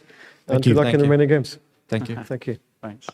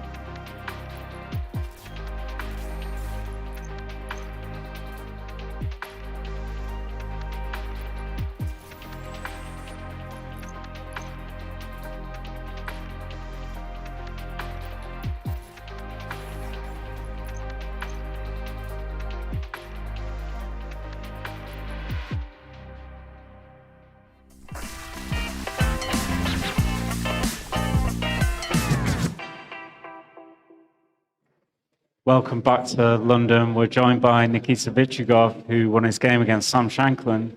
Congratulations. Must be pretty pleased with how the game went today. It feels good. Yeah. Okay, talk us through the game, Nikita. Well done. Right. Especially the opening. We had no idea what was going on in the opening. Caro, exchange car. Do they call it exchange car? Exchange car comes. Because I'm not sure about the names. C3, knight f6, bishop f4. So it's kind of reversed Carlsbad structure. Yeah. Which is not much, of course, but is playable. Sam played bishop g4, queen b3, e5. I think it's the best engine recommendation. h3, and here, it turns out that I wasn't aware of his game with white. Somehow I checked only knight a5 here. Knight a5, queen c2, e takes f4, h g4, and here black can I think either check or take on g4 immediately. And well, it's I think. Am I mistaken? No, probably not. But in both ways, it's white gets slightly better endgame. Yeah, but probably what Sam did in the game is more challenging. Yeah, like at least in practical terms. Yeah, and turns out that he played it with white. Yeah, this position. I mean, without knight c5. Without knight a5, yes. I mean, e takes c4, h g4, queen e7 check. Yeah, here I was out of book already. Yes, and I realized that probably the move is king f1, but I wasn't prepared here, so I just opted for more solid option, kind of solid. Yeah. Of course, it's like second best move. Yeah, definitely. Okay. Not the most ambitious, but he cast along, I believe. Knight d2, g6, forcing me to play f3, protecting the pawn. Right. I was certain that I got nothing out of the opening, but still it feels playable, So it's not the position is not gonna be sterilized quickly, Maybe I'm worse. It's another possibility, but it's playable. Okay. Bishop h6 takes. Of course, black has many ways to play this position. Yes, I wasn't sure. To be honest, I wasn't sure about h5. Yes, there were other ways to to focus on e3 square. Because say I don't know. Queen e3 maybe here, yes, or queen e3. Yeah, I wasn't sure about that. Queen e3, and the idea is, if I go bishop b5, then probably a6 works. Yes, a6 takes, and it gets awkward. Yeah, it's I didn't like it. So queen c2 was my intention, and here. Okay, I don't know, maybe even, king b8 or something, or maybe bishop d6, with kind of like long castle, rook c8. Okay, I have a3, but I wasn't sure about that, Okay. We felt in general that black had a comfortable game. Yeah. It looked comfortable, and then a few moves later when he got in c4, and maybe a couple of moves after that, it started to look very comfortable for you. It happens. Because the position is so difficult to handle. It's very unusual. And the pawn structure is unbalanced, and and it can be purely calculated. It's just I assume that we were both playing relying mostly on intuition, because it's not easy to not easy to understand it. Bishop h6 takes. King, very logical. Yes, knight g3 takes. Queen c2. Black had.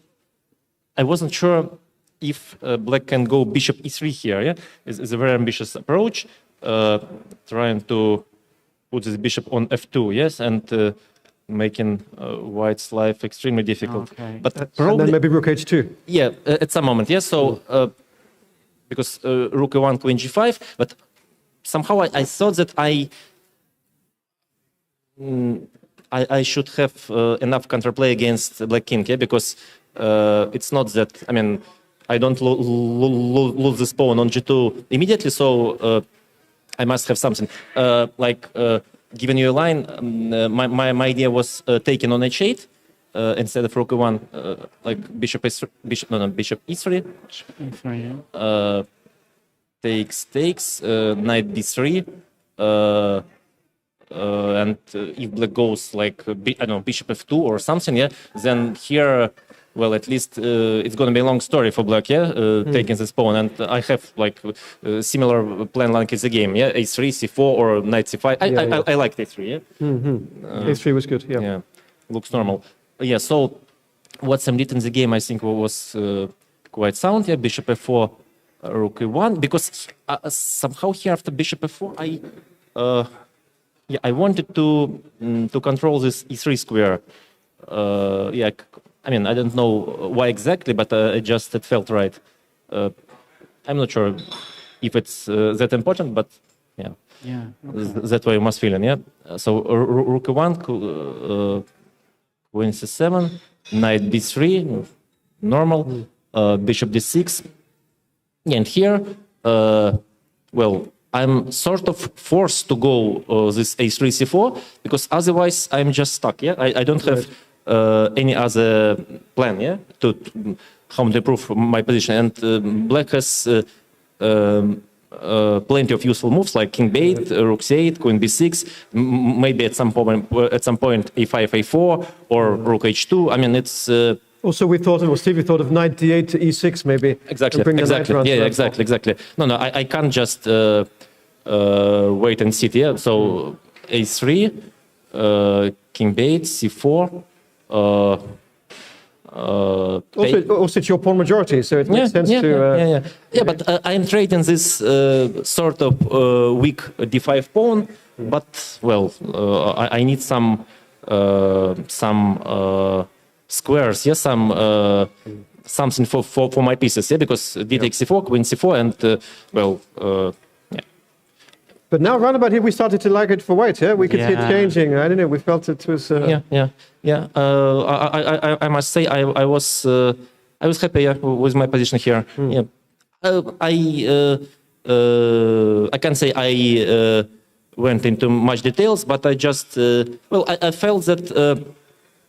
I don't have much choice, yeah? I have to go here, and my next moves are kind of clear to me. Yeah? Rook c1, bishop e4, putting this pressure, maybe knight c5 at some moment. I'm not saying I'm better, yeah? I would just playing chess, yeah? So what Sam did, rook c8, normal. Yeah, and here, of course, yeah, this bishop e4, probably he missed something. He badly missed something because it's he just lost two tempos. Yeah, right, yeah. Because from what he said that he missed d5 at some point. Yeah, in this position, his intention was going some queen, maybe b6 or queen somewhere. Yes, and he just missed d5 because the bishop's hanging. Yeah. Yeah, so of course, it makes no sense to give white two tempos. Yeah, bishop d6. Yes, here definitely got initiative. Yes, and bishop e4. Yeah, I played bishop e4. Yeah, very normal, very logical. What he did. I'm not sure because here I was quite optimistic about the position and. I think for a reason, yes, and maybe it shouldn't be winning, yes, but I definitely got upper hand here. Yeah. So rook c1, bishop f4 back, yeah. Here some mentioned bishop takes c6 maybe as the alternative because it feels like something might be here, yeah, for white, because black lost so many tempos, yes, and but I mean the idea is queen c6, queen f7, yes, and yeah, black is in trouble. So right, but I'm not sure about. I'm not sure about bishop takes c1 here. Yeah, sure. Instead of bishop c6, bishop c1, bishop a8, queen c4 takes.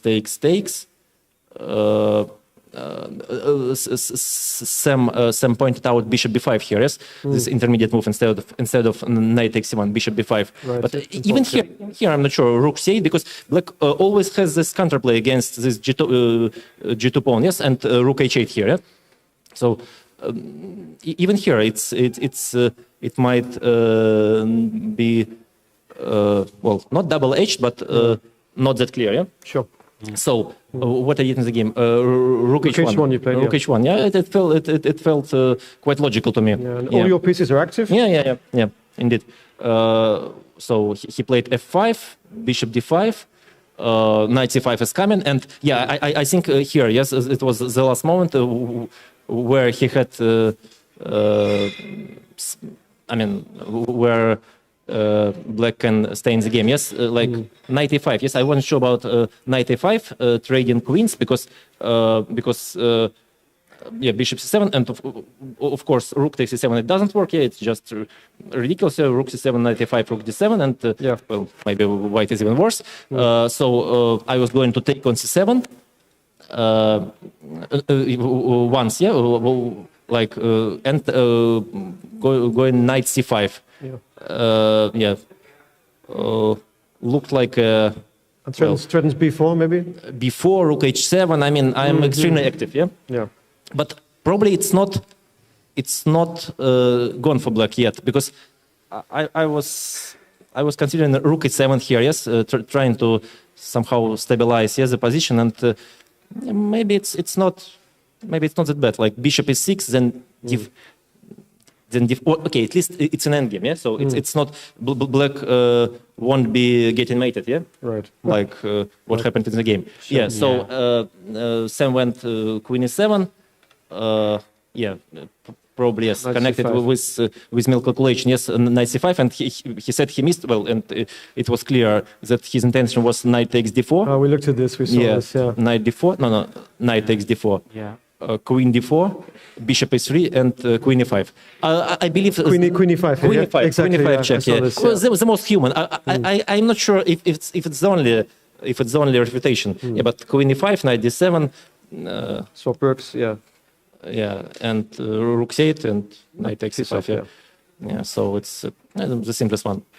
So and if black goes bishop e3 instead of knight takes d4, bishop e3 here, then just we also looked at this. Yeah. Knight b7, knight d4, knight c5 back. Yes, and the mate is coming. Yeah. Knight c5 back. Yes, and knight e6.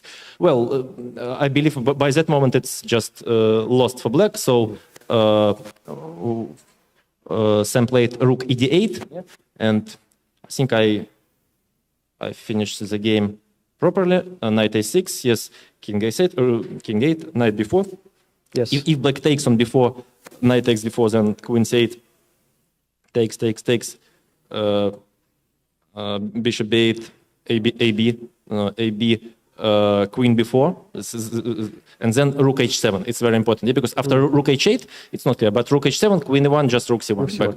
Yeah. So it's gone. Yeah. Yeah. So knight b8 instead of knight b4 was in the game. Knight b8. Yes, but it doesn't change anything. Yeah. I mean, takes. Yeah. So it's just. Too many pieces, yeah? Yeah.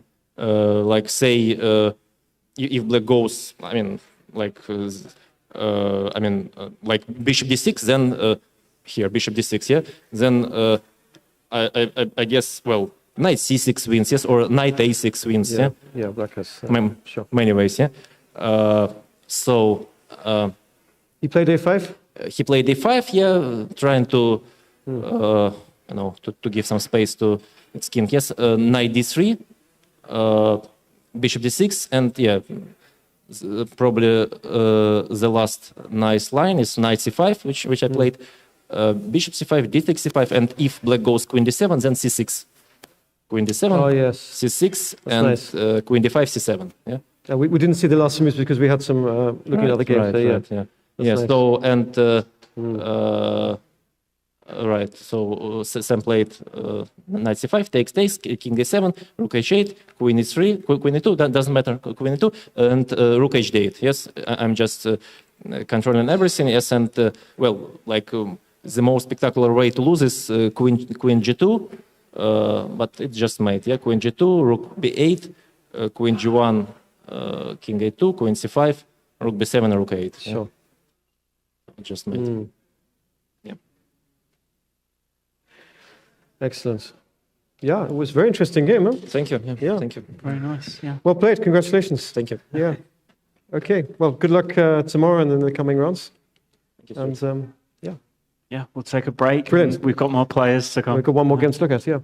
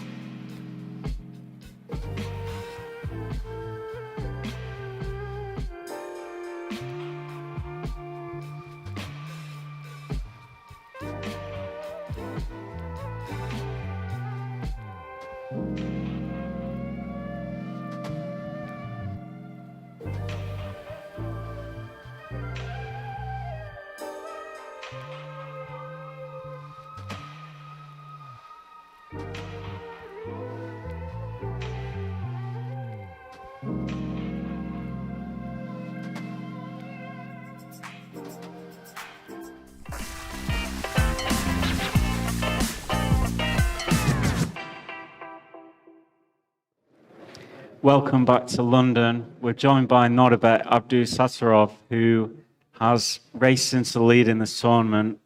4 wins on the bounce, a full point lead on 4.5 out of 5.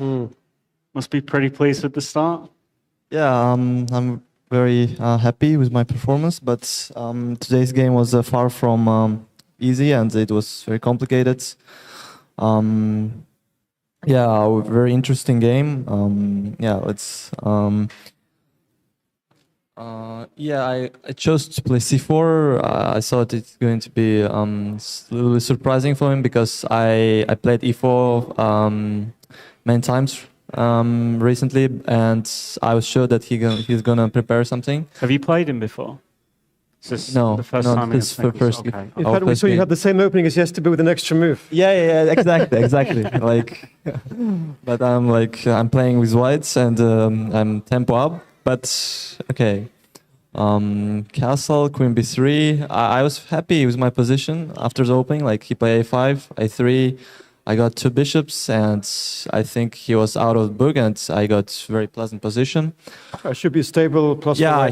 Here I was like very confident, like I was very optimistic, and I was very happy with my position. And then e4 came with queen c2, take. Yeah, I played b3, very logical. We drew the arrows because we were comparing it to maybe something you could get from a Budapest gambit. Yeah, it's a little bit far away. It looks similar, but I think in Budapest Black gets counterplay with earlier because this version is, I think, much worse. Very stable. Yeah, it's much worse for Black, and knight on g6 is not doing anything. So, I was. Then he provokes you to go forward with the pawns. He played bishop g4. I think a good practical choice, just provoking me to commit with f3 and e4, and then he got the counterplay with c6. Yeah, here I felt that I mean, instead of f4, maybe I can play some positional with bishop e3, d5, and rook a d1, queen e7. Yeah, here I wasn't sure about my position because he's creating some counterplay in the center, and I think it's maybe better for white, maybe not. I wasn't sure about this position. Okay. So I opted for more aggressive way, f4, bishop d7, and here I think a4 was better because I just stopped his counterplay, and then I do whatever I want, like king h1. You played f5 quite fast, didn't you? Yeah, I thought that's it's also logical because I gave him e5 square, but I'm getting this extremely unpleasant pin, and if I bring my rook and on time, and I will be much better. But he found good counterplay with b5, yes, and here initially I wanted to take cb knight d5, which is very logical. But then I was suddenly confused about rook c8, queen d1, bishop c6. Yeah, we looked at this, I thought like it should be better, but I wasn't sure how much, and thought that black is getting some counterplay along the c file and maybe pressing to my e4 pawn. I wasn't sure about it, so I think rook a1 was a not good decision, but okay. opts for rook a1, b4, knight a4. I underestimated that he can just, play it very positionally and just sack opponents. And thanks to his e5 knight, he has a very good compensation. Also I after rook d6, queen e7 that got in the game, I cannot create any single threat like bishop a4, ba, as in the game, like fd1, take, like d5, h6, bishop h4. Yeah, this was very interesting. Here, of course, he can play like any move. For example, queen c7, like bishop f6, gf, and it's playable for black. Yeah, I think it's. I mean, I would pick black. I mean, you think black is almost better or not? Yeah, I think after queen c7, take. Really? Objectively, white may be fine, but black is having also fun. I think in that position. So I was pleasantly surprised when he decided to sack queen. It looks tempting because it's it has sound positional perspective, but he's not in time because I create this pass pawn on a file, take. A5 is very important because this is important, yeah. Because if I don't play a5, he gets knight 6 and I'm just busted. He just brings knight and pushes the b pawn. So a5, knight c6. Yeah, after the game, he told me that he underestimated this queen a2, bishop knight d4, bishop d1 idea, and after which he has no active plans, and I just push my pawn and bring my queen to a5. So yeah, here I was very confident, but he tried to complicate the game, and this was amazing. Looking at this, if you take on b5, it's an incredible position, yeah. Yeah, no, I didn't like it because take c4 and I mean, I never saw a position like this in my life. I didn't want to even calculate this because it's too complicated for the game. Yeah. So I just opted a more quiet approach. Bishop b3, keeping the tension. Knight c3, queen f2, and here I was sure that it should be winning for white, but he, I have to, give credit to him because he found some good ideas and he was very resourceful here. He played knight d3. Queen d2 and rook d4, which I missed from far. I was only counting on knight e4, queen e3, and I just push the pawn and win the game. Like knight e4, queen e3, just get a tempo, knight c3, a6, and I thought this game was over. But when he played rook d4, I was a little bit surprised because I mean, after a6, instead of king f1, if I play a6. Yes, knight c1 or something? Knight c1 idea, Here, knight c1, I calculate queen d4, cd, a7, knight b3, a8 queen, king h7. Very important, he started with h6. King h7, and here I couldn't, find a win by force. I mean, looks winning, but I mean, it's not, I think, from human perspective, it's it's a three-way game, so it's they can also win at some. So I wasn't sure about it. You could also lose if this could go wrong. Of course. So I played king f1, which I don't know if it was a good move or not, because maybe instead of king f1, something like queen e3, knight c1, bishop c2 was maybe better. Like instead of king f1, if I play queen e3 here, knight c1, bishop c2, maybe that was the way, and just push the a pawn. Probably that was the cleanest way to win. So, but I played king f1, and here he found a very nice move, knight e5. Again, like if he takes knight e4 instead of knight e5, I have queen e3 and he can't stop my pawn, and I just push the pawn, like there's no threats. So he found knight e5, very good move, and here I kind of blundered because played queen f4, initially thinking that rook e4 is only move. I thought rook e4 should be only move. And here I calculate like queen g3. I thought it should be winning because knight e2. If he plays knight e2, maybe I have queen f2, knight d4, a6, and I thought it should be winning for me. But yeah, he found f6. I was just yeah, after f6 I was a little bit shocked because after a6, rook d6, a7, rook a6, I have no, I can't support this pawn, and he just grabs the pawn, and probably black is winning already. Wow. So yeah, I have to spend a tempo with queen e3.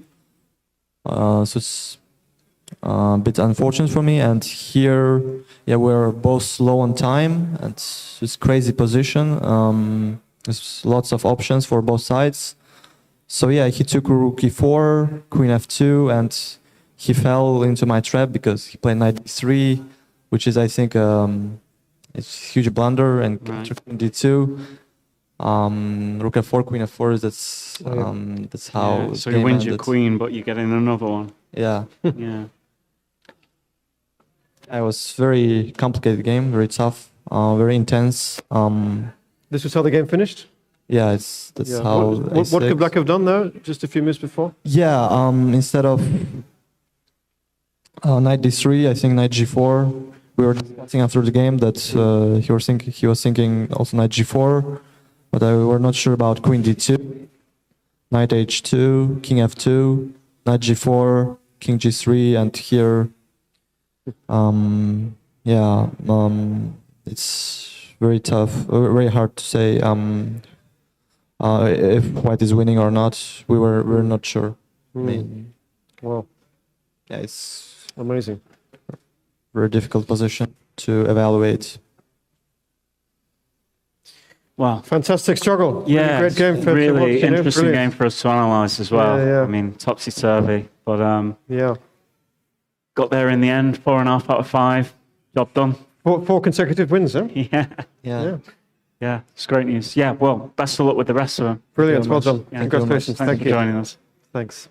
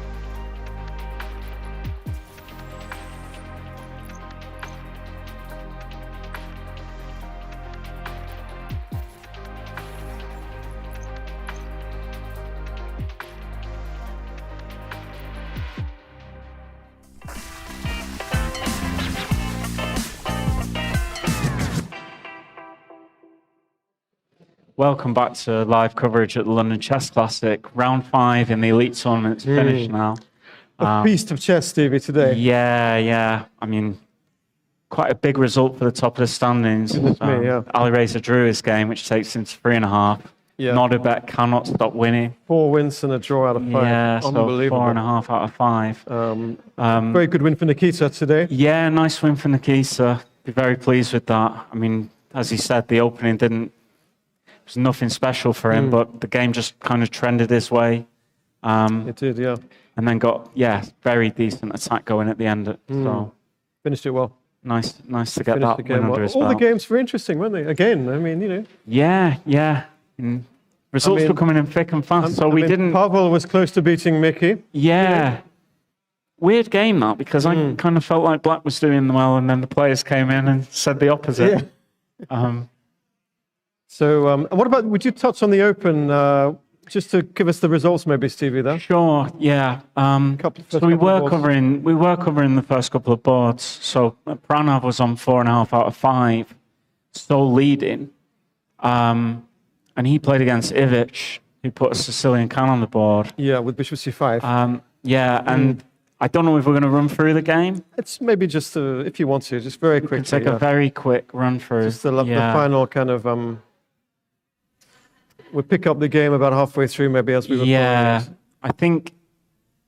White had this king stock on E1, do you remember? And the last time we picked it up was here. F5 came, yeah. And this was... Well, there's no opportunity to castle, really. It just doesn't... It seems as though the option's gone.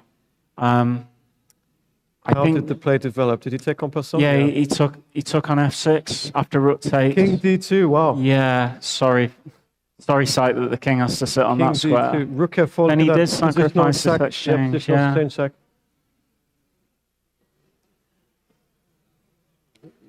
Still a fight. Still a fight, but it does feel as though black's in full control. Yeah. Very good dark square control. And then you can see from how the white rooks are positioned. Look at that. Don't forget that bishop on A7. Yeah, bishop on A7, pawn on F3, bolstered. Oh, and then look at that pin. Goodness me. Yeah. Yeah, brutal. There we go. And brutal in game. that position, Pranav resigns. So it's given the opportunity for the players on 4 out of 5 to catch up. Yeah. So having seen that, we'll jump to Prag's game. Board 2. Yeah, and we left this when it was looking... Looked promising, didn't it? It looked slightly better for white, at least, or a clear edge. I think we got to here. Yeah, making inroads. Oh, he just picked up the exchange there, look. Picked up the exchange in that sequence. Right. Maybe it was forced by this stage. It's, yeah. Okay. And he actually resigned in that position, so that finished fairly quickly after the last time that we looked at it. Technical win for Prag. Yeah. So Prag's now back in a joint lead. Right. And actually, it's just the top 2 boards. The winners of the top 2 boards are on 5 out of 6. Okay. With the followers bunched up on 4.5 out of 5. So, yeah, big matchup. Big matchup in the following round for Prag. Yeah. Okay. Well, it's a good day. I'm absolutely shattered. You are. Yeah. We've been here a long time. Can we talk about this just quickly? Yeah. No. Let's talk about Hastings. Just before we sign up. So what can I say? Hastings. You must have played at Hastings a few times, Stevie, over the years. Yeah, it's been a while. I think. It's been a while. I think I played in 2004 and then 2014. So I'm kind of spacing things out 10 years at a time. Right. And you're coming to play this year? Coming to play this year. Brilliant. Yeah. Fantastic. Very nice. Yeah. Yeah. Looking forward to seeing you down there. Nice. I have a big connection with this event because, well, I'm sort of the main organizer these days, let's say. And I used to live in Hastings. And I played in the Congress since I was quite young. I think 10 years old probably was when I first played in one of the smaller events, you know. And it's one of the oldest. One of the oldest in the world, sort of established. Right. This is the 99th edition. Okay. We're coming up to 99th. So we're hoping. Well, obviously we want to do something special for the hundreds. Yeah. But that's going to be in 12 months' time. So we're just looking to this one coming up. I think people should just, if they can, they should come down. HastingsChess.com is the website, and it's easy to find online. What I like about it is that you've got a 9-round tournament spaced into 6 days, so it's not like you're having to take too much time out of your schedule to. Of course, it's one of these things. It's a quick time control, but we also have lots of side events. I say side events, but for kind of club players, amateur players, alongside the main event, which is open. So the Masters is open, but there's also plenty of side events, as there are here in the London Classic. So something for everyone. And it's just after Christmas. Starts on the 28th of December and runs to about January the 4th. Okay. 3rd or 4th. You've got a weekend congress. There's a weekend congress. So you're going to stay for the weekend if you feel like it. I'll see. If your body and mind are up for it, you know? Yeah. And Hastings. So be nice. I think I'm going to be chest out by then. Chest out. But, maybe I'll be motivated to play more games. Yeah. Good. I'll see. Okay. Yeah. So there you go. So, Awesome. well, I guess we should be signing off now. Thanks Yeah. everyone for watching, and it's been a pleasure, Stevie. Yeah, been a pleasure again. Thanks. Yeah. Great Good, stuff. okay. Well, tomorrow's pairings. Do we know what they are, Stevie? Quickly. Yeah. So I don't think it won't be us commentating. Well, there's I'm not sure who's. We'll be playing who's back on tomorrow. You and I. We're playing the Open. Playing again. Back to the Open. Yeah. Hopefully it goes better tomorrow than today. I mean, yeah. So Mickey's playing against Theodaru tomorrow.